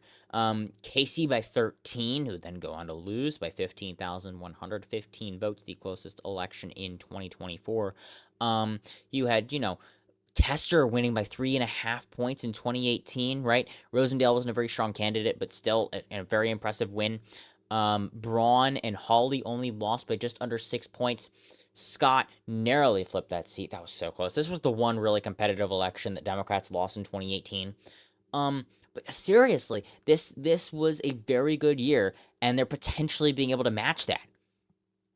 If we also talk about what happened in 2017, of course, that was Jones flipping Alabama's Senate seat against Moore, who was very plagued by controversy and issues, right? Seriously, I mean, looking back, Warner by 0.81 in 2014, narrowly holding on against Gillespie. Was that not who? I don't even know. But yeah, seriously, I mean, we're talking about they're 14 points right now, 14 points, and that is 450,000 votes. Abigail Spanberger is currently ahead with 450,000 votes against Winsome Earl Sears in Virginia, and this county map is looking brutal. As we're nearing 11 p.m. on the East Coast, which is going to be poll closing time on the West Coast in the state of... apparently there's some crazy stuff going on in Virginia, though, or in Georgia, though. So that is going to be, well, Atlanta mayor, right? But specifically, Georgia is very, very blue right now. I mean, like, up to 40 points shifts in some areas. Dems flipped Morgan County, which was Trump plus 45.7 to D plus 2.8. All right. It's all on Vote Hub. We're going to quickly pull this up. Here are the live results. 61 to 38. This is... wow, okay. Yeah, just look at Atlanta. That is way bluer than usual. If we look... if there's a way we can quickly pull up and compare counties. 91% in DeKalb. Rockdale. Newton County? Heck is Newton County doing here? Newton County... if we pull up Newton County randomly, I mean, like, oops, I clicked it too early, and that is the wrong setup. There we are. Newton County. 15 for Harris. Okay, I didn't even remember that one. Greene County over here. Morgan County actually did flip back by 20. But yeah, this is pretty wild. This is almost 2/3 the vote for a Democrat, but only still under 1 million votes, and so that's gonna be oh wow, okay, that's interesting.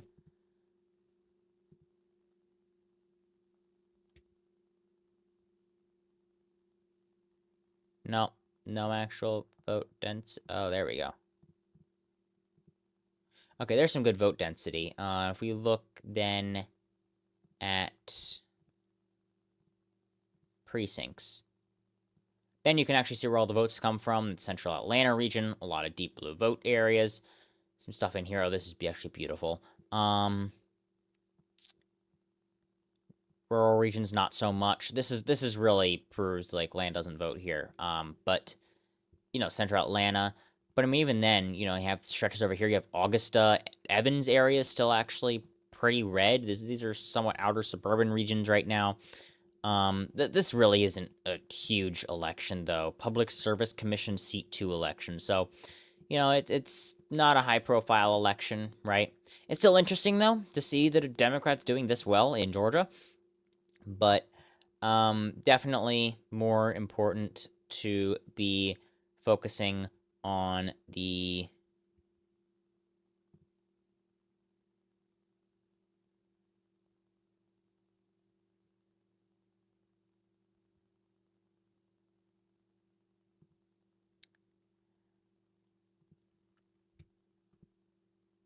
mainly focusing on these other races. California Proposition 50, we are down to 10 minutes before the polls close. And so what's left now is just 10 minutes left. This is it. So this is going to be the final poll closing of the night. We have now, let's quickly check up on New York Mayor. Mamdani still over 50%. So that is, again, going to be great news for the Democrats here. Narrow win in Queens County. He's under 50% there. 90% in, 90%, 90%, 90%, 93%. Cuomo nearly winning there. Slee was doing very poorly, honestly, across the board. Only 7% of the vote. So that's really disappointing, honestly. Slee was 7.1, 3.4 in Manhattan. That's really where he really tanked. But yeah, that's really disappointing for the Sliwa campaign. They were probably expecting to do a bit more.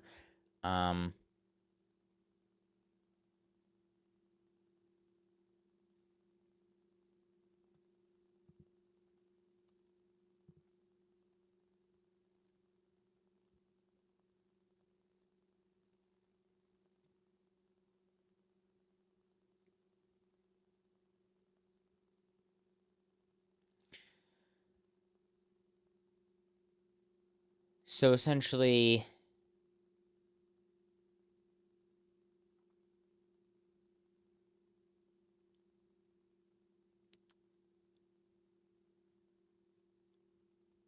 just getting a little bit focused here on the on some streams, checking because some people are catching some things that are they're really interesting in crosstabs and stuff like that that I'm not necessarily catching on. So, Mamdani is actually likely going to win by a smaller margin than Spanberger at this point. That's almost certain. Potentially smaller than Cheryl, which is going to be very interesting to see, actually, that may end up coming true. I mean, Spanberger's ahead by 14. Mamdani is ahead by 9. Cheryl is ahead by 13. Well, that's 12.6%. 91% of votes counted. Yeah, there's not enough votes left. Look at the uncounted votes. Hudson County has the largest number, and that's not that many left. Burlington, there's a few left in Cape May, a few left in Cumberland, a few left in Ocean, and Atlantic and Cumberland voted blue by 8. I mean, this is 20 points to the left in Atlantic County. All right, so it's extremely, look at that, high Republican, 7 to the left. Moderate Republican, flipped. Moderate Republican regions, moderate Republican groups flipped. Moderate Republican groups voted for Cheryl.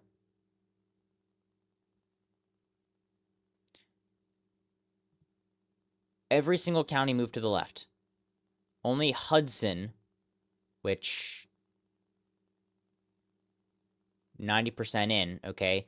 Hudson 0.3 for the Dems. So every single county moved to the left. Even Hudson 0.3. Every single county moved to the left for Cheryl. And in that same way, basically, every single county moved to the left for Spanberg, which is even more impressive. Yeah, every single one now. Even the ones that were still filling in and whatnot, which ones... There were a few that actually shifted to the right. I think, like, Wise or Carroll or one of these other ones in here. But now it ended up turning out that it shifted to the left. So this is essentially what happened in 2024. How Kamala Harris did not flip a single county nationwide. The entire country just moved together, and all of it moved so much. Even the ones that trended to the right, or then trended to the left, just got overpowered and ended up moving to the right. There were counties that moved to the left, but either Biden had flipped them, or they were still Republican enough that she didn't flip them. So that's just the thing here. I can't see that one county, but that's the one county that doesn't actually have an arrow next to it, and I can't tell if it's because there's not 50% inlet yet, or if it just didn't really move much. But yeah, county leader, yeah, Lynchburg by 1.2%. Okay, not that bad. Not that bad at all. I mean, Biden won it by 2.5. It's actually pretty impressive. Pretty surprising. Chesterfield, voted for Trump by 2.5%, Biden by 6.7%, Harris by 9%. So that went by even more. 6 minutes left until the polls close in the state of California. State of California, we're going to be watching those exit polls. I don't know why I closed the CNN tab there. This is going to be critical. And so, yep, all three of those. Redraw California congressional map specifically. It's going to give back the control of the maps from the Independent Redistricting Commission to the legislature.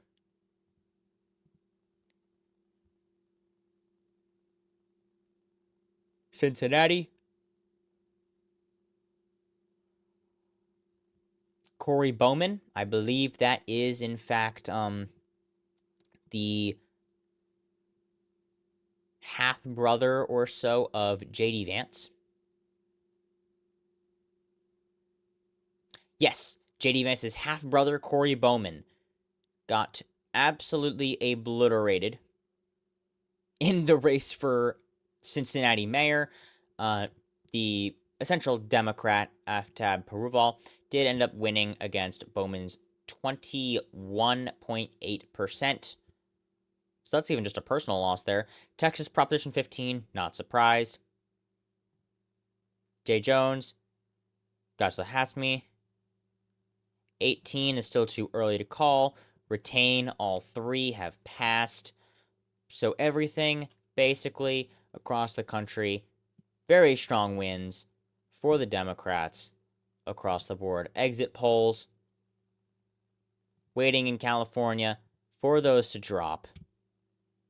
They will be released upon the closing of the polls, probably about right away, at which point we will then quickly analyze those and see if we can make any projections on the race.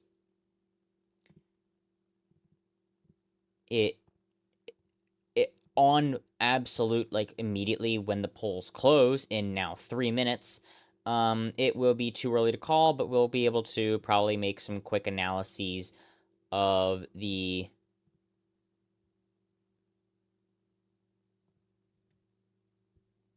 general electorate. So that's going to be the number one things. It's going to be a few interesting things to look at there. So quickly delete these drafts. And there we are. Okay, and now we have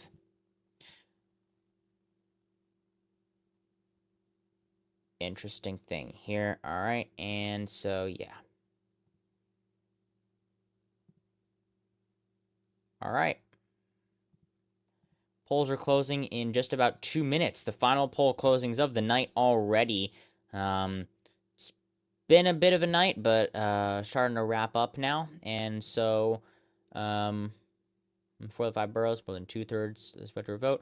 Only Staten Island, the least populous borough with the greatest number of outstanding votes was Brooklyn, where he held his largest lead. And that's where he also did the best against Cuomo in the primaries, too, was, in fact, Brooklyn. So that does make sense there as far as that goes, you know. And not surprised by any means on that. Buffalo mayor, been doing, yeah, that got called a while ago. That's no surprise there. Eric Adams got 6,319 votes, despite dropping out of the race. Officially, he dropped out too late to actually get off of the ballot. So he was on all of the ballots that were printed out. So, yeah, he kind of dropped out a little too late for that. Polls are closing 11 p.m., just 1.5 minutes away now. Virginia, looking now at a 14.4 point lead for Abigail Spanberger. Uncounted votes, just a few across the rest of the state. Frederick County, Albemarle County, barely any left in Fairfax. Arlington, Alexandria, both basically just mail-in ballots. Loudoun, mail-in ballots. Virginia Beach got the rest of their votes in. it's about done in Virginia. Lieutenant governor's race. Wow. Okay. Lieutenant governor's race ended up being about 11.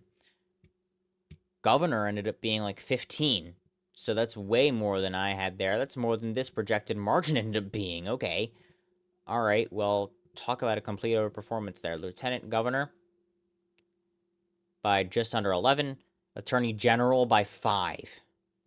All right. Now we are down to the final poll closing of the night. 30-second for the polls close across the West Coast, including California, which in theory is a battleground state tonight.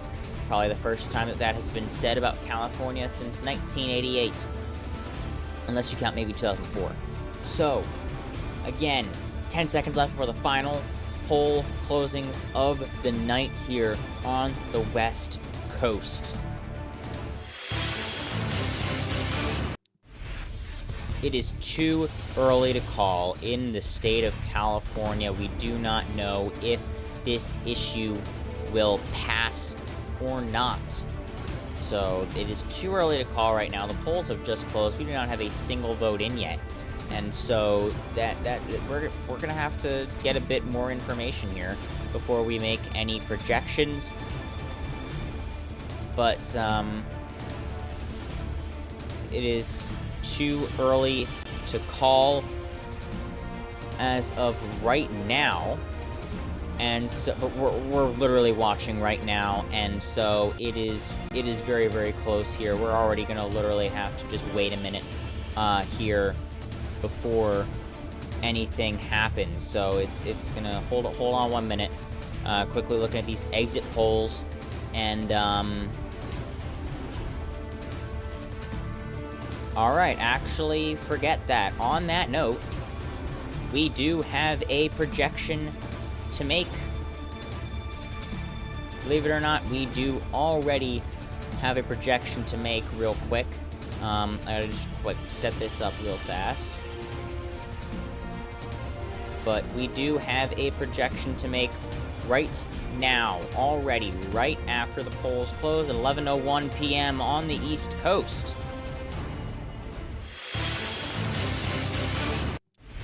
We can now project that California will pass Proposition 50. The exit polls are way too affirmative for any chance of no happening. It's not gonna go through. Proposition 50 will pass, being the last race tonight, and it will be a Democratic victory, meaning it will be a blue sweep across the board tonight. Democrats very excited at the how this went tonight, and very excited now across the country, potentially to see how this will end up going for 2026. Proposition 50 will pass in the state of California.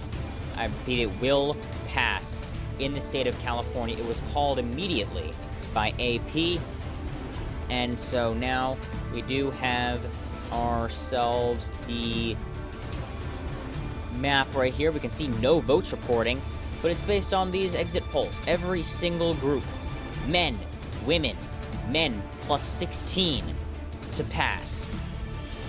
White voters plus 14 to pass, and that's 56% of the other racial groups minus 10. That's only 5%, so that's a large error there, right? So everything is pointing to yes, yes, yes, yes, yes. I didn't mean to stop that. White voters versus voters of color, gender by race, age, general age, age by race, age by gender, education. Education by race, white voters no degree, only minus 8. White women no degree. White men no degree, that's it. Never attended college. Republican, only 24% of the electorate. That is minus 60, minus 76%. But 44% of the electorate is Democrat, and that is plus 90. Independents, plus 8. This is passing, and we have projected now that it has passed in the state of California. California passing Proposition 50 with lots of uncounted ballots left, lots of uncounted votes, which means that we are already done all of our major races tonight. We are already done all of our major races tonight. It is 11:04 p.m. This is quite a bit before any point we were expecting to be able to be done all these races. So that is quite surprising there as far as that goes. But here we are. We are already done. Already done the night tonight. And so that is, in fact, basically the entire election. So here we are. We're just waiting on some more some votes to show up. There we are. First few, 1% of votes counted. That's from Sonoma County. That is plus 50. Plus 50 in Sonoma County. 46 for Harris. So if this does, in fact, end up going by more than Harris won the state, that will be a good night for Democrats in California as well. So all of that together ends up showing out a phenomenal end result in California. And so, again, all together, it's a great night for Democrats tonight. Republicans will have to probably dissect what happened here. Once we end up getting a lot more results, we'll be able to really break it down. But again, we've done a good bit already. And so, it's been a bit of maybe it's gonna, there we go.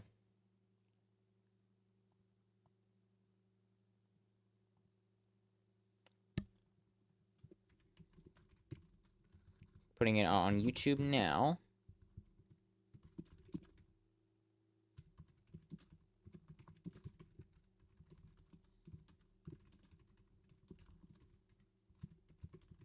But yeah, those exit polls were basically completely unanimous in what they were stating there. And so it was pretty obvious from the get-go there that that was going to be able to pass pretty quickly. I mean, it's yeah. So we're looking at again here is that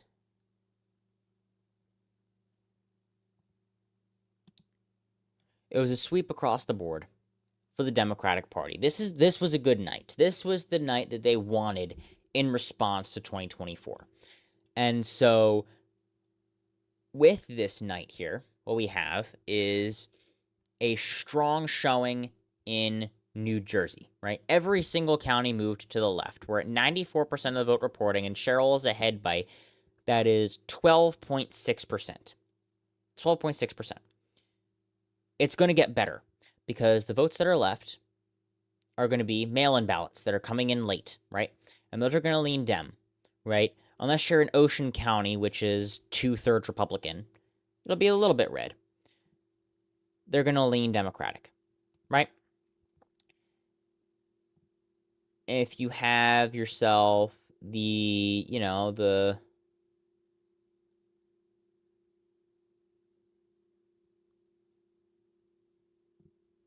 if you have, a lot in here, these are going to be really deeply blue. This is what got Chris Murphy over the finish line in 2021. These Democratic stronghold areas where there were mail-in ballots left. And enough of those went to... more than enough of those were... yeah, this kind of completely tanked Atlas Intel, didn't it? Yeah, they had Cheryl winning by, 0.8? Spanberger by, 4. Mamdani by 3.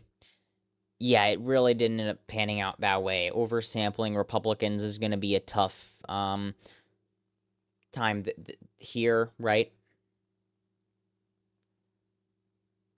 This was going to be a,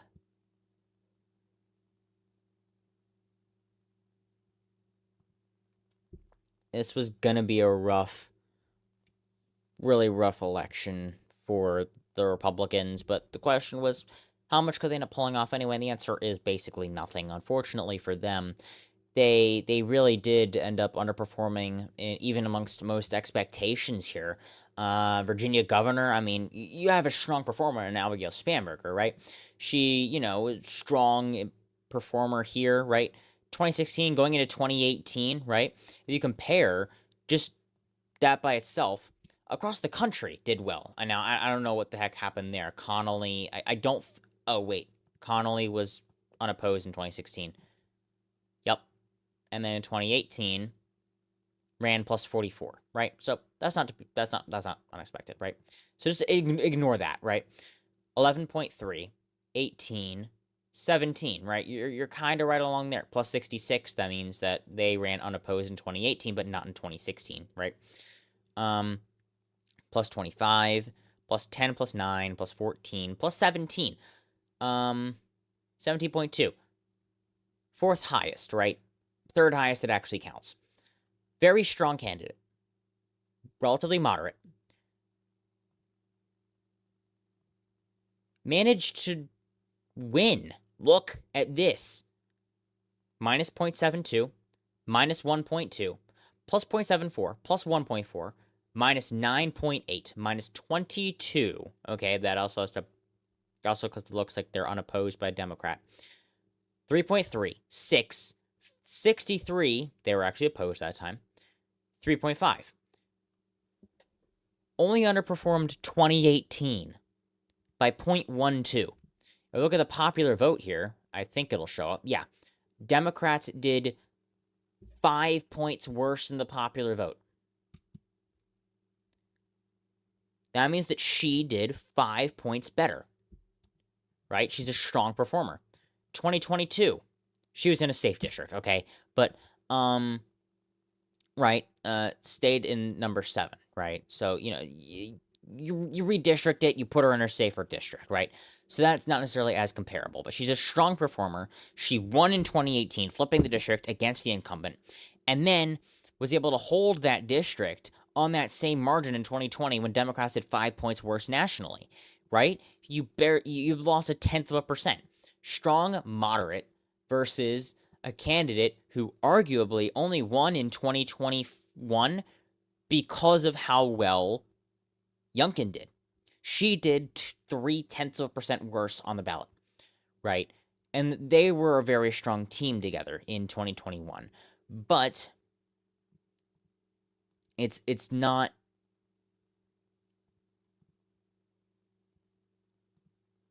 necessarily like this. Yeah. Essentially, we're looking at almost a 500,000 vote lead here out of a lot. Lieutenant Governor, 11 points. That's 10.5. Attorney General, that's by 6 now. 6.2%. 6.2%. Jay Jones won by 6.2%. Expected to lose to Miares in the final polling average by almost 5 in some polls. Won by 6. They're going to have to dissect what the Republicans have to dissect what they did wrong. The Democrats have to break down how they got this done right. It's going to be interesting next few weeks. Always got the post-election analysis.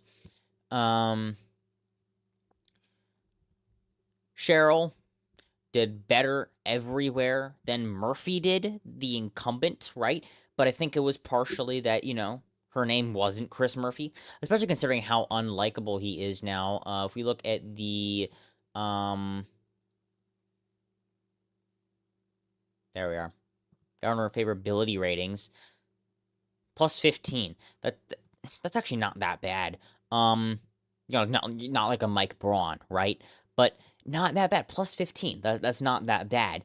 But, I mean, oh, wow, okay. California's getting its votes in today. All right. Quarter of the vote is in already. We're less than 15 minutes after the polls closed, and a quarter of the vote is in already. All right. They are working today. San Bernardino is looking like it's going to be strongly blue. That's a surprise, considering that Trump actually flipped it by 2 points. Los Lassen's going to be red. These regions are going to be red because they're going to be thrown into blue districts in the new map, right? And they're very red. If you look up in these regions, right, that's LaMalfa's district, right? He's going to be gone. LaMalfa's going to be gone. If you look at the vote up here, 19, 46, 54 for Trump in Lassen County, right? 36, 41, 17, right? 24, 25, 3, narrowly flipped. Biden won it by 1.7. He actually flipped it from Trump in 2016, who won by 3.7. So actually, this is a left-trending county. But anyway, Sacramento coming in pretty strongly. San Bernardino. So, I mean, you know, still gotta wait on Los Angeles. Los Angeles is where all the ballots are. Almost every single ballot is in Los Angeles. 1/4 of the population lives in Los Angeles. Another quarter lives, like, right here. Another quarter lives over here. And the rest lives in the entire rest of the state. So, that's even 1/4 in the state of California. San Francisco, Sacramento area. Los Angeles County, San Diego area, the entire rest of the state. So, Kings County, kind of ironic considering, you know, the movement that happened, second No Kings Day a few weeks ago, Kings County, right? Del Norte, 70%. Butte, +7. Placer, no, +3, 58% in, but they are counting today. Madera, Stanislaus, nothing out of San Francisco County yet, but we have a good bit out of San Mateo, 70% in already.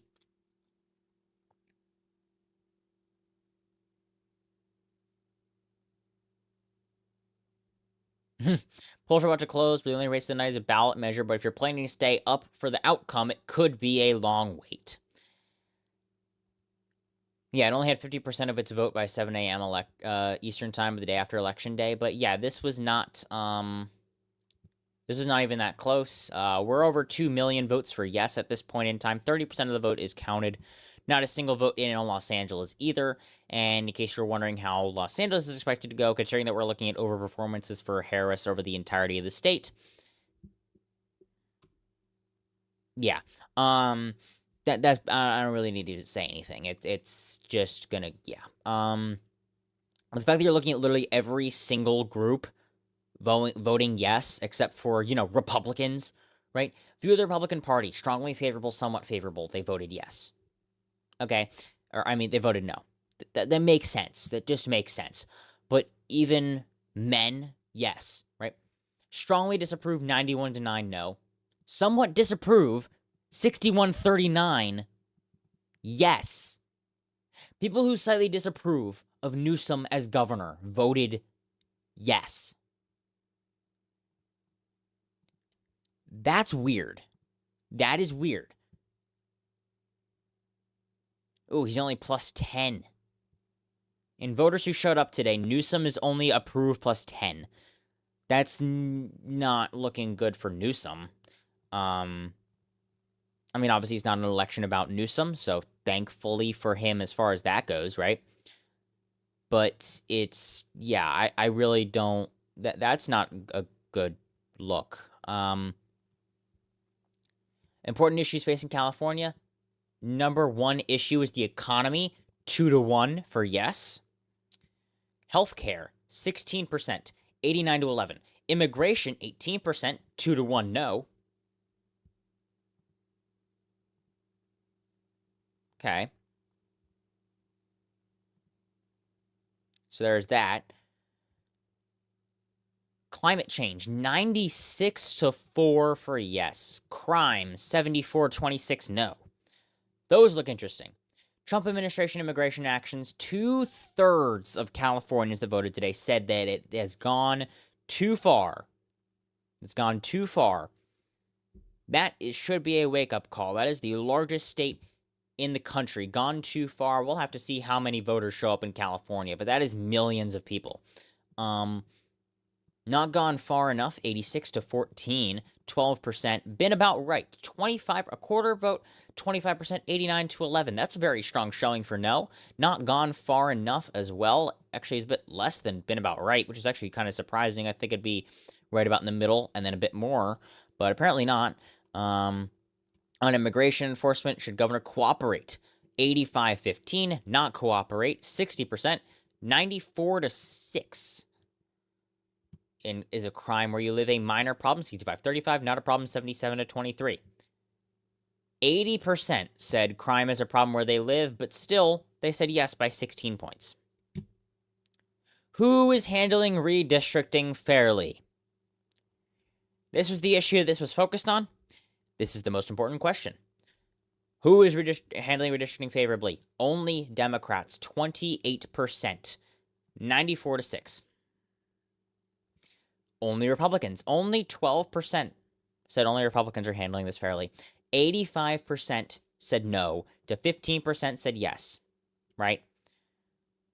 Both parties, 7%, 65-35 for yes. Neither party, 53% said neither party's doing well.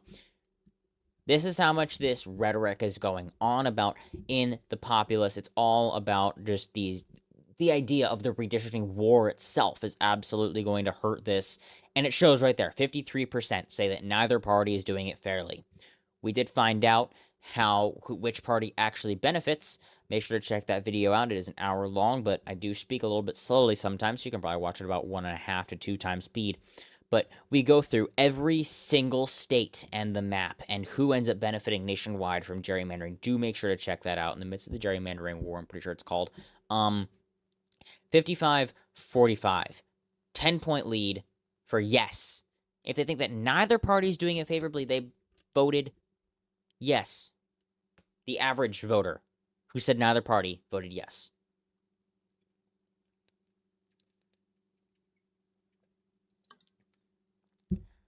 "65% of voters said Democrats are not handling redistricting fairly. 81% said Republicans weren't. That's a pretty big gap. This is no plus 30. This is no plus 68. 68% of more people said that Republicans were not handling it fairly than were. 30% more said Democrats weren't than were. No, only won by 4. For yes, who said that Democrats were handling it fairly, they won by 78% right there. Republican Party handling redistricting fairly, 66-34. If they said yes, if they said no, 69-31.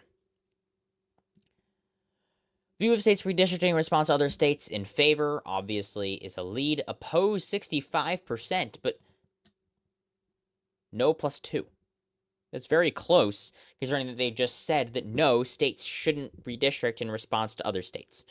So that's quite a bit interesting there, right? So that's going to be interesting. Congressional districts should generally be drawn by nonpartisan commission, 92%. That is not surprising because the original proposition that started it passed by a lot. 61-39. Even if they think it should be passed by a nonpartisan commission, they still voted for Prop 50. That's a pretty wild revelation there.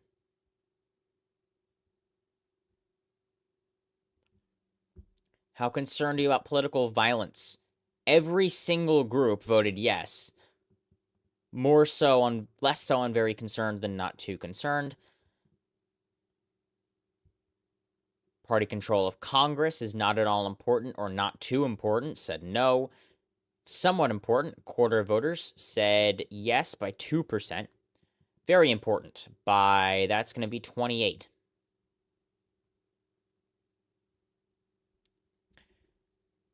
Is it important generally? Sending National Guard, favor 89-11 no, opposed 91-9 yes. Want Newsom to run for president in 2028 is -9. Proposition 50 is going to pass by a large amount. There's Los Angeles. 61% voted already. Wow, very impressive. Okay. Yeah. All right. 61% already counted in Los Angeles. And it is 74 to 25. It's 75-25. It is 3-1 in Los Angeles County. It was 64-32 in 2024.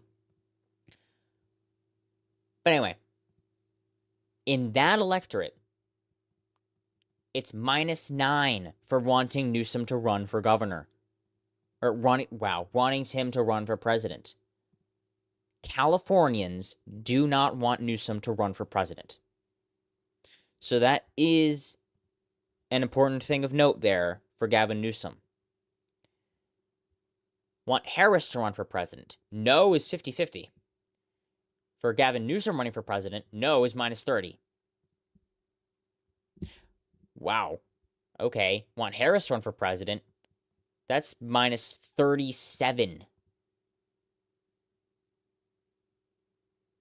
-37.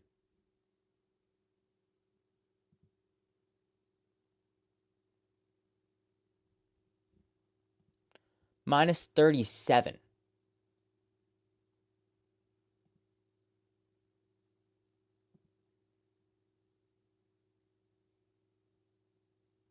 So,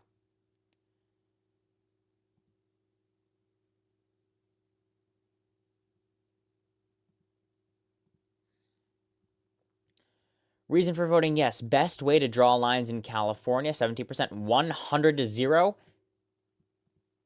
Oh, because reason for voting yes. Best way to draw lines in California, 17%. Counters GOP changes elsewhere, 82%. So most of them are just saying, look, Republicans are doing it. We're going to do it too. That's what most of these people are saying.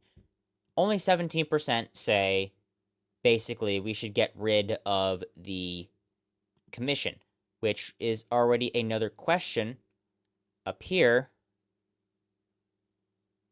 which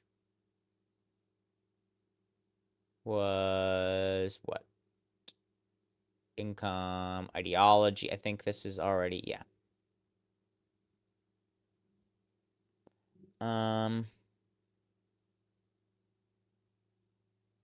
Should be run by party in power is only 7%. So that doesn't really make much sense, but either way, reason for voting no, not best way to draw lines. To stop Dems from gaining seats is 34%. Most say it's just not the best way to draw lines. Most people who said no just said they wanted more equal representation, even if it meant losing seats in the House. But most people who said no, or actually 1/3 of them, only 1/3 of them who said no, said that they didn't want Democrats gaining seats in the House. Well, that will happen anyway. Decided on Proposition 50 vote in the last week. 2/3 said yes, knew it all along, over half, 58-42. So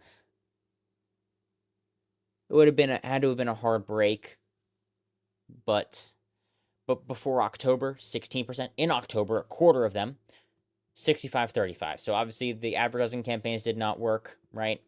I think it was Kylie said he was going to raise $100 million and then never materialized.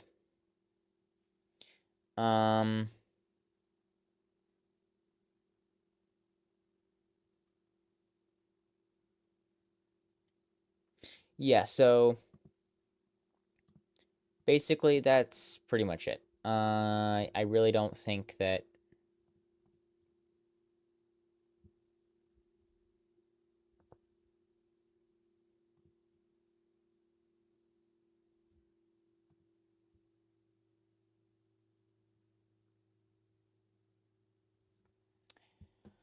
so again, area type urban, yes.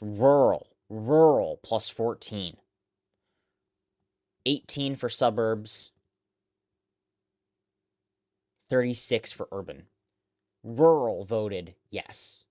So every single group, even Republican groups, voted yes. I mean, even exit polls for Trump, he won the rurals, right? That's how he was able to win San Bernardino County. That's how he was able to, right, like, et cetera, right?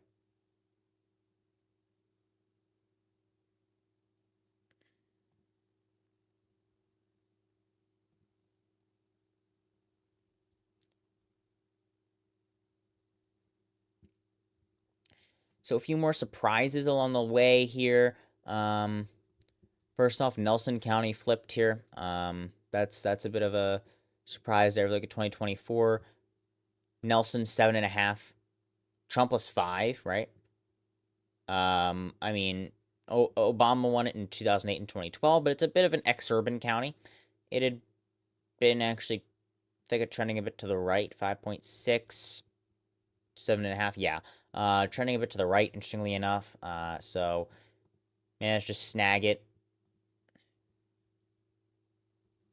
It's not even in her district though, but you can kind of see where her district is. These light red counties here: Edge of Goochland, Cumberland, Fluvanna, Louisa, Orange, Culpeper, Fauquier. They probably remember her to some degree. She's ahead by 15 right now with 95% of votes reporting. She is probably going to win by just under 16% when all the votes are counted. D plus 16 in Virginia. 16. Let's look at 2018. 16. If she ends up matching Tim Kaine in Virginia in 2018, then I think 2026 will be a Democratic wave. I mean, just based on tonight, when we're looking at these low turnout elections, and Republicans aren't enthused to turn out to vote. Now, again, it's a year out. There's a lot of things about the issues that can change. There's a lot of things about a lot of problems, right? It's kind of the same thing as issues, but the issues are going to be changing. And so if there's momentum on one side, obviously it's a year away, right? A year ago, just earlier today, we reached the halfway point between the first polls closing in 2024 and the first polls closing in 2026. So today we are right now, closer to 2026 than 2024, right? For the elections. But we're basically still halfway there. And think about how little we knew about this right here. House member versus current. Oh, wow. She's almost 500,000 votes ahead. Retired House member versus current lieutenant governor. That wasn't even known at that point. Much less in New Jersey, because Mikey Sherrill won a somewhat contested primary. But good thing she ended up winning because she did pretty darn well. Maybe a candidate would have done better. We will never know. But uncounted votes estimates officials have counted more than 95% cast. So it just gives up trying to show anything. It's just going to be mail-in votes at this point, mail-in ballots. Hopefully moving Hudson a bit more to the left, but that means it did still trend to the right, so that's going to be another concern for Democrats, though. Even as they win, there are still issues that they must face. Moderate Republican voted for Sherrill. This is the kind of stuff that really shows out and matters in these low turnout elections. Moderate Republican regions in New Jersey voted for Sherrill. If we scroll down here, groups moderate Republican stayed put, okay? That's kind of different, right? But middle, 19 for Dems. Here, 8, 14, 11, 8, 7, right? Here we had 19, 17, 14, 12 stagnant. So that's why she was actually able to overperform more than Sherrill, was because everywhere else moved more. But this is Central Virginia didn't really move much. But this is like a complete pushback from where it was. Okay, Texas apparently gave up counting votes. They all went to sleep already. It's still +7 for Menifee. Menifee and Edwards are going to go to a runoff, most likely, if I had to guess. And Minneapolis mayor will be Frey v. Fate. Most likely, Frey will end up winning. Most likely. Can't call it out now. Can't call it now, right? We are going to be wrapping up the stream because basically nothing's going to happen for the rest of the night. The entire election is already over. Democrats swept every single high-profile race tonight, right? This is what they could have wanted.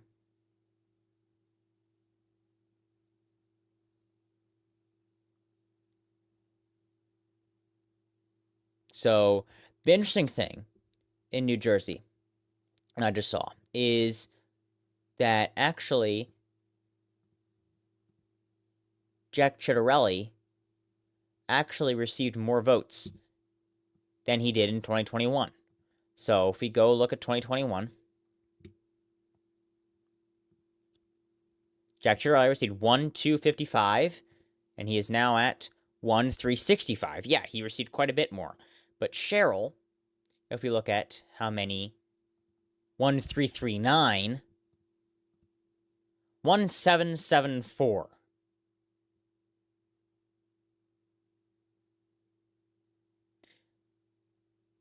So that's just, wow, that's just a lot. So basically this is almost a Democratic 2015 in a way, right?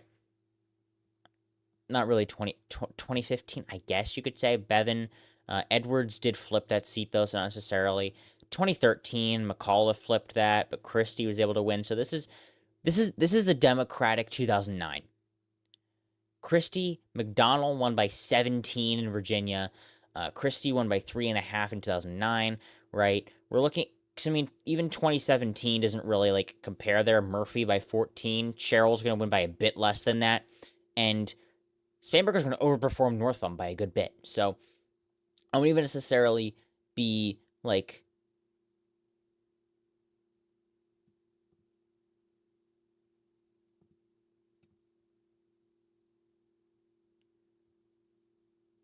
the entire state of both of them moved to the left. Both every single county moved to the left. Every single one, including deep red ones. Just this one didn't really move much. But even then, I mean, I'd love to find it if I can find it on a map somewhere, like the shift somewhere. That'd be fun. Eventually, Wikipedia will have it. We'll be able to find it, right? But yeah, that's gonna be. That's about it, man.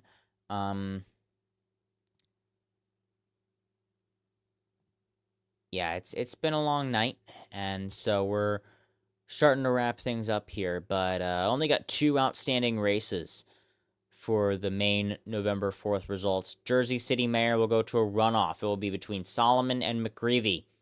That's going to be December 2nd. December 2nd will be between McGreevey and Solomon for Jersey City, which is the second largest city in New Jersey. I have no idea what the largest city in New Jersey is, though. I would actually look that up right now. It might be Yonkers, I'm not sure. Look at that. That's the number 1 result. Newark. Newark is the largest.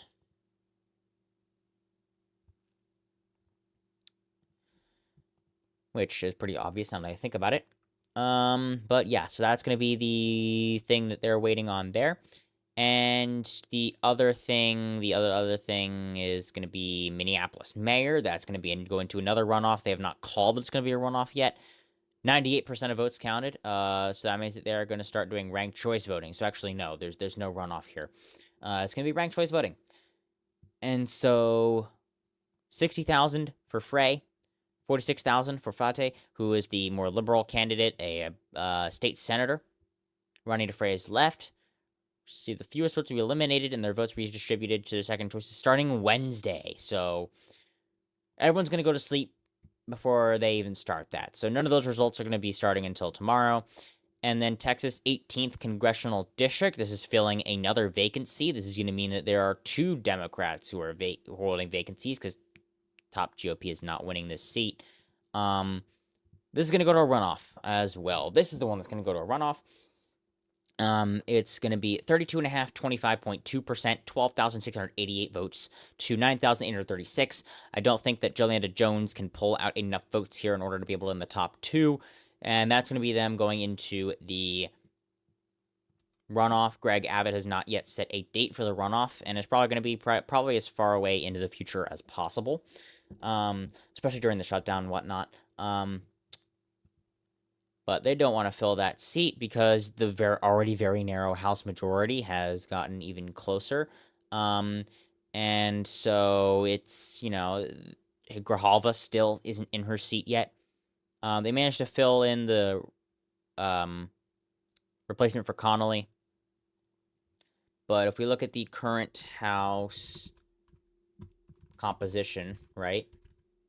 Current House composition, it currently is 219 to 213 to 3.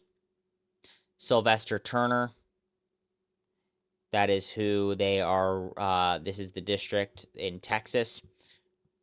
Raul Grijalva, they are refusing to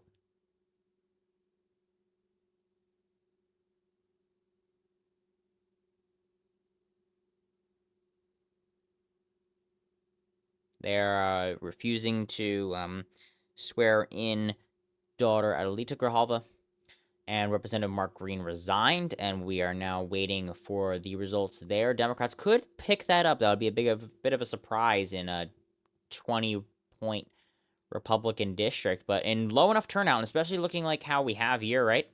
That would be that'd be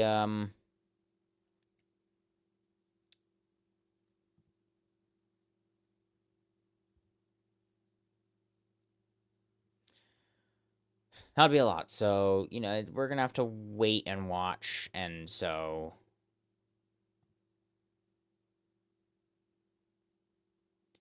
Donald Trump posted in response to this, quote, "Trump wasn't on the ballot and shut down were the two reasons that Republicans lost elections tonight, according to pollsters," was his post there. And that is relatively accurate. Low propensity voters didn't turn out. Trump was able to get them to show out. That's why Dave McCormick won in Pennsylvania. That's why Trump won Michigan. Only Trump voters got him Michigan, right? So that's the sort of thing that,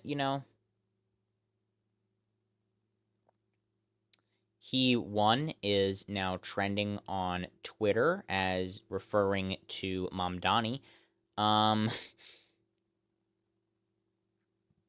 But, it's all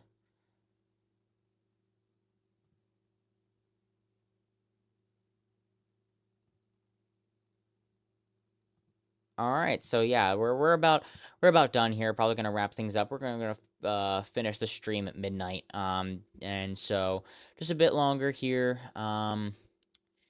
Had the races called for a while. Only 2 counties left in California have not reported any votes yet for Proposition 50. We're almost 2-1. 2-1. On yes, and they've already surpassed the amount of votes that they had counted by 7 a.m. Eastern on election day after on Wednesday last year, and it's been 45 minutes. So they're on top of it today. They're on top of it tonight. There's probably also a lot less votes, but I mean, 2/3 of the vote in Los Angeles County, 1 million for yes, 3/4 million for no.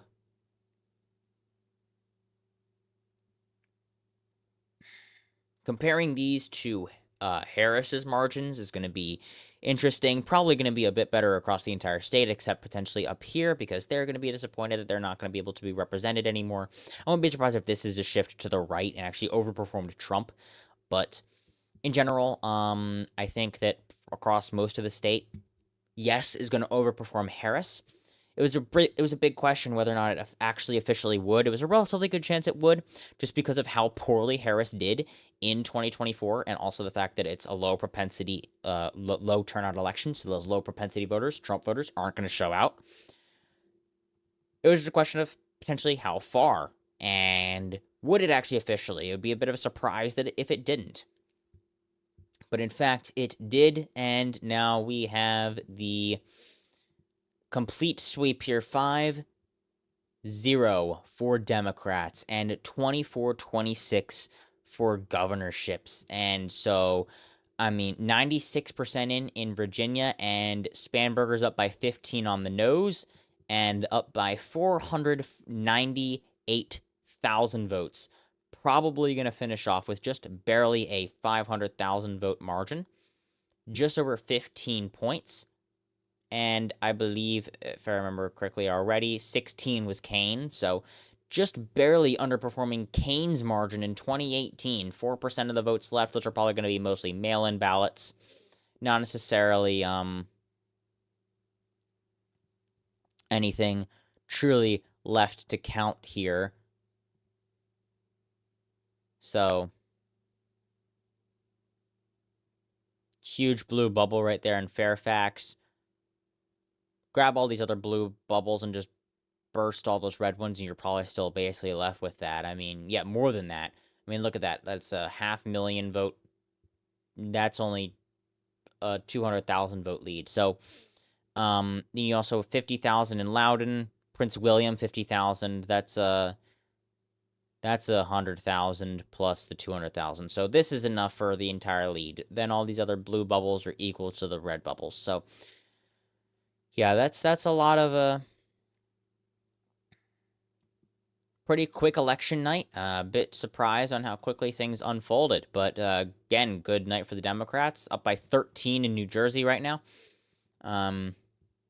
400,000 votes in New Jersey.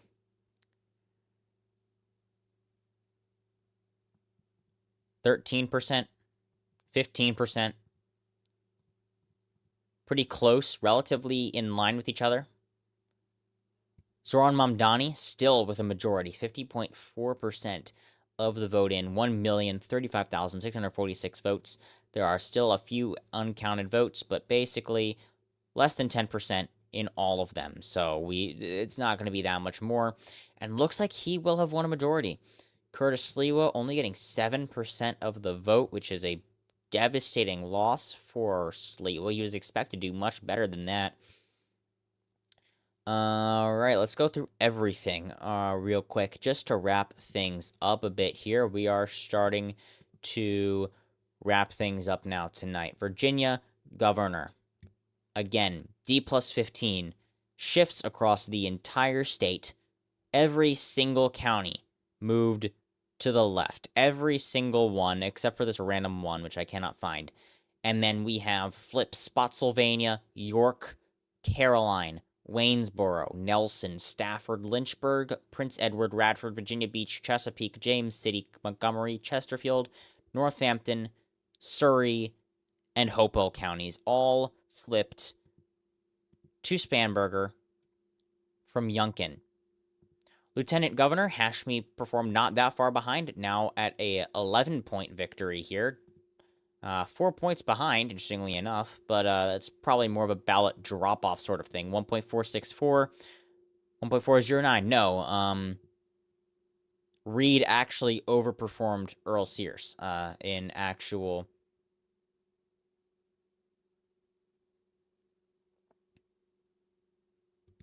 1.832, 1.907, okay.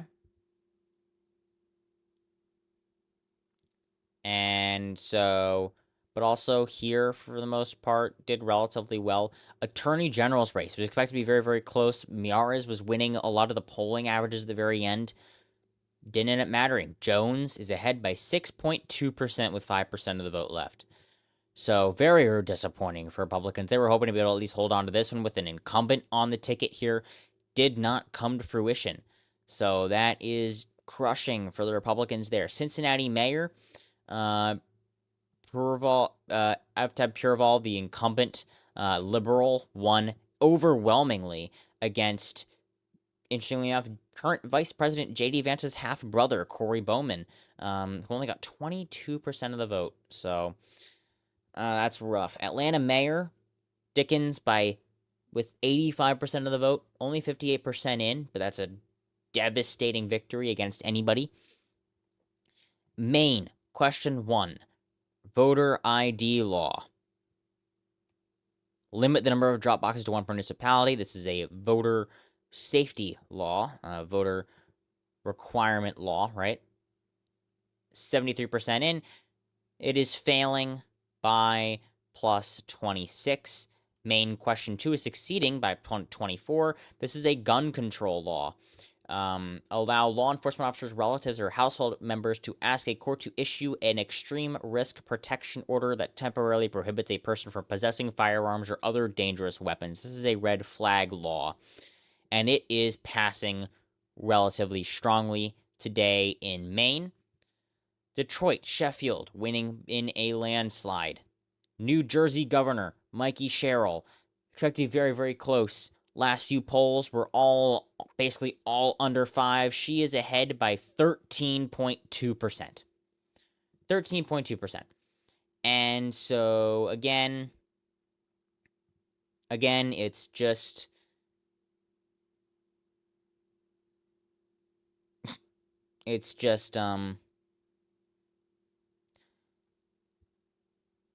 an absolute overperformance to all of the expectations there.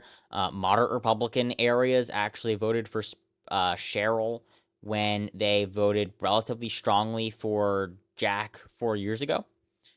Jersey City Mayor, runoff between Solomon and McGreevey. That's going to happen on December 2nd. Not necessarily an extremely high-profile race. Pittsburgh Mayor, O'Connor won in a landslide. That's 7-1. Votes to retain.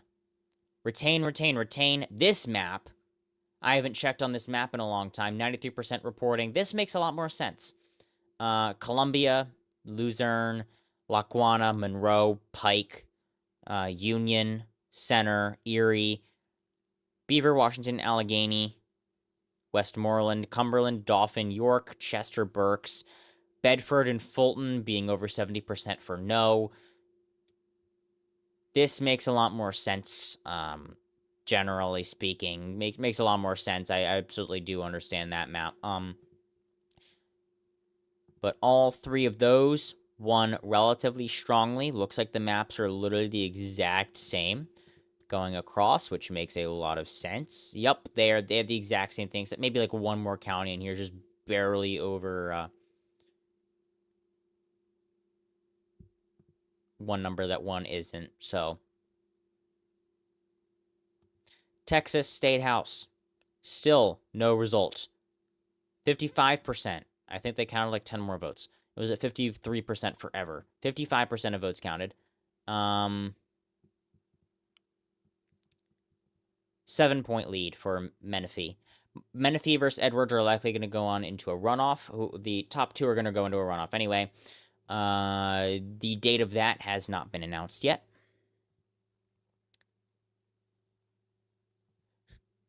Colorado Proposition MM. This ballot measure would raise taxes on people earning more than $300,000 to fund school meal programs and food assistance for people with lower incomes. Called at 10:25 p.m. Yes, by just under 15%. This really goes to show how far to the left Colorado has trended recently. And so that is going to be another interesting thing to see there. Minneapolis Mayor. Ranked choice voting will be tabulated over the next few days, starting tomorrow. Omar Fateh is second place, 31.7%. Incumbent Jacob Frey, 41.8%. New York City Mayor Zoran Mamdani, still with a majority, 50.4%. If he holds on to that majority, that's a very strong sign for how the Democrats did tonight. Of course, we can already tell at this point that they did pretty darn well.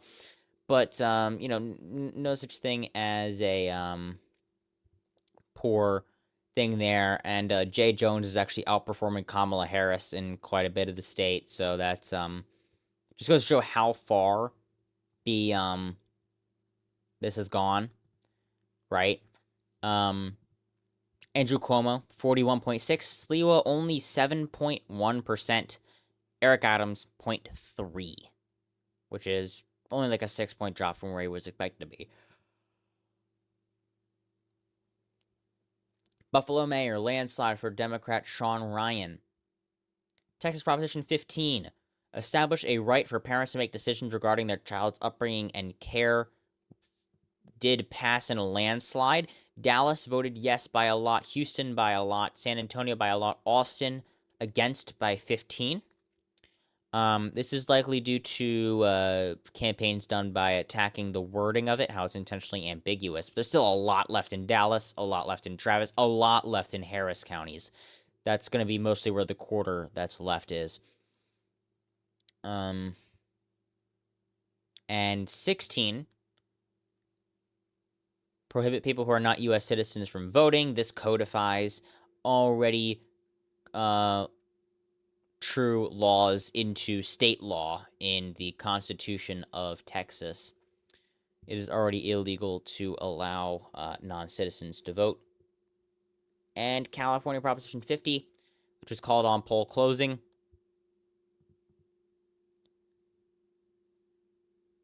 Amendment would authorize new congressional district boundaries drawn by the Democratic-led legislature, beginning with the 2026 elections and ending before the 2030 cycle, I believe. I think it was at least before 2032. So it'll go back to the Independent Redistricting Commission for the 2030 census cycle.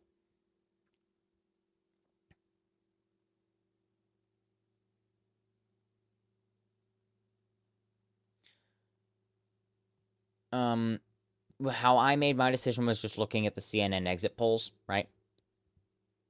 Every single group went yes. So that was more than enough to be able to call it. And yeah, it's pretty obvious at this point. 64% of votes counted. Probably gonna hit 3 million votes for no, but also gonna hit 5 million votes for yes. So again, that's gonna be half of it. That's 2.22 million more votes for yes, and 1.2 million more votes for no. So that's probably about the estimated votes left. Yeah, that's the night. That's the entire night here. Election night 2025 is essentially now come to a close, and it is midnight on the East Coast. Last year, things were just starting to get wrapped up. We hadn't even called any of the swing states yet.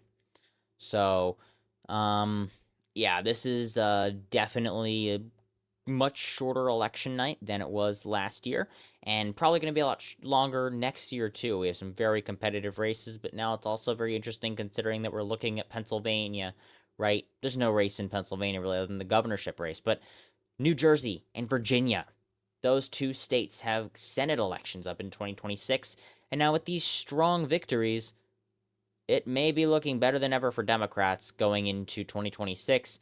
Warner and Booker looking to be reelected in 2026. How will they do, and how will tonight potentially show how well that prospect may go? All of that and more will be coming in future videos. Make sure to subscribe if you are not already. Thank you all so much for watching tonight as election night in America, the second year in a row we've done this now, and so here we are for many more. We're continuing to upgrade our graphics, our system, right? And so here we are. This is it. Right? It's attention. It's basically just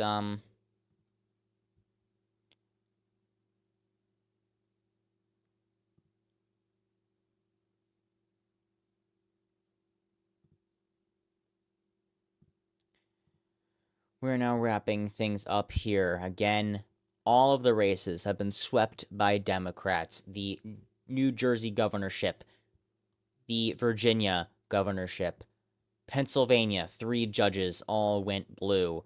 New York City, Zoran Mamdani declared the winner. California Proposition 50 called on poll closing. All of it wins for Democrats across the board. Will it carry? That's another important question we'll be answering over the next few days. Make sure to subscribe so that you do not miss any future content. Going to be analyzing the absolute heck out of this election cycle, obviously.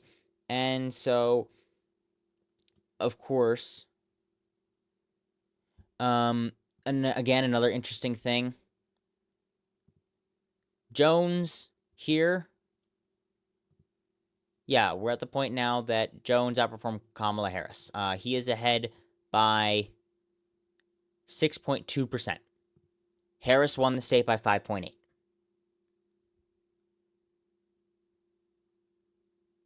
That's it. So that is the end of the race here.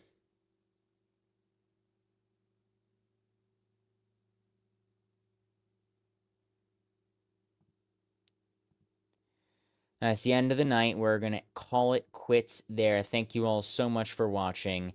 And everyone, make sure to have a fantastic night. We will be making a few analysis videos, basically post-mortem for the Republican Party, how they can rebuild and set up for 2026. For the Democrats, how they can build on this momentum and be able to launch themselves successfully into the next year, into the midterms, and potentially take a lot of seats. All of that and more coming up. Subscribe so you do not miss them. Thank you again, all, and have a fantastic night, and I would say rest of your day, but the day just began, so have a fantastic day, everybody. Thank you.